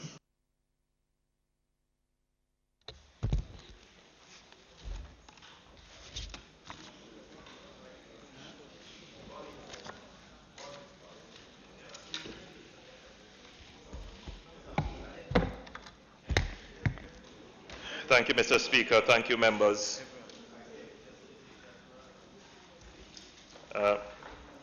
Mr. Speaker, as we all know, the measures under the existing Disaster Risk Management Act will expire on the 31st of July 2020. As we usually do, Mr. Speaker, in the renewal of the orders, I would make a public statement, an update to the country as to the proposed changes, and then I would come to Parliament, present it to Parliament so that Parliament can have some review on the proposed changes. And I think that this has become a routine and a successful one. And I would attribute the successes that we have had to the governance that we have put in place, which allows for the oversight of Parliament in these measures. So, Mr. Speaker, let me start with our usual graph. On the first graph displayed, the solid black line, which should now be appearing, shows the cumulative number of cases as announced yesterday. So we are at, as of yesterday, 583 cases, and I believe that 2 cases have been added today from the press release I've seen. 2 new cases. So we are now at 855 with 10 additional recoveries. Please continue with the graph. The dotted black line, which you're seeing below the solid black line, just for reference, that is showing where we would have been without the cluster. And the red line, which should be appearing now, depicts the number of deaths we have had so far. The green line that you should now be seeing shows that we have had, as of yesterday, 714 persons recovered. It would now be 724. We have had 10 new recoveries. Our recovery rate as of yesterday was 83.7%.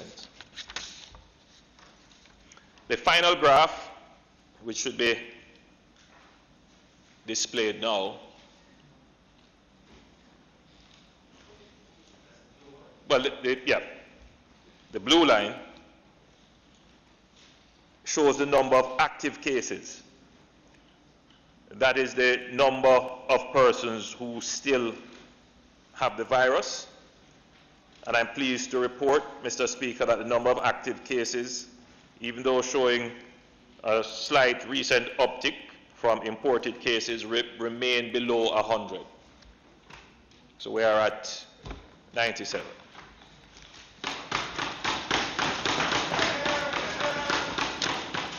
As of yesterday, we had 20 persons hospitalized, including 25 persons hospitalized, including suspected cases of COVID-19. We also have 1 person isolated in a government facility, 76 isolated at home, 5 quarantined in a government facility, and 20,126 quarantined at home. Now, 20,126 at this point.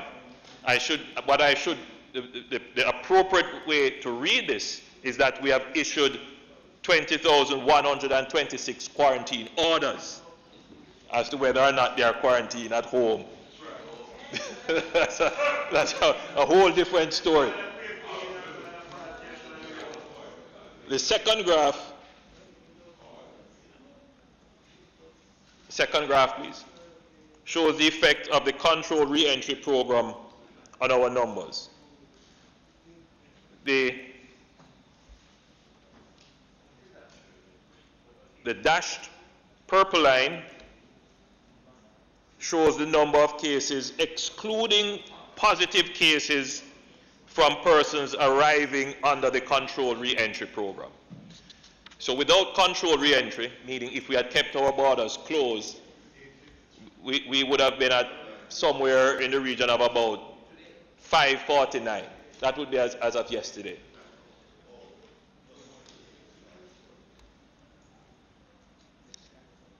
You can see that our curve would have been virtually flat, excluding those cases. So essentially, we have managed to flatten the curve. However, with controlled re-entry, you will note that there is an increase. So we have had 304 imported cases or import-related cases under the controlled re-entry program. And that would have started since the 9th of May. Now, since July 1, we have had 151 new cases, of which 137 are imported or import-related. Of these imported cases, 45 have been repatriated. So 45 of the 151 have gone back home. After. So you will recall we had done a simple projection of the number of cases that could result from the acceleration of the controlled entry program based on a 0.7 positivity rate. And that positivity rate was observed during the month of June, that when we did the controlled re-entry program. In other words, that was when we were testing every single person that came into Jamaica so that we could have a better understanding of what the positive rate could be. The positive rate turned out to be 0.7%, and then we projected that through the month of July, what the numbers could look like if we had that positive rate. Right. So you can see the dashed line shows that with that positive rate, we would have had 1,092 cases. We are still below that number, that we had projected. So you would recall that we had said, Mr. Speaker, that broken line, that dashed line, would have been the threshold or a trigger if our cumulative numbers started to rise above that line. At that point, we would have no choice but to consider tightening the measures. Thankfully, that didn't happen. Between July 1 and yesterday, the number of new positive cases places us below this threshold, even accounting, Mr. Speaker, for backlog in testing cases.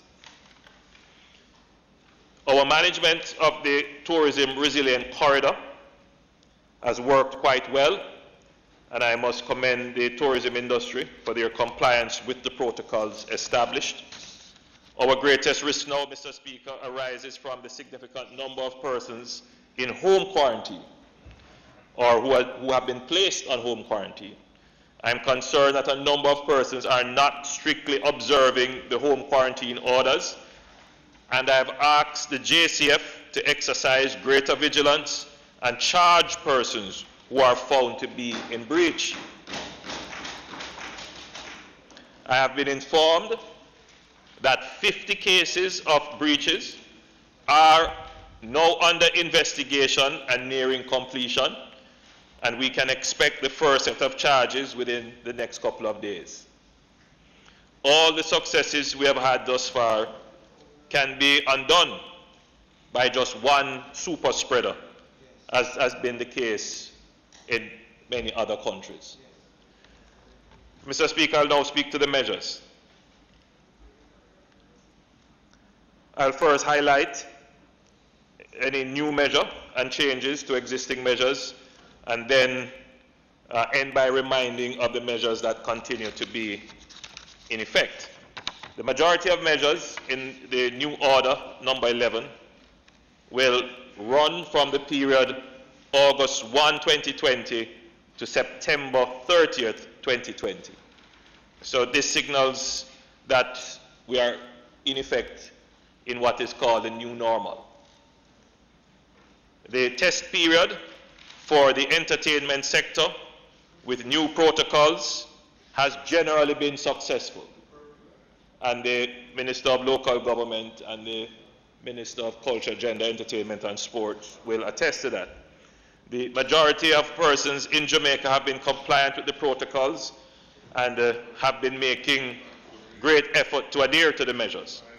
Of course, I have to issue a warning and caution that we will be closely monitoring to see if there are any breaches that could pose a risk to public health. And if that is the case, Mr. Speaker, then rest assured that we would not be afraid to make changes, because the important thing, Mr. Speaker, is to save lives. So I want it to be clear that we have heard the cries and pleas of the entertainment sector. We have heard the cries and pleas of the bar operators. We have heard the cries and pleas of those in the tourism industry. And we have, I believe, found a way by instituting measures that will protect the lives of the citizens who decide to participate in those activities. But, Mr. Speaker, let me repeat, if those measures are not followed faithfully, and I know that the Ministry of Local Government is very vigilant in their supervision, the Ministry of Health is very vigilant in their supervision, if it is that we are informed that there is not strict observance of the protocols, we will tighten the measures. Mr. Speaker, the emancipation and independence period is approaching. It is the time of year when many Jamaicans retreat. Yes, they go to the beaches. There are several parties that are kept. You know, Mr. Speaker, I gather that Nick Grill is the place to be for the independence period, with all the parties being kept. You know, Jamaicans go all over to Portland, to Ocho Rios, where it's a festive period of time. And indeed, independence is a festive period of time. And I don't want in any way to take away from that festivity. I don't want to dampen the enjoyment that Jamaicans deserve, but I must remind Jamaicans that COVID is still keeping. As somebody pointed out to me, they said that COVID stopped keep, meaning that the pandemic seems to be over and there is no need for concern. That is not the case. The pandemic is still in full swing. You just need to look at what is happening in our neighbors to the north and some to the south. The number of cases and deaths that they have. And it could happen here. And I appeal to our Jamaican brothers and sisters, as you go about enjoying the festive season, remember to observe the protocols. If you have to go out in a public space, wear your mask. If you have to gather, as best as possible, maintain your social distance.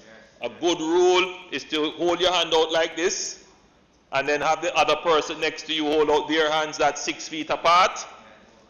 If you have to sit in a group, ensure that there is physical distancing of your chairs and your tables.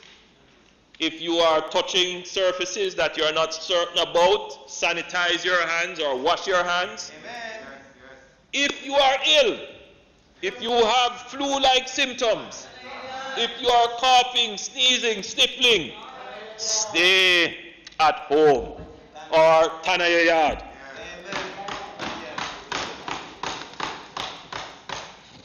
There are so many stories right across the world of people who have ignored these protocols.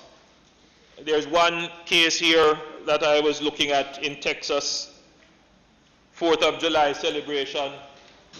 A family of 15 came together for a cookout, a barbecue, and the end result is that 14 of them ended up contracting the virus, and one person died.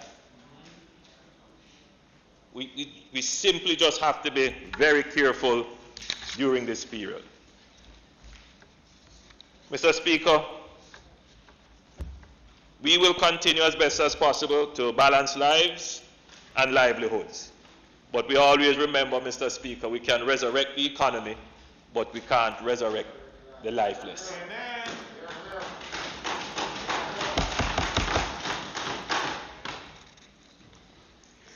So, Mr. Speaker, from the reports I've seen,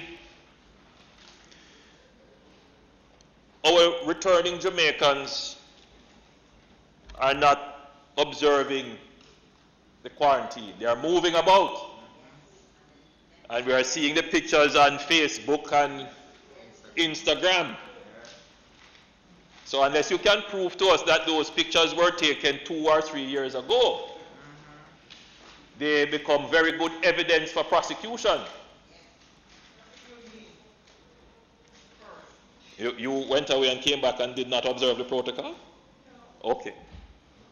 So the point I'm making, Mr. Speaker, is that persons are coming back to Jamaica from jurisdictions which do not share our respect for the necessary protocols, especially wearing masks, social distancing, and observing the quarantine orders.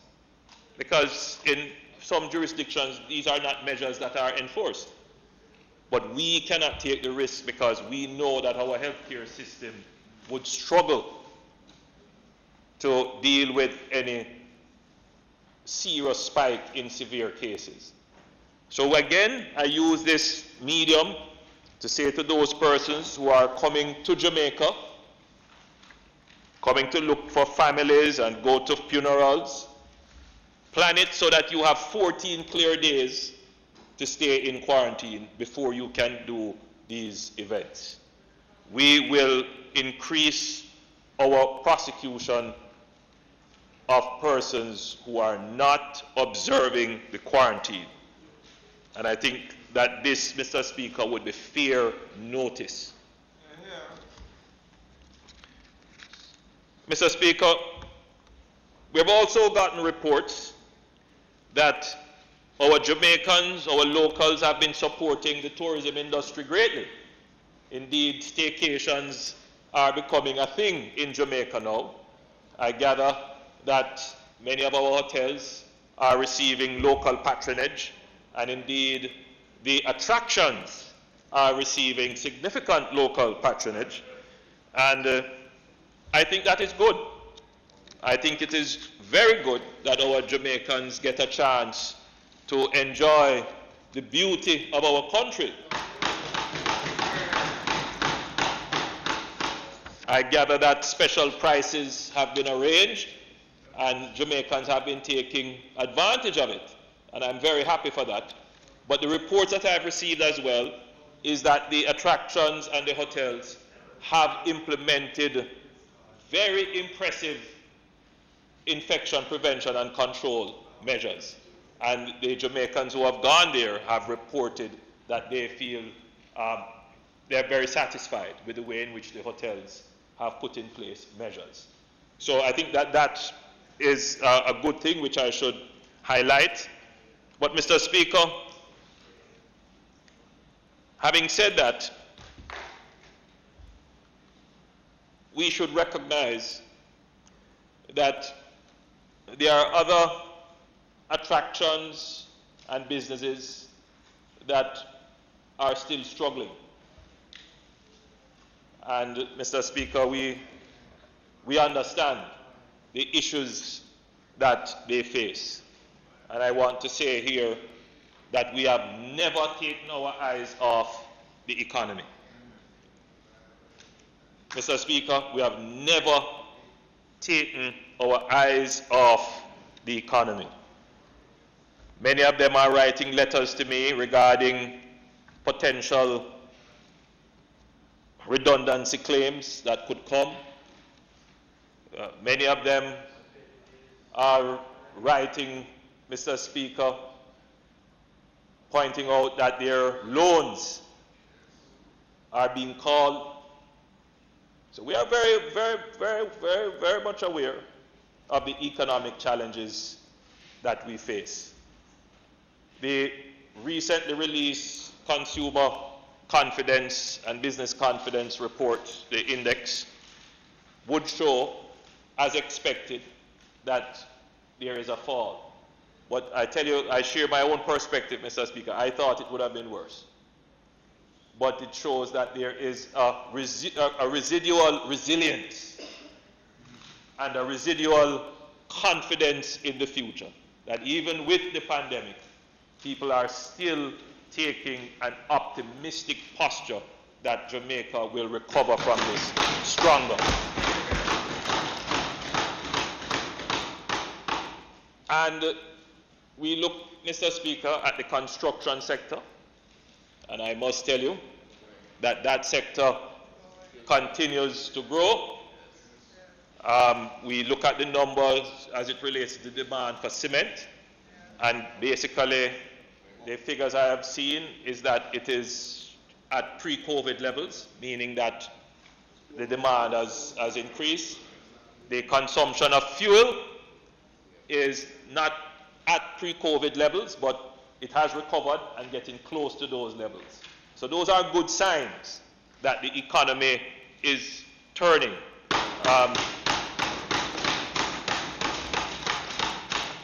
Government will continue as best as possible to facilitate the various sectors to ensure that we can return to normalcy very soon.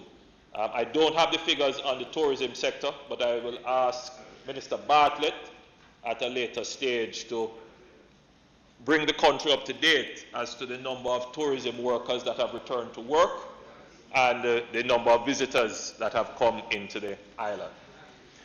Mr. Speaker, let me also point out that the fourth schedule is being amended to allow societies registered under the Friendly Societies Act, the Industrial and Provident Societies Act, and the Cooperative Societies Act to be exempt from the restriction on gathering when holding their annual general special, when holding their annual or special annual meetings. We have these. Yes. When having these meetings, the societies will still be required to comply with the physical distancing rules and other relevant protocols, such as ensuring that persons who are entering the premises take their temperatures, that they have hand washing stations in place, and the wearing of masks. Mr. Speaker, as would have been stated previously, summer camps have been allowed to operate under strict protocols outlined in the previous order. The new order will now provide that the end date for the operations of these summer camps will be the 31st of August 2020. So summer camps have one more month to go. As we seek to extend the measures, we emphasize that we will continue to take a risk-based management approach, which, as I've always said, is evidence-based, proportionate, and situationally appropriate. The objective continues to be the need to reduce the exposure risk of the population to COVID-19 while increasing the capacity of the public health system to respond to cases within the population so as to reduce disease spread. Mr. Speaker, let me now turn to the measures that which have not changed and will remain in place. The curfews. The day to next day, night to early morning curfews will continue in place starting 11 p.m. on the night of July 31st, 2020 to 5 a.m. August 1, 2020, day to day until 5 a.m. on the morning of September 30th, 2020. So the existing curfews continue until September 30th, 2020. And all the rules relating to the curfew, including the traveling times, those remain. The gatherings not exceeding 20 persons, that remains until the 30th of September 2020. But of course, just to point out that even when you are gathered, you still maintain your social distance. Persons 75 years and older to remain at home. Mr. Speaker, this is the hardest one now because I'm getting many calls to say that, you know, they don't want to be at home for an indeterminate period of time. You know, they want to be able to go about their business freely. And we have wrestled with the thought of it. Well, you know, they were exempted. Mr. Speaker, we have wrestled with it, and given the fact that our neighbors still have a challenge, and we are still allowing persons to enter Jamaica, that if we were to release it at this time, it would send probably the wrong signal. So we're observing it carefully. We have had advice from health professionals in this area, and the overwhelming advice is that we should maintain it at 75, keep it for 2 months, so it would end the 30th of September. But if things were to improve, we could amend it before that. So the order continues in place. And my opinion is that this has been one of the most effective measures in ensuring that our death rate remains low. Yes.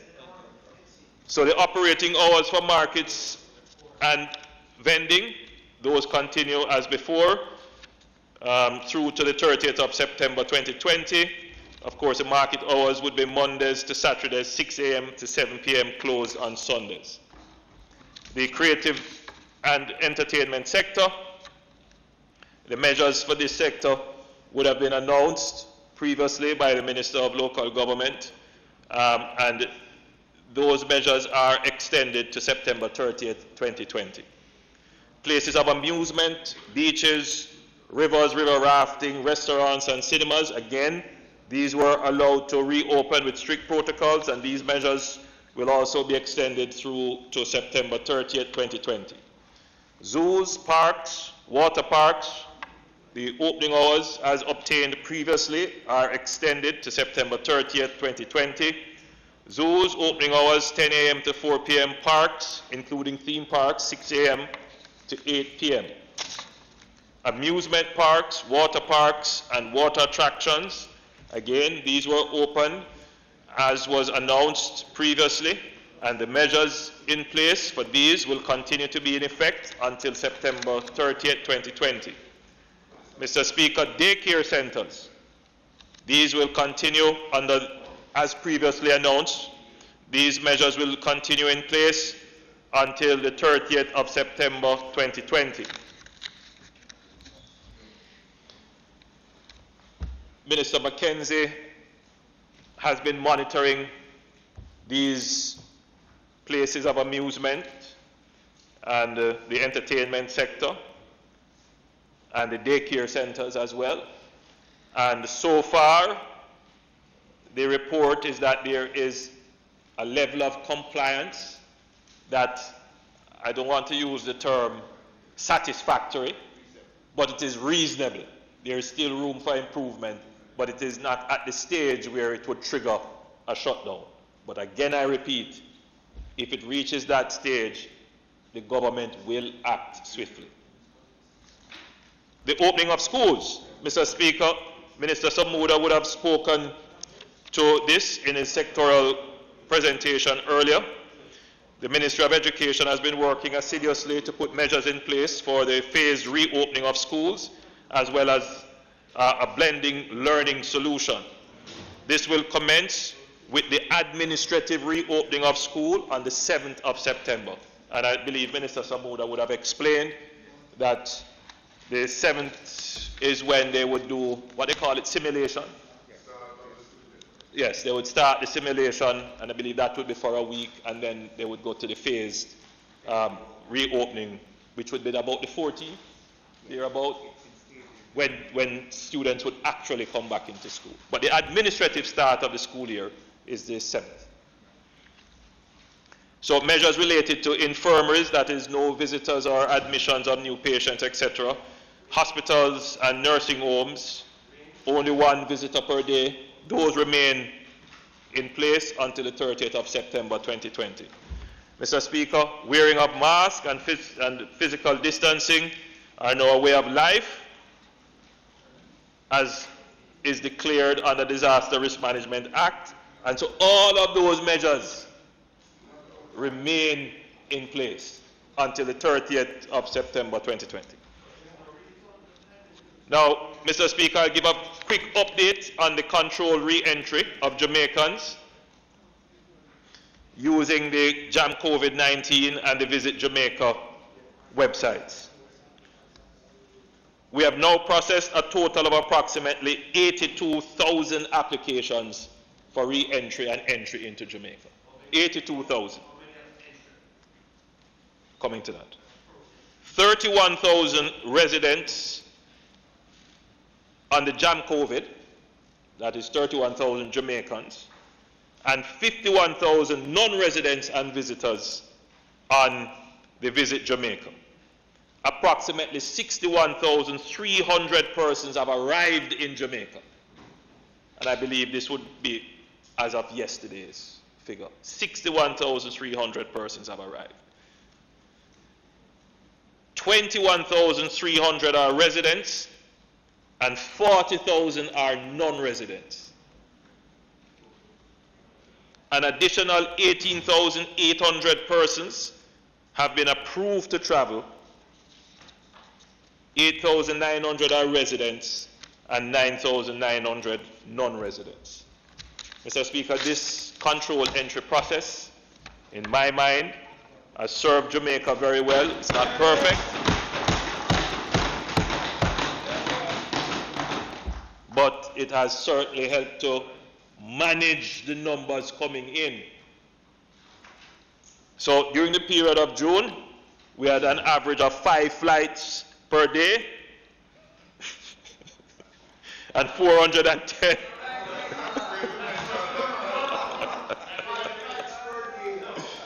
and 410 passengers per day.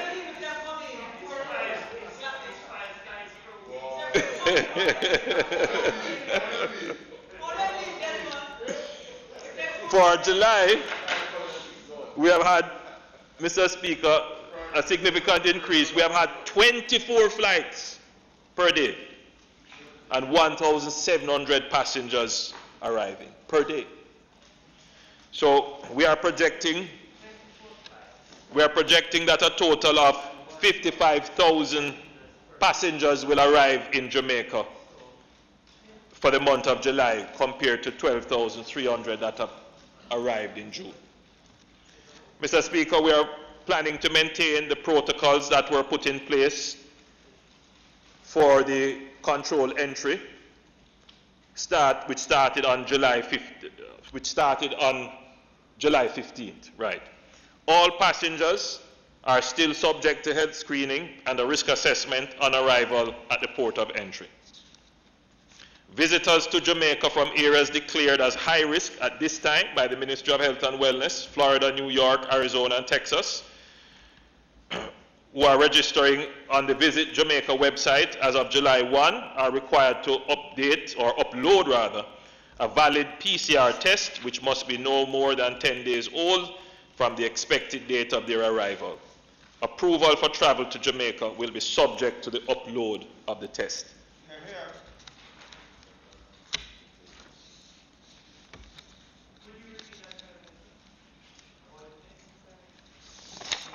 So if you are visiting Jamaica, which means that you are using the Visit Jamaica website, as of July 1, you must upload a valid PCR test, which must be no more than 10 days old from the time you expect to arrive in Jamaica.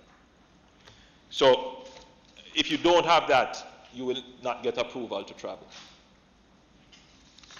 And of course, even on the site as well, they do, the questions that you answer, they do look at those responses, and then they have their various protocols that will determine whether or not you are given approval to travel. So, Jamaican residents and visitors staying outside of the resilient tourism corridor who are deemed to be high risk based on their health assessment will be required to make an appointment online to visit the nearest health department testing location to have a PCR test done. Mr. Speaker, I will get an update on this to see how this is going. At the time of the preparation of this text, I didn't have the numbers to see how many have actually gone to be tested. Tourists staying in the resilient corridor, that is travelers for tourism deemed to be at high risk, either based on countries visited or based on their health screening, will be required to do a PCR test as well and be quarantined in their hotel until the results are available. Mr. Speaker,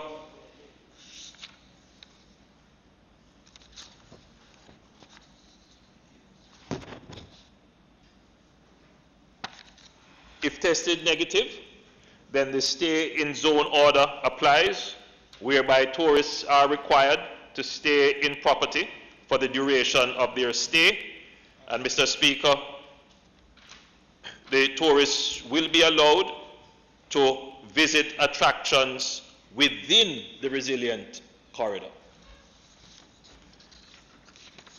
Mr. Speaker, for business travelers, which was always in place, business travelers will be tested at the airport. They will be asked to do their PCR test. They will have to quarantine in their hotel until their results are available. If their test comes back negative, then they will be allowed to carry out their business adhering to the protocols, and they will be advised to minimize contact with the population. So, Mr. Speaker, these are the orders that will continue in place. As I've said, all of them will continue until the 30th of September.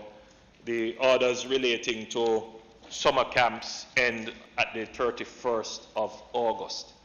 But in general, Mr. Speaker, I think we can say that we have now reached a steady state in the measures that are in place, and that effectively represents what the new normal could look like. Mr. Speaker, I thank you.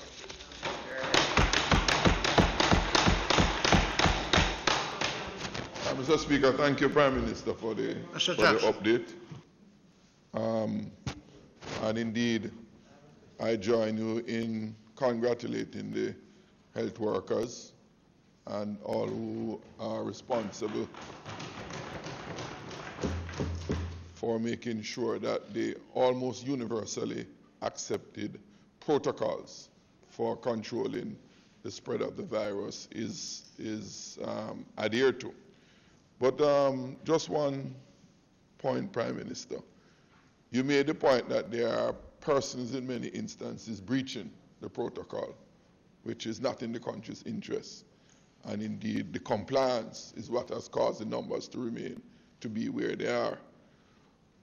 But when I pass by some public offices, and two stands out, tax office in Crossroads and the police records office on Duke Street. It's like a marketplace. Up to today, I passed by the Crossroads tax office. I deliberately looked to see how many were wearing masks. Quite a number were, quite a number weren't. But the proximity was in total breach of physical distancing there and at the other. Prime Minister, when the institutions of the state are failing to have compliance, it doesn't augur well for us as a country to get the non-state entities to comply in keeping with what we would wish. So I want to bring attention to those particular entities.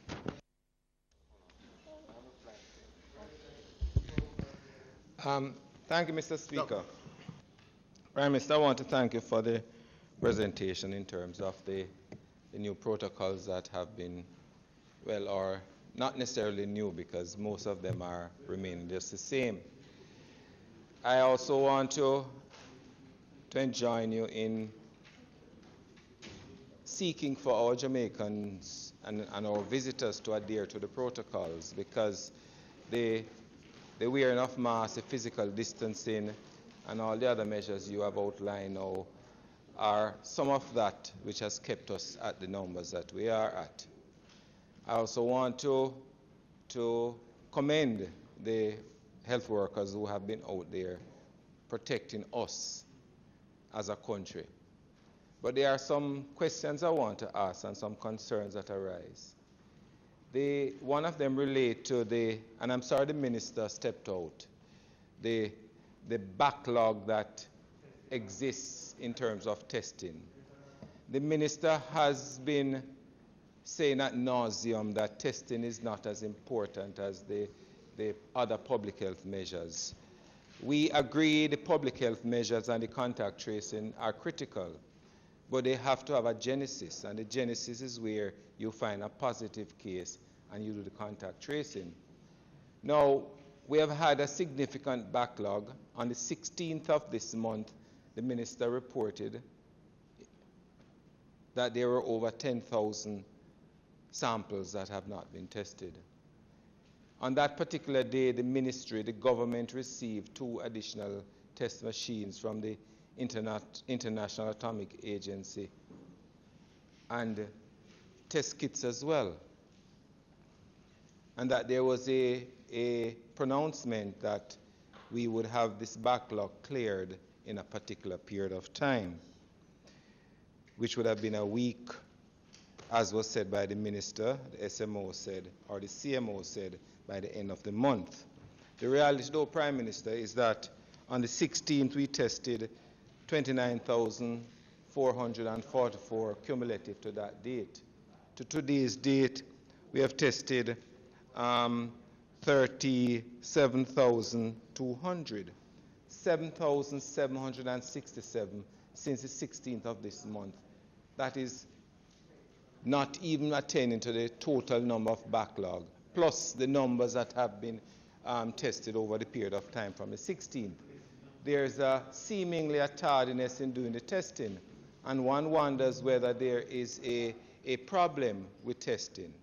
We have a capacity of over 3,000 tests per day that between National Public Health Laboratory and the University Viral Laboratory can test. In fact, that amount has been beefed up by the 2 machines that have been recently donated. But we have not tested, except for one day, any number more than 1,000. So if there's a desire to get rid of the backlog, then certainly we would pull all stops to ensure that this backlog is there. Because what is critical, Prime Minister, is that unless we know of the numbers that have been tested and who turn up positive, the reality is that our health workers will be groping in the dark unless they know who to contact trace. We know that the measures that are out there are critical in containing it, but there are instances where people will have it, and we have seen on social media to where people have reported, visitors, that they have come into the country, they have been tested, and they've gone back 2 weeks and they have not heard what the test was. The experience is also here too, where our citizens have come in, they have been tested, but they have not had the results after 2 weeks. I'm advised, and I'm asking if you could confirm that, because you have been keeping on top of this COVID thing probably more than any other area in the country right now, that the machinery we have at the National Public Health Laboratory, the COBAS machine, is out of test kits, right? And that is part of the reason why we have been seemingly tardy in completing this backlog. So we would want to know what measures, if that is so, are being done to ensure that we have the test kits so that we can complete those samples as well as become current with the samples. You cannot ask a businessman to come in and you give him an assurance that between 48 to 72 hours the samples will be there. You have him sit in a hotel room quarantined, or you've been told to quarantine for 48 to 72 hours. And even after 72 hours, the results are not there. So we can't have a certain expectation of the visitor, but at the end of the day, we cannot deliver on that particular commitment to have it. Business somewhat goes awry because they cannot deal with that. I mean, that time frame in having to wait. The other part, Prime Minister, is the whole enforcement of the measures. And the member from St. Catherine South mentioned his experience even today at the two government entities. But right across the country, we are seeing people not even adhering to wearing a mask.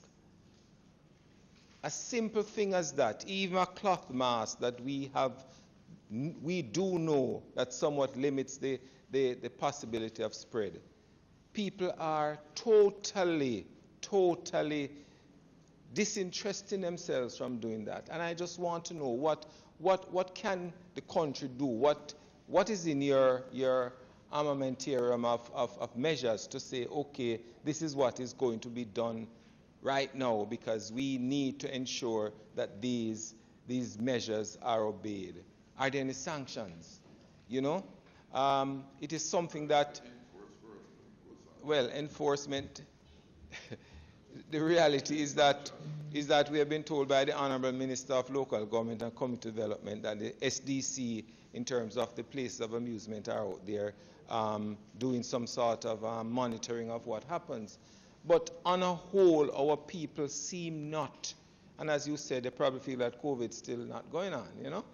But it is a problem, it is a challenge, and unless it is something drastic is done, then the country runs the risk of somewhere down the road having the challenge to confront with increased cases, possibly increased hospitalizations, and God forbid, increased deaths among our population.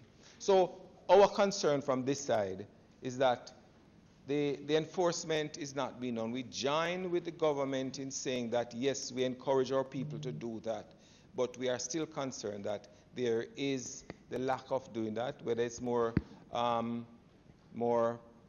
public relations, more advertisement in telling them that this is what has to happen. Would you allow us to seek permission of the House sitting beyond 7:20? Mr. Speaker, I ask that the House that the standing order be suspended, that the House can sit beyond 7:20. Those in favor? Aye. Those against? Ayes have it. And thank you, Mr. Speaker. I just completed my presentation at that time.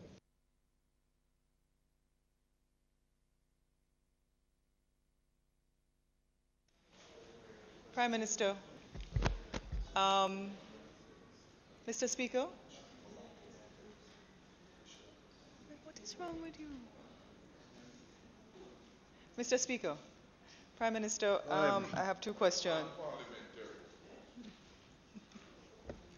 Mr. Prime Minister, the first question is, we were told some time ago by the Minister of Health that there was a consideration being looked at for us to have the rapid tests, especially in the private clinics. And we haven't heard anything since. I think when he made the statement to Parliament, because I had asked him some time ago And he responded to say that as the protocols changed, that once the tests became more reliable, I would love to have some more information on that, because I think it would also help to lessen the anxiety amongst people, and especially with back to school starting, perhaps there could be a mechanism where that is looked at. The other issue has to do with those of us who are MPs, because I'm guilty. I'm just telling it straight, because sometimes when I go into my constituency, when the crowd come down and say MP, you can't tell a constituency, yo, back up. You can say, look, social distance, but there's still something in the psyche of our people that doesn't necessarily, before you open your mouth, everybody comes down, and I think we need to be a little bit more conscious. I was watching television the other day, and the lady sitting in the market, when the journalist said to her, and she said, well, how you don't have on your mask? And she said, look, I never decide to come out here to spend all day. So I'm saying to you, the prosecution, and I've heard the Minister of Local Government, and I understand the need to have people being compliant, but those of us who have to be among people, and when other persons see us on social media, for instance, and they say, well, why aren't you doing this, and what are you doing out there in the crowd? I don't think ordinary Jamaican people understand that as members of Parliament, we are the interlocutors, or sometimes the conduits, that prevent social mayhem, because people can actually touch and feel our presence when they have nobody else to go to. So in these systems of COVID protocols, and we are exempt, yes, so we can go in and we can do it, I'm asking you to help me to understand, for instance, how do I justify my own actions when I go in and see a group of children who run and hold you, or when you see an old lady who has nothing else? And I think sometimes we have to communicate those matrices to people when we're even looking at it, and I understand that you are looking at it. But as somebody who is guilty, and I will say it, that when I go in, sometimes I take the mask off and I just don't have hands, right? That's why I said prosecute me, even though I haven't traveled overseas. So I don't want to be in a situation where my people of my constituency, when you see them out there, the municipal police going draw down on them. So we have to come up with a mechanism, because all of us are there. All of us are in our constituencies. We have to be there. We have to come up with a mechanism, Prime Minister, that either gives the things to the people. Maybe there's a dispensary, there's something that allows them to wear the mask, or the social distancing with people is not holding, and I don't want the remedy to be prosecutorial, is what I'm saying. So as MPs, I think we need to be a little bit more understanding of how we're going to address that problem.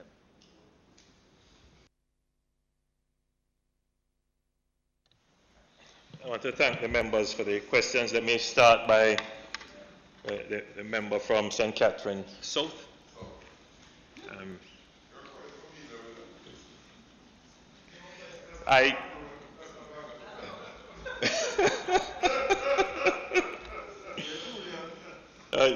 You're quick to point out a landmark. I suspect you visit it quite regularly.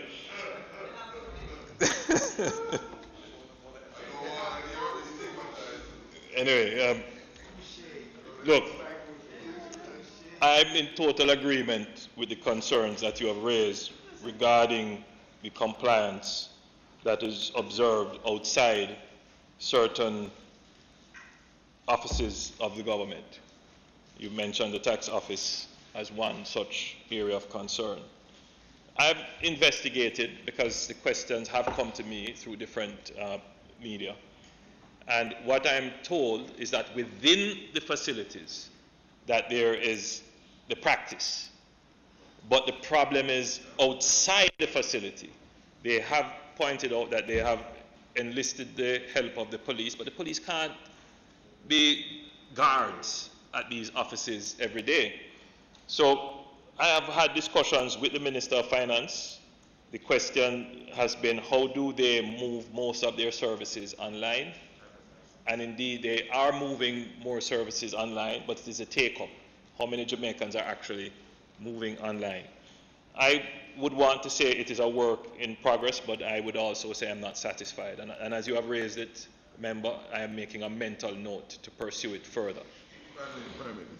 What many private sector entities I know have done to mitigate that situation is to establish holding areas on the outside where, to hold the overflow from inside, and that helps to keep the people outside. So take, for example, in Crossroads, just off the top of my head, across the road, which is a parking lot, could possibly be looked at as a holding area and some numbering system so that, people can be processed in a manageable way.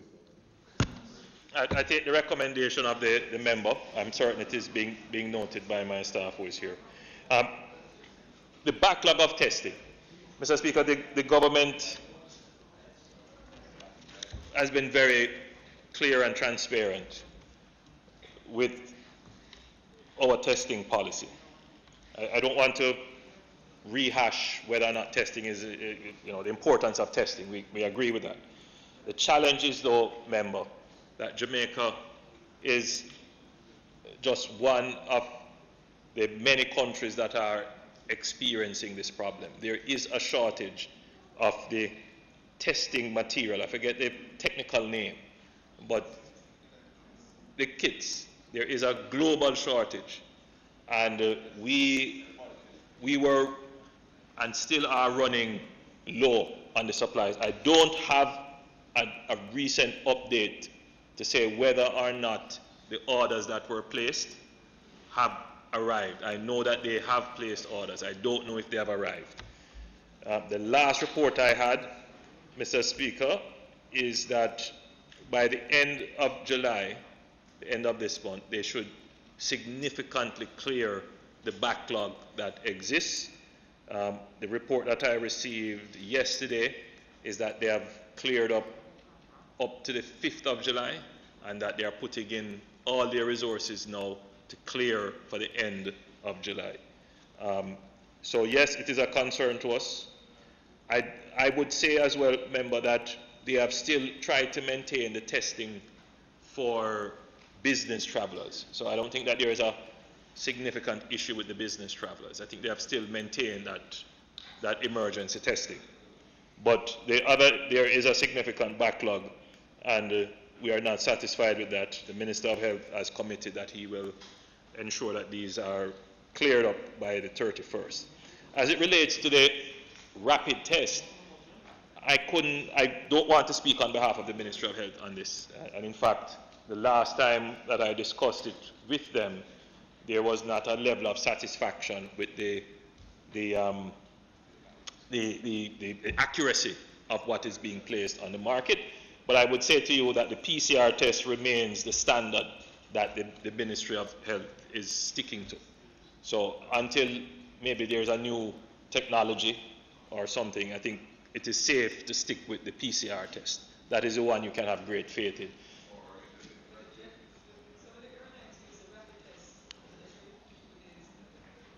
It depends on your risk tolerance.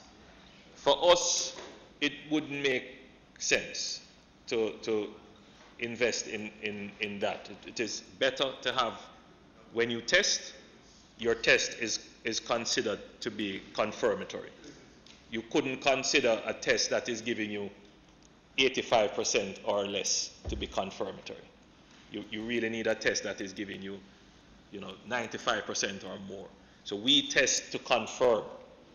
Otherwise, the clinical measures could, or observation of the person, where you went, your level of exposure, could give you almost the same level of clinical analysis of the person. So that is why, we come to the conclusion it's better to get the confirmatory test. You have raised a dilemma that all members of Parliament face. When I go into my constituency, I can't say to them, no. I will say social distance, and some of them will back up, but others will just kiss them teeth and come and hug you up. Anyway, that's the reality of our jobs. I continue to, every speech, every engagement to remind people that we are still in a pandemic. As we enter the holiday period, and most of you will go back to your constituencies, we may, well, you know what I mean. You'll be preparing for back to school and all the other, your back to school treats and all those things. Yes, you don't do a back to school treat. No, you can do a 20 in groups. You can do a mobile treat, which is very good. Anyway, why am I giving them all the ideas? But, Mr. Speaker, we may have to contemplate the distribution of masks. We may have to contemplate the production and distribution of masks. And now that you have raised it, it is something that I'm going to look at in a serious way to see how the government could support such an initiative. And I say that's what I think we could do. So, Mr. Speaker, the House... Prime Minister, just one. Could. Just, Mr. Speaker, through you to the Prime Minister. The issue of even permits for gathering for different activities. There's some inconsistency with the permits that are granted by the police. Just on a matter that depending on the space, you have given up to certain activities where there can be gathering up to 250. But there can be, depending on the space, it might be less. Yeah? And what we find in some communities, instead of the police coming to see the space for the granting of the permit, they are saying, boy, people going to gather, so we're not granting the permit. Yeah? And I think that some consideration should be given if it is additional manpower, but when these small persons invest, and I just give an example, someone putting on a fundraiser, went to the police on the Friday, the police said, boy, not granting. But yet still they're doing it in a community center, which is a wide enough space. But still, the police did not even say, let me come and see, let me come and see the space to see if I would grant a permit for X amount of persons. So there's some consideration, especially for those small cottage industries, that at least a check is done on the location before denying the permit in that instance. Pointing out those Prime issues. Minister. Mr. Hilton. Thank you. At the beginning, Prime Minister, you had to confirm or reaffirm that COVID still a keep. And I've been noticing for some time now that when the updates are given, they are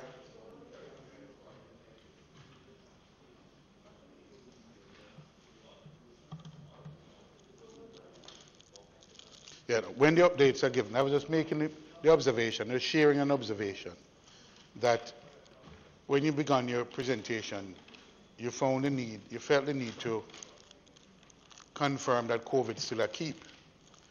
And I was just observing that as the updates are given, week by week, I've noticed a shift where the emphasis appears to be on the numbers of recoveries, and then the other numbers. It could give the impression that things are fine because the recovery numbers are good, and they are good, and they should be stated. But I wonder if the presentation, how it is presented, is not part of the psychological sense that this thing is not a problem and it's disappearing, and that it's not keeping anymore, COVID not keep anymore, which is part of the challenge that all of us face, because we know it's a keep, we know it's a problem, and yet we want to strike that balance between fear, between the healthy concern and a sense of hope that I think we want to. I just mentioned that in terms of a presentation as being part of the issue about whether COVID is still a key or not. Thank both members. The situation raised by the member from Northwest Manchester, the Minister of Local Government has taken note of it. It was a situation, a similar situation was reported in St. Elizabeth, and the Commissioner of Police intervened and corrected it. It oftentimes comes down to the interpretation of the local. And so the Minister of Local Government has taken note, and he will pursue it to make sure that there is even application of the rules across the board. Member from my neighbor from Western, sometimes the Ministry of Health leads with the new cases, sometimes they lead with the new recoveries. I agree with you that we should maintain a sense of concern and urgency and vigilance in the mind of the people, and I will pursue that with the Ministry of Health. Colleagues, thank you. Just on that last point, Prime Minister, further to the observation by my colleague, for persons who feel that the judge, yes, you agree, what is the process of an appeal? Because some of these things are time sensitive. And the worst thing you want is the people feeling that, look, as a country, we are trying to be obedient, but some people have been treated this way and they have been unfairly treated. With a response to the member on behalf of the Prime Minister. Mr. Speaker, can I be permitted to speak from a seat other than mine? The order that was announced in Parliament gave specific instructions that the entertainment sector will open on the 21st. So it means once the order comes in effect, it goes. What has been happening is that the police, in the case of St. Elizabeth that was brought to my attention, is indicating that individuals have to wait 10 days. I got in touch with the Commissioner of Police. That matter has been dealt with. So anyone that has found themselves in that position where the event was affected because the police would not have acted in the way that they should, right? What I've said to the MCs is either you can reimburse what was spent in terms of the permit or allow the event to go on a date that is convenient to both parties. So what I will do, member, is to engage the police some more in the discussions around the protocols that have been developed for the staging of entertainment events. Once the local authorities have issued that permit, then under the order, that permit supersedes everything else that exists. If we were acting outside of the order, then it would be different. But we are acting under the order, and that is why we have given specific period for the order to operate.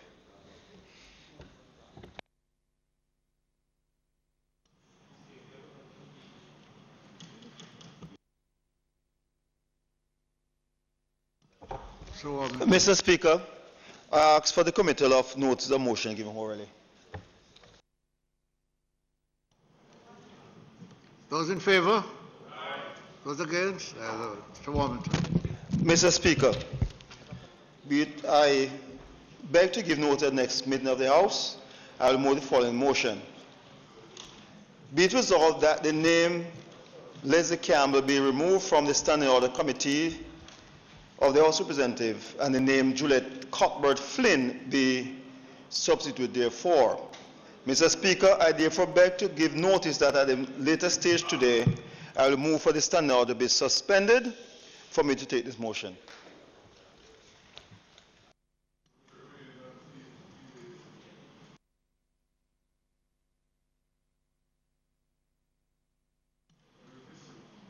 Public business.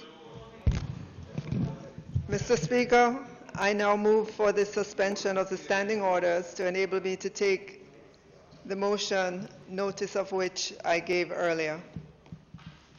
Those in favor? Those against? As of it. Minister. Mr. Speaker, I now ask that the motion be affirmed. Those in favor? Those against? As of it. Mr. Speaker. No, not yet. Mr. Mr. Speaker, I beg to ask that the item 40, 41, 42 on the order paper be approved.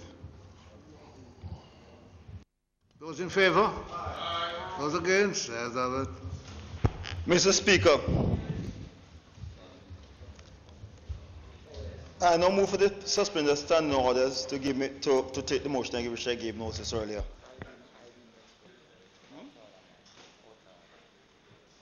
Those in favor? Those against? As of it. Mr. Warman. Mr. Speaker, I move that the motion be approved. Those in favor? Those against? As of it. Mr. Speaker, notwithstanding Standing Order 87, I now move that the motion moved, the notice of motion of which the House leader gave earlier, that in Standing Order 73, DE be deleted and Section 34, deleted Section 34 and substituted therefore Section 36 be approved. Those in favor? Aye. Those against? As of it.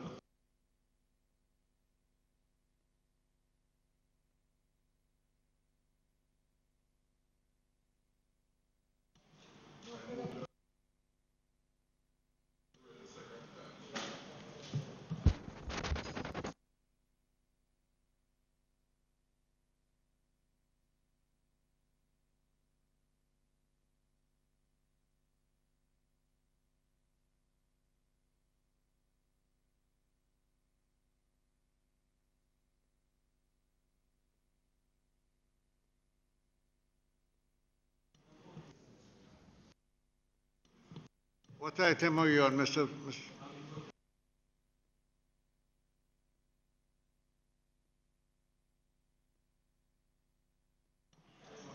Mr. Jackson, what item are you? Mr. Speaker, can I ask for the recommended presentation of bills without leave of the House first obtained?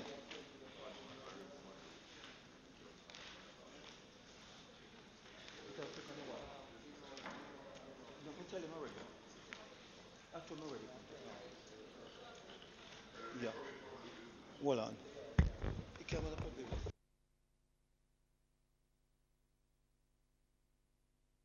Can we recommit public business?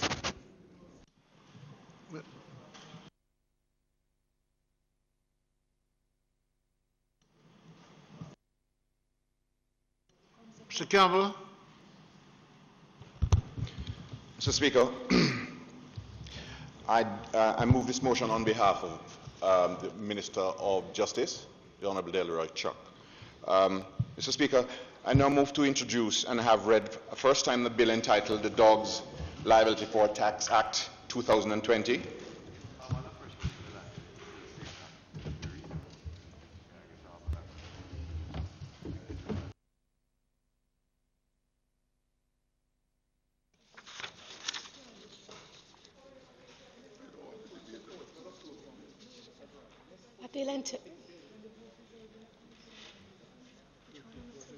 Dogs.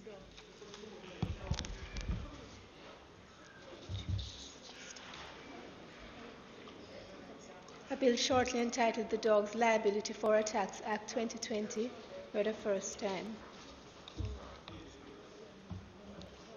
Notice to give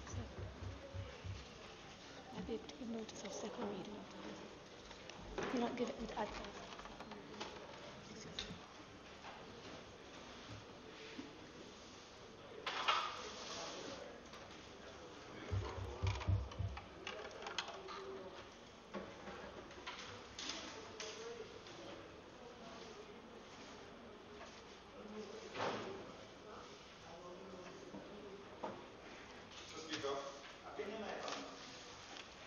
Mr. Speaker, I beg to give notice of the second reading of the bill.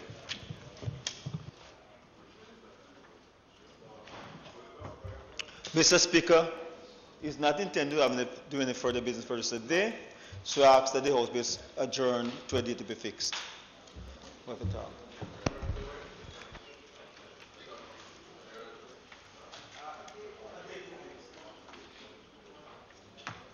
Those in favor? Those against? Yes, have it. Ms. Curtis, what are we to do now?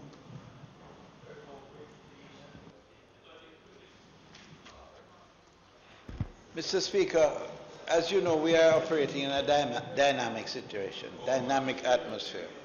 And whilst we will adjourn for a date to be fixed, we just want to give notice that it is possible that we will have to return to the House and re-engage the House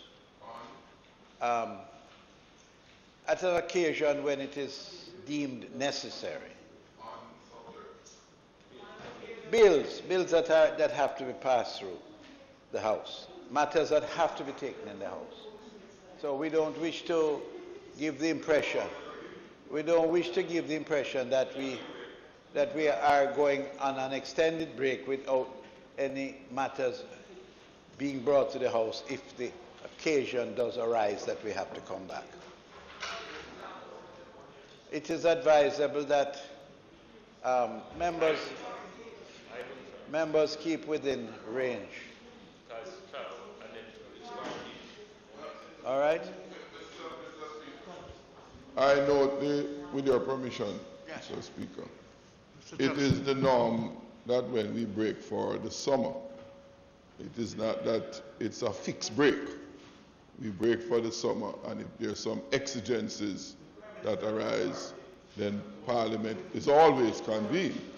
However, it's a bit unusual, given the leader of government business is a very experienced member of the House. I know that that is a given. So I was a bit curious, Mr. Speaker, that he particularly make alert that we may have to come back, since it's a given that we may have to come back. But he was addressing the entire House. I asked it because I think that the House leader might be very well aware that there are reasons for us to come back. So we should not plan the normal way we normally plan. If so is the case, tell us. Well, we are operating under a state of, there's a new normal.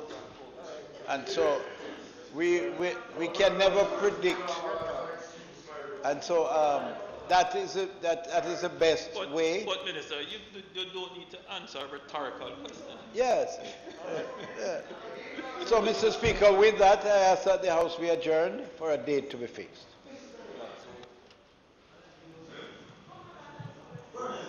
Those in favor? Those against? This Honorable House now stands adjourned till the date to be fixed.